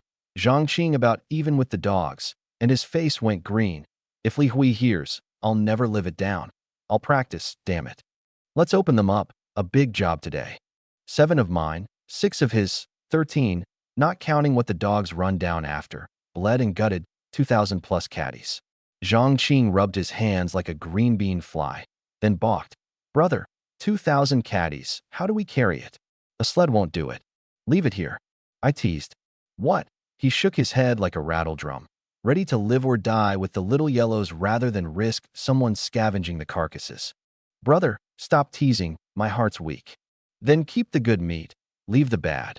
The co-op won't want the poor cuts anyway, and they're a bother to carry. Director Lee's a decent man. Do him a small favor and he'll never shortchange us on a sale. Zhang Qing made a pained face. He'd not waste a scrap. But I tapped his head and he set to with knife and hand axe, grumbling, while I hung awful for the mountain god. Then barking in gunshots. Someone else out here? Zhang Qing said. I knew that bark. Xiaohei, in danger. I grabbed the gun. Stay, guard the meat. Trouble, just shoot. I ran toward it, the barking sharpening, my dread with it. Far off, a coarse laugh. Brother, a fine dog. A head lifter, I bet. We're made. Hunting's no worry with it. The others aren't bad either. Whose are they? Another. Whoever's. They're ours now. Quick, the owner's likely near. What's to fear? We outnumber him. And these are stray dogs we picked up. Lucky day. A wounded little yellow too. The mountain god favors us. Finally meat. I've gone days without. Liar. Weren't you at the widow Zhao's the other day for meat? I'll leave their leering aside where it belongs.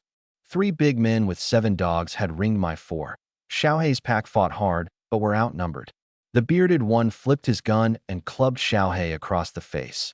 A yelp, flung off, and a dog pinned her. With my main fighter down, Debai's 3 faltered, bitten to the ground one by one. Seeing my 4 like that, my eyes went red. Easy to guess. Chasing the wounded little yellow, they'd run into 3 hunters who'd coveted the dogs and meant to seize them. I raised these dogs like children. How dare these wretches? I shot the dog riding Xiaohei. Bang, clean through the skull, blood across the bearded man's face. He spun. Who's there? 3 guns swung on me. The other dogs fled to their masters at the shot. I sneered. You rob my game and try to rob my dogs, and ask who I am? I'm your daddy. My 4 whined to me, aggrieved.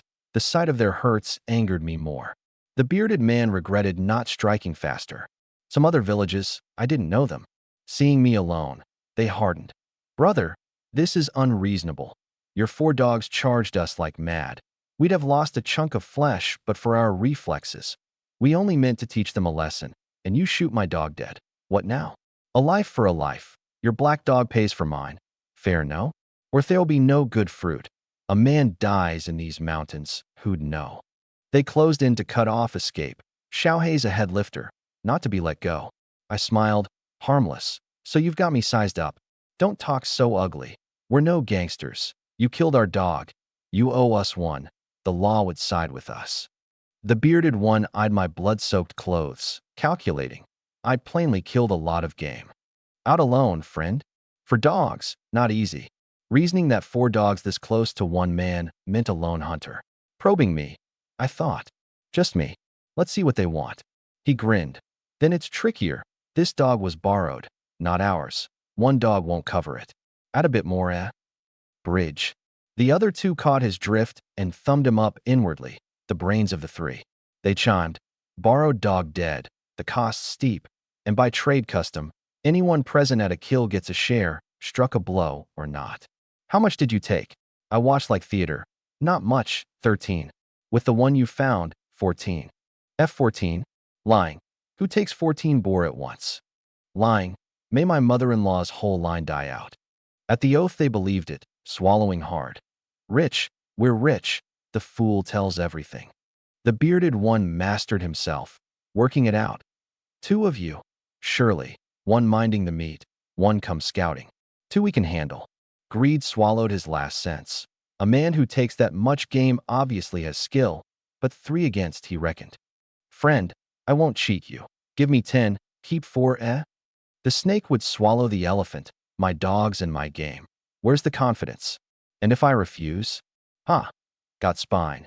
Then we'll trouble you a little, teach you who bends with the times. He clubbed at my face. I ducked and rammed my gunstock into his, blood and a tooth out, and he slid down howling. You dare hit back?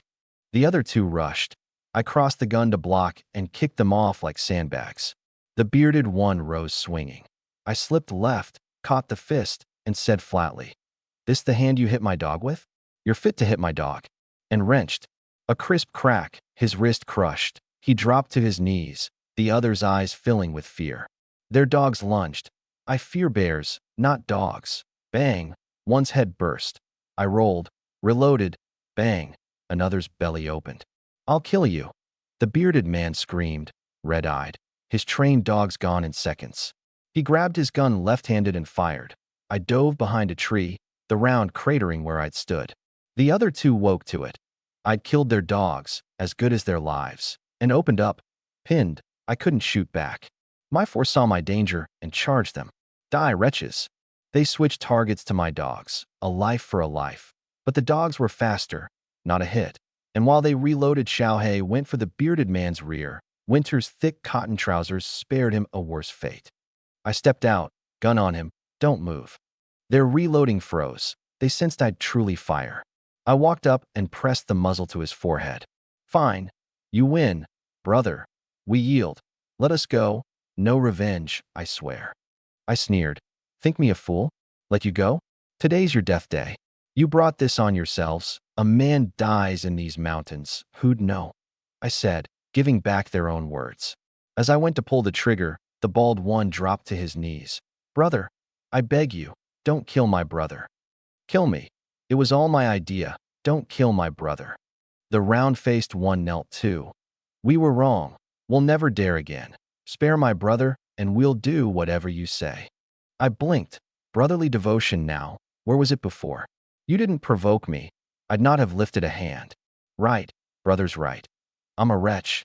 I'm not human, the bearded man said, slapping himself, the cracks echoing, red welts rising, then roaring. "Quit debasing yourself. It's only death. I'm not afraid. Shoot me, but spare my brothers. It's all on me. I was greedy for your head lifter. I deserve it." I watched the devotion, eyeing him. "You die for your brother?" Plainly afraid now, facing it, but he gritted. "A man's word holds. I'll die for my brother. Break your word, and I'll haunt you. I've lived this long believing in no ghosts. Wanna die? I'll oblige." I turned cold on the bald one. "Don't blame me. A grown man pays for what he does." He shut his eyes, shaking. I aimed at his head and fired without hesitation. "No!" the bearded man screamed, then froze. The bald one hadn't fallen, still kneeling. "Missed? Smoke from the muzzle." I smiled. "Done. That shot ends our quarrel." Not kindness. I admire a man who'd take a bullet for his brother. Few so decent are left, one fewer each time one dies. That was a test, whether the bald one meant it. They'd hurt my 4. I'd killed their 4 dogs, even. I'm no murderer. No need to kill everyone who crosses me. The bald one near collapsed, gasping. "The edge of death is no comfort." "You truly forgive us?" the bearded man said, disbelieving. "Don't dawdle. You said you'd serve me. That stand? A man's word's a nail. Short of killing and arson, I'll do what you say." "Killing and arson, no need." I gathered their 3 guns.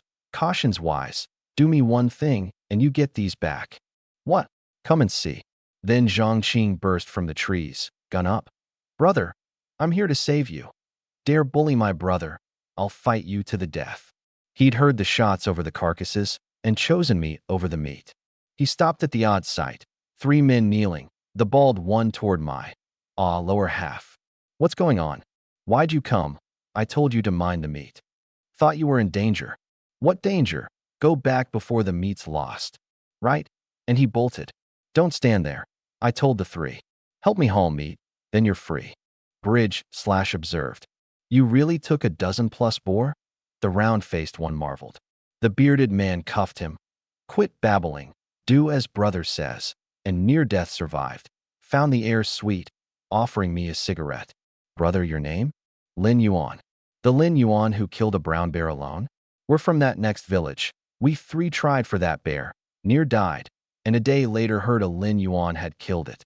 No wonder we couldn't beat you. Just luck. Bury your dogs." They buried the 4, pained, and followed. At the sight of the meat mountain, they were struck dumb. I watched their eyes for greed. One flicker, and I'd have shot them. Only shock there, so I quietly put my knife away. Cleaning up, I learned them. The eldest bearded one Jin Baohua, the bald Jin Baojia, the round-faced Jin Baoxing. Orphan young, raised by a hunter, the three clinging together, hence the bond. A dozen plus boar took an hour plus with the extra hands. I gave them one whole boar as wages. Jin Baohua refused. Yours, we can't, and I waved off the poorer cuts too. Take what we won't, or we leave it. He swallowed and took it, vowing the three would come at my call, or we're no men. We met fighting, now we're brothers, I said, and tossed back their guns. As they thanked me, Jin Baohua said, Brother, Zhao Lei's from your village? We saw him hunting a while back, near the mountain entrance. Looked like he'd found a bear den, but his leg was lame, he didn't act.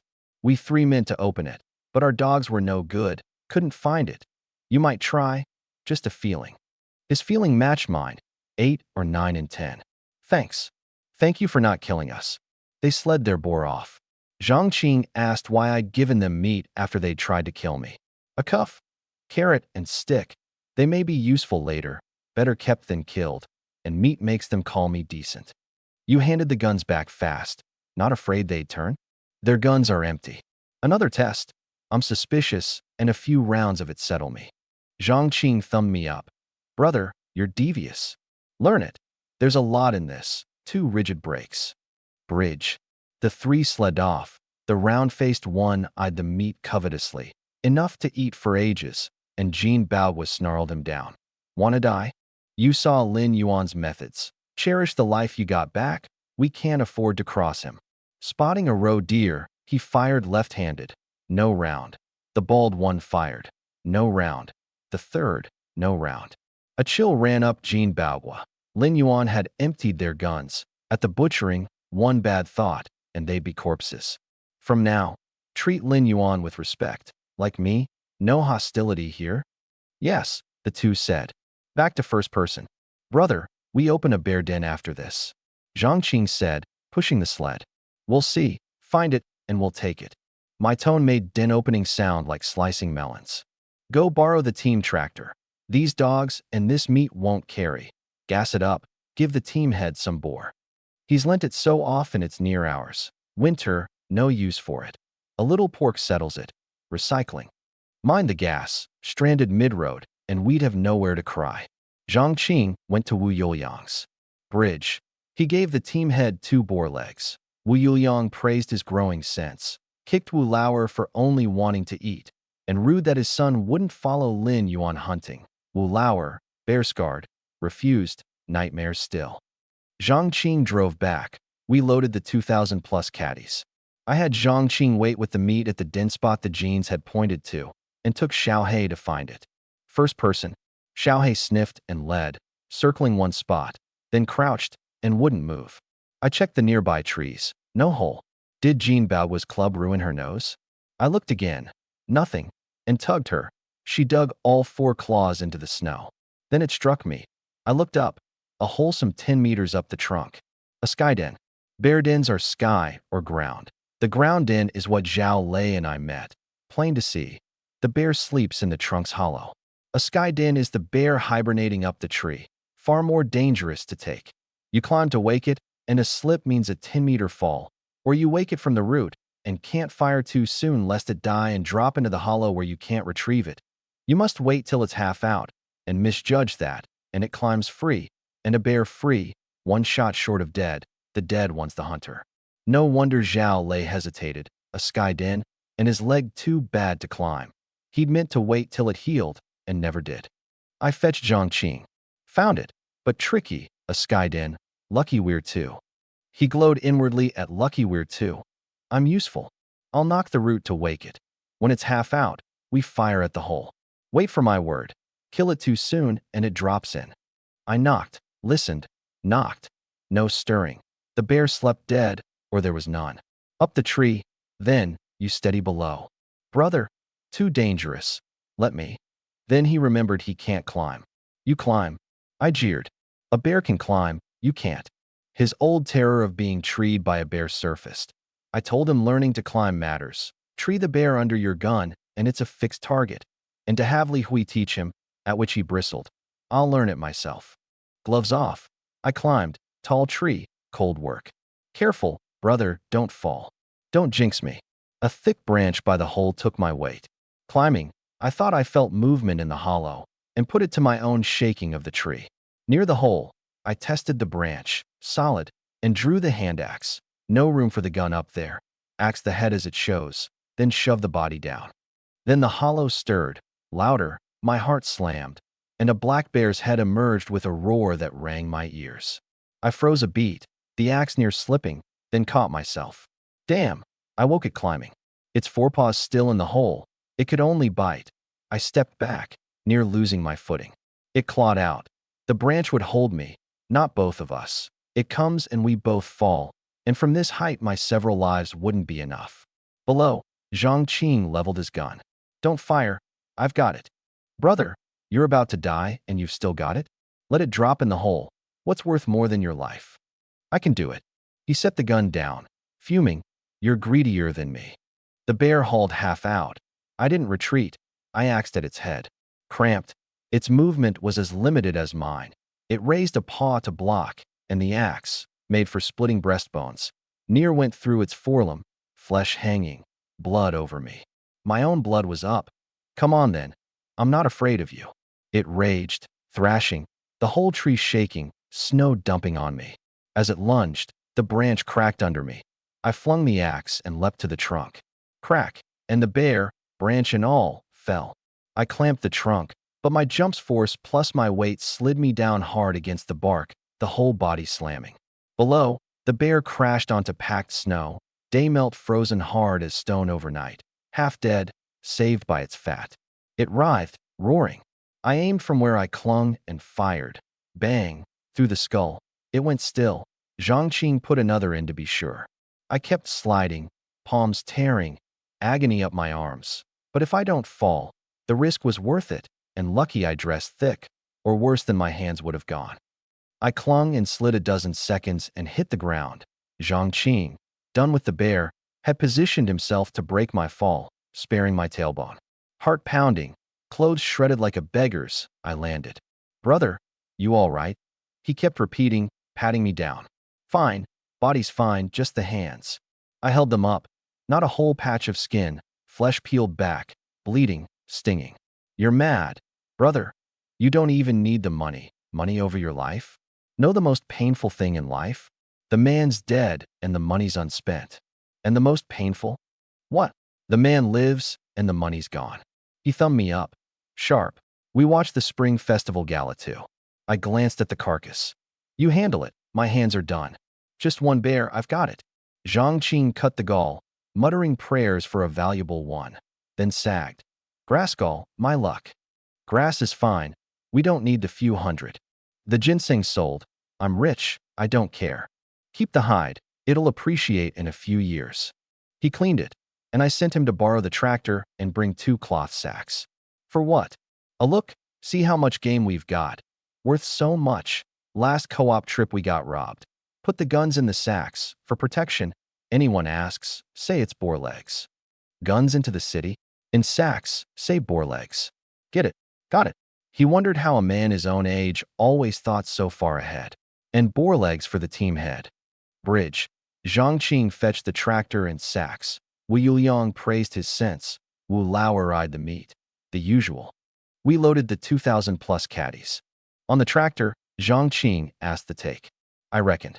Roughly, 2,000 caddies pork at 4.5, 900, 250 caddies bear at 5.5, 137.5, plus the gall at 400, 1,437.5 at least. Truly, he near jumped. Steady, want the man dead and the money unspent. Knock on wood. I'll live 500 years, he grinned, driving. Split even, he'd get.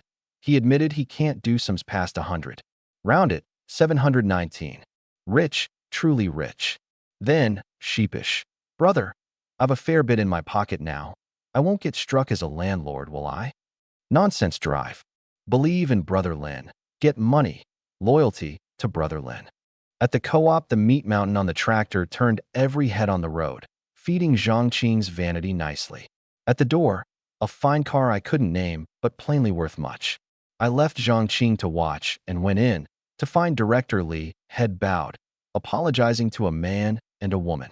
The man, tall, handsome, dark-skinned, 20-odd. The woman, pretty, dressed ahead of the times, a touch of anger on her fair face. Director Lee, what's the meaning? All this time and the bear gall still hasn't come? Is this how you work? You disappoint me. The young man scolded the 30-something director. Absurd to watch, yet Lee daren't breathe wrong. These weren't people he could cross. Sorry, I'm anxious too, but the man hasn't come. Bear gall's truly hard to find. Years a director, and I've taken in little, know only one bear hunter, and he hasn't been by lately. My apologies, he said, bowing lower. Picking up at the co-op. I called over. Brother Lee, I'm here, brought a fair load this time. Director Lee lifted his bowed head, saw my face, and near wept. Finally, Brother Lin, at last? Why so late? With a threat of complaint. I grinned. Busy killing. Visiting relatives. Near let that slip. Get your bear. Of course, or I'd have no face to come. The arrogant young man looked me over, beggar in rags, and snapped. Why so late? Got the goods, out with them, don't waste my time. Who the hell are you? Ordering me, do I owe you? I held my temper. Brother Lee, who's this wretch? Director Lee near knelt, blinking wildly at me, and coughed. Brother Lin, remember I said someone wanted bear gall? It's them. You've met by chance. Let me introduce you. His talk eased the air. This is Lin Yuan, a hunter of real skill. He brought our co-op a lot of meat last time. He gestured at the man and woman. These two are buyers, special background, moneyed. His meaning, don't provoke them, they've weight behind them. I didn't care. What era is this? No one wears the queue anymore. You want bear gall? Yes. Out with it, I'll add 100. I shrugged. Not selling. What's the meaning of that? The young man, Li Xiaohua, eyed here, flared. Plain enough, I don't feel like selling to you. I'm petty, and I find you disagreeable. Bear gall's in demand, where won't it sell? He plainly looked down on me. Why should I sell to him? He pointed, speechless. The girl apologized fast. Sorry, Xiaohua's blunt, he's anxious. It's medicine, to treat someone. If you have gall, please. I won't shortchange you on price, and bowed deeply. That's more like it. Normal people. The high and mighty act is for whom? Reading that I'd cooled, she said crisply. Comrade Lin, you truly have some? Would I lie? I drew out 2 galls. Her eyes lit. 2. You killed 2 bears, amazing. Just luck. She took them, grass galls both, but fine ones. 1,000 each, all right. A real money dog.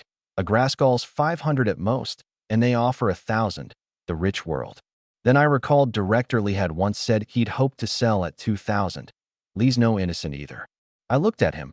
He caught it. It's fine, sell them direct, don't mind me. Pained to miss the cut, but relieved not to have angered these 2. Then I won't stand on ceremony. Money for goods. Li Xiaohua glared and counted out a stack of 100 yuan notes. My first time seeing hundreds, having only ever spent the big Unity 10s. I checked each for counterfeits. There won't be fakes. Caution's wise. Who knows if you're sound? What did you say? He rolled his sleeves. What? A harmonious society, and you'd hit me. Hit me, go on. I'll bleed you dry in damages. He raised a fist that hung in the air, furious, a tough piece of gristle. The girl gave an odd little laugh, eyes curving. She found me funny. Director Lee asked how much meat I'd brought. Not much.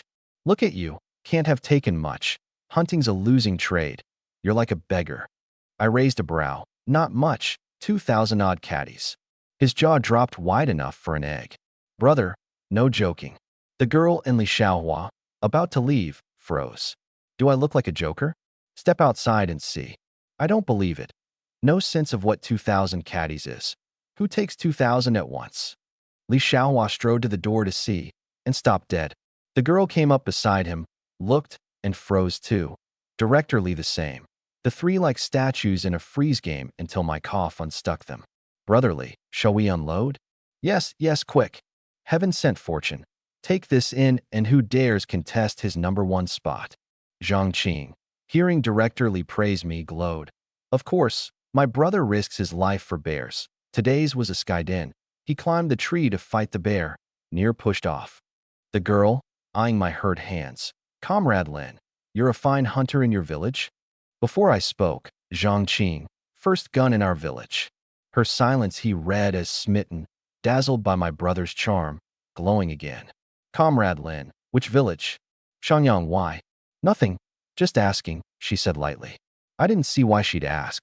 Director Li had the meat weighed. Fine, lean meat. We'd thrown out the poor cuts knowing the co-op's taste. A dozen little yellows, surely. Dozen plus. Li Xiaohua's face stung. Is he even human? A dozen little yellows at once, and a bear besides. Weighed out. Little yellows 2,300 caddies, the bear 250, near my own estimate.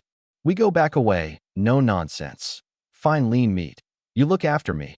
I look after you. 5 cents more a caddy, and the bear paws price separately. All right. Li knows business. Thanks, brotherly. Pork at 5 mao, bear at 6, all told 1,400. The pair watched, quietly stunned. 1,400 for the meat, plus 2 galls. 3,400 this trip. Pocket change to them. But how long would another family go without eating to earn it? I took the money. I'll be off. Next catch, I'll bring it. Director Li eyed the 2 sacks on the tractor, their shape familiar, and stepped back. I caught it. 2 boar legs in there, for New Year. Huh, right, safe travels. As we left, Li thought. Boar legs, plainly 2 guns, bold pair. Bridge. The pair drove off, the girl, Chen Yuerong, telling Li Xiaohua the hunter was interesting, special somehow. He scoffed, just a hunter. With 2 galls bought, the old man's illness should mend. A while on, she heard shouting behind. Me on the tractor, hands cupped at my mouth, bellowing for them to stop. Recalling they'd said someone at home was ill. Ill is good. I've a century ginseng. Cure or not, they don't lack money, and they'd not refuse a century root. A diamond bachelor of a client. Gotta seize it. Zhangqing, faster. Brother, it's a tractor, it can't catch a car. The car pulled away. I near fired a shot skyward, a wail of a customer slipping off. Chen Yuerong, seeing me chase, urged Li Xiaohua to stop. He didn't want to. The 2 of us oil and water and floored it. Stop, I'm curious. At her repeated asking, Li Xiaohua stopped. I jumped down. What is it, making us stop? I grinned at Chen Yuerong. I've a good thing, want it? What thing? I scanned around, spotted an alley mouth. It's important. Let's talk over there. Too many eyes. A century ginseng seen by strangers. No telling. What? So secretive. Say it here, Li Xiaohua snapped. Don't want to look? Don't. Comrade, you want to? It might cure your family's illness. At cure, her eyes flashed. Truly, Li Xiaohua. Don't be fooled. He doesn't even know what they have. I said might. Forget it, look or don't. And I turned to go. She wavered. The old one's illness wasn't mending, and dead horses live horse, called. Wait, I'll look. That's it. You've a mind of your own. Why heed the man beside you? Li Xiaohua ignored the needling. They followed me to the alley, Li Xiaohua trailing, uneasy. You your boyfriend? Her face pinked. No, just a friend.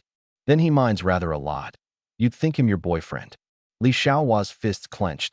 At the alley's end I drew a wooden box. A century-old ginseng. Interested? What? Chen Yuerong cried. And I clapped a hand over her mouth quick.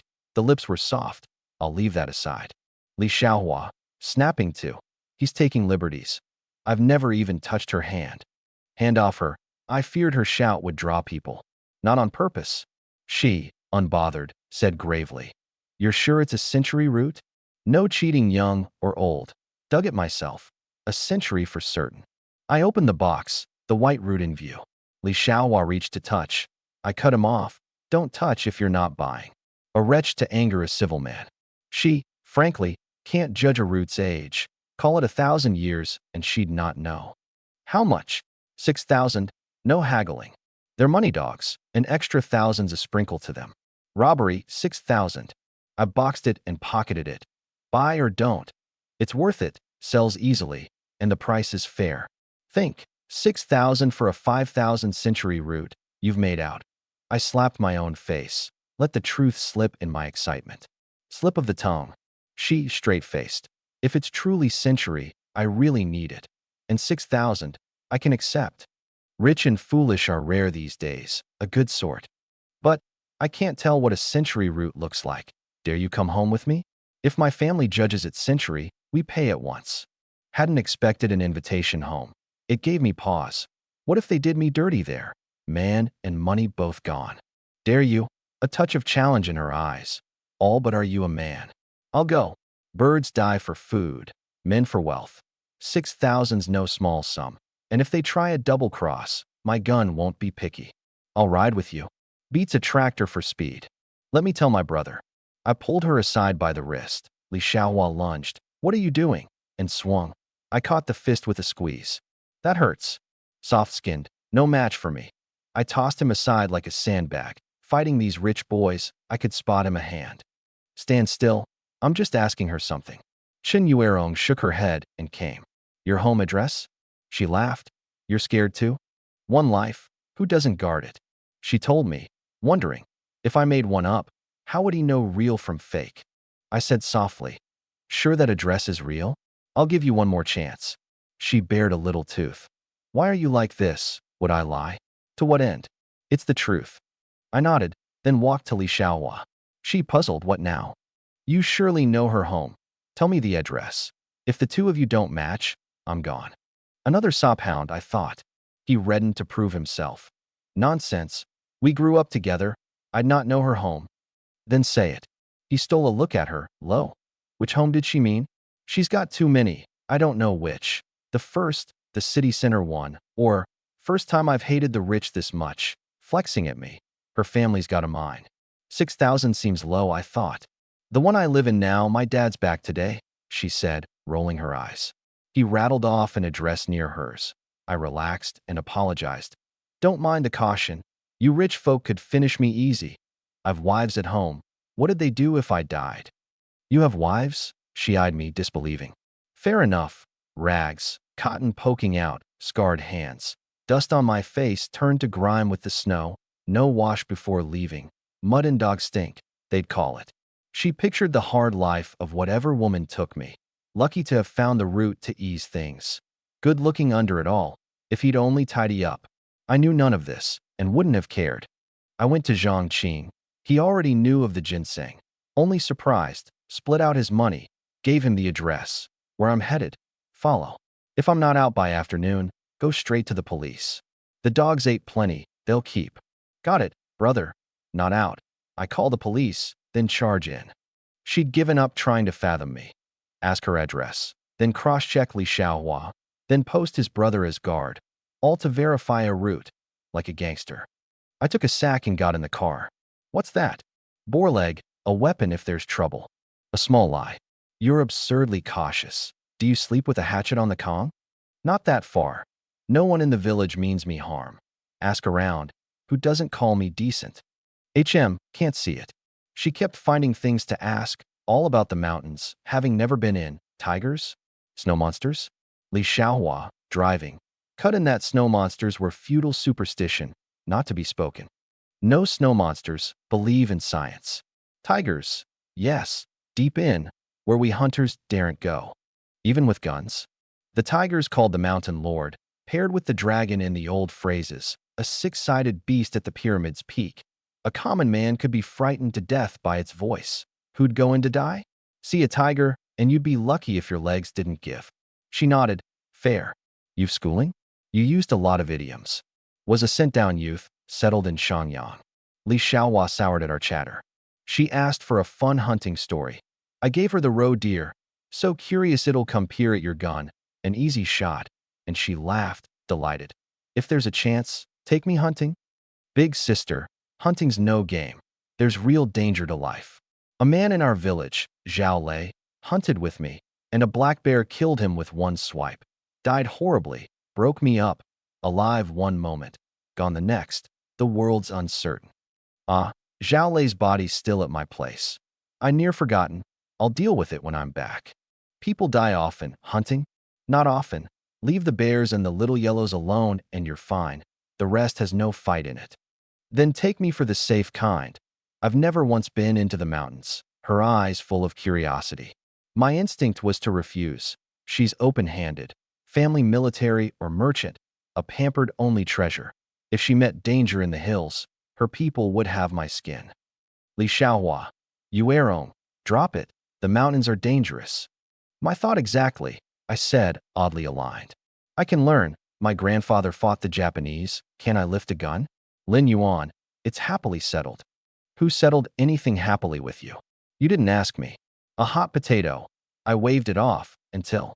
I'll pay you 2,000 a trip, enough? Let me have a proper thrill. I'll leave her wording aside. At that I turned firm, the other way. All right, come then. I'm first gun in the village. Those beasts won't touch a hair of you. Who quarrels with money? 2,000's worth of sable pelt. I'll run a little farm stay outing. Let her plink safely, pocket the 2,000. Li Xiaohua frowned. She cut him off. Mind your driving. My business is mine. When will you come? A while yet. My dad has me studying hard. I only got out today for the Beargal. There's no exam now. No idea why he insists. Says it'll matter later. Her father's likely a high official, else he'd not know the college exam's returning. Uncle means well, Li Xiaohua offered. True words, but I know the type. Loyal words great. She rolled her eyes at him again. Too young, Li Xiaohua. No way to court a girl, though her eye roll cool down is short indeed. Half an hour on, we reached her home, not the palace I'd pictured. Large, tidy, spare, with a television out front, rare in these years. Wait here, my dad's back soon. She poured us water. I was parched and drained mine. Even city water tastes better than the villages. No wonder those who leave won't go back. I'll go drill vocabulary, or my dad will quiz me. Studying is agony. She groaned toward the study. Li Xiaohua and I sat in silence, the air awkward, while rolling English drifted from the study. I found it funny. What are you laughing at? Just laughing, not aloud. He had no answer, and seemed to feel a failure, outfought and outtalked. A while later, her despair. What is this? Why must I learn English? She came out tousled for water, saw me grinning. What's funny? English. Do you even understand it? I command several languages. What don't I know? English. Believe it or not, I do. Liar. Li Xiaohua glanced over. Few know English these days. Test me. Fine. How do you say give up? Abandon. The dictionary's first proper word. I remember it well. You actually know it. She quizzed more. I answered every one, and they gaped. A genius? Is he really a hunter? You speak it. And standard. Are you truly a hunter? Don't worship me. I'm just a legend. Then, recalling I'd promised the sisters exam materials and didn't know where to buy them. Where'd you get your study materials? I'd like to buy some. You'd study too? My dad got them. Ask him later. She studied me. What is he, who knows everything? If mine weren't spoken for, I'd give them to you. Actually, I've a box of unused books in the basement, brand new, some never opened. Want them? If you don't need them, I'll take them. For the sisters, if I can't buy any. Xiaohua, help me carry the box. They went down, leaving me on the sofa. Bridge / observed. Then the door opened and a man in white came in, turned, and started at the sight of me, rumpled, bloodied, in his home. Who's this, bloodied in my house? A break-in? Where's my daughter? Who are you? Where's my daughter? I blinked. Her father back the moment she'd stepped away. I pointed down. I'm Lin Yuan. Your daughter went down below. His face went stricken, near losing his footing. Down below? Which below? And his voice shook. What did my daughter do to you? That you treat her so? Now I froze. What did I do to her? Why is he so worked up? I waved. Nothing. Your daughter's lovely, gentle-spoken, pretty, well-mannered. True. At our meeting she hadn't mocked my rags, helped me with books. But in his ears it twisted. He heard only that I'd called his daughter pretty, and concluded I fancied her, was refused, turned love to hate. I'll fight you. And he charged, swinging. I dodged. Uncle, you've got it wrong, a misunderstanding. He wouldn't hear it. Kneed at my belly, I blocked with an elbow. He smashed a piece of furniture against my arm, glass scattering. Thick clothes spared me blood. I caught his breath pause, ducked in, and pushed him onto the sofa, pinning his arms, not daring to hurt him, he being her father, and the deal still to be made. Uncle, I'm your daughter's friend. She's in the basement getting books for me. True, a misunderstanding. Then why the blood on you? I'm a hunter. Met your daughter after hunting today. Came to talk a deal, hadn't changed. He realized the mix-up, sheepish. I misjudged you, lad. No harm. Cleared up now. Could you let go? Your wrists must hurt. I hopped off, marveling. First meeting her father, and we fight. He thumbed me. Quick hands, made me give a little ground. A little. I'd not gone real, or you'd be down below yourself, but face must be given. I flattered. Your hands are something, uncle. Near had me. Old now. No use, 30-odd, can't match your build, he said, riding down the slope. As I caught the sack, you bring that? Why bring boar legs? Treat this as your home. That was for you, and now you take it as yours. Before I could stop him, he opened it and turned to stone at what was inside. Left brain wrestling right. Not one true word from this lad. Who brings guns into a man's home? The air froze. You're truly my daughter's friend?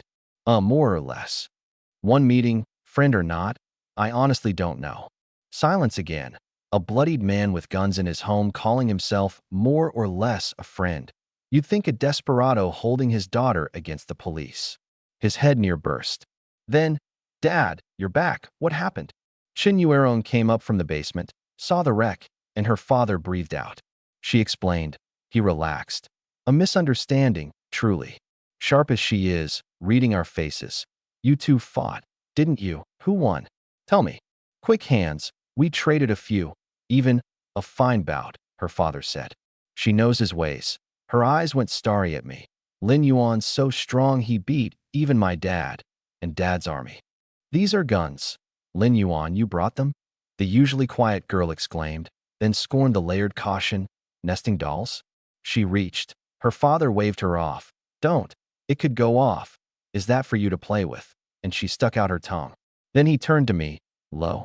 Lad, you said you've a century ginseng. True. I nodded. After all this, finally, the main course.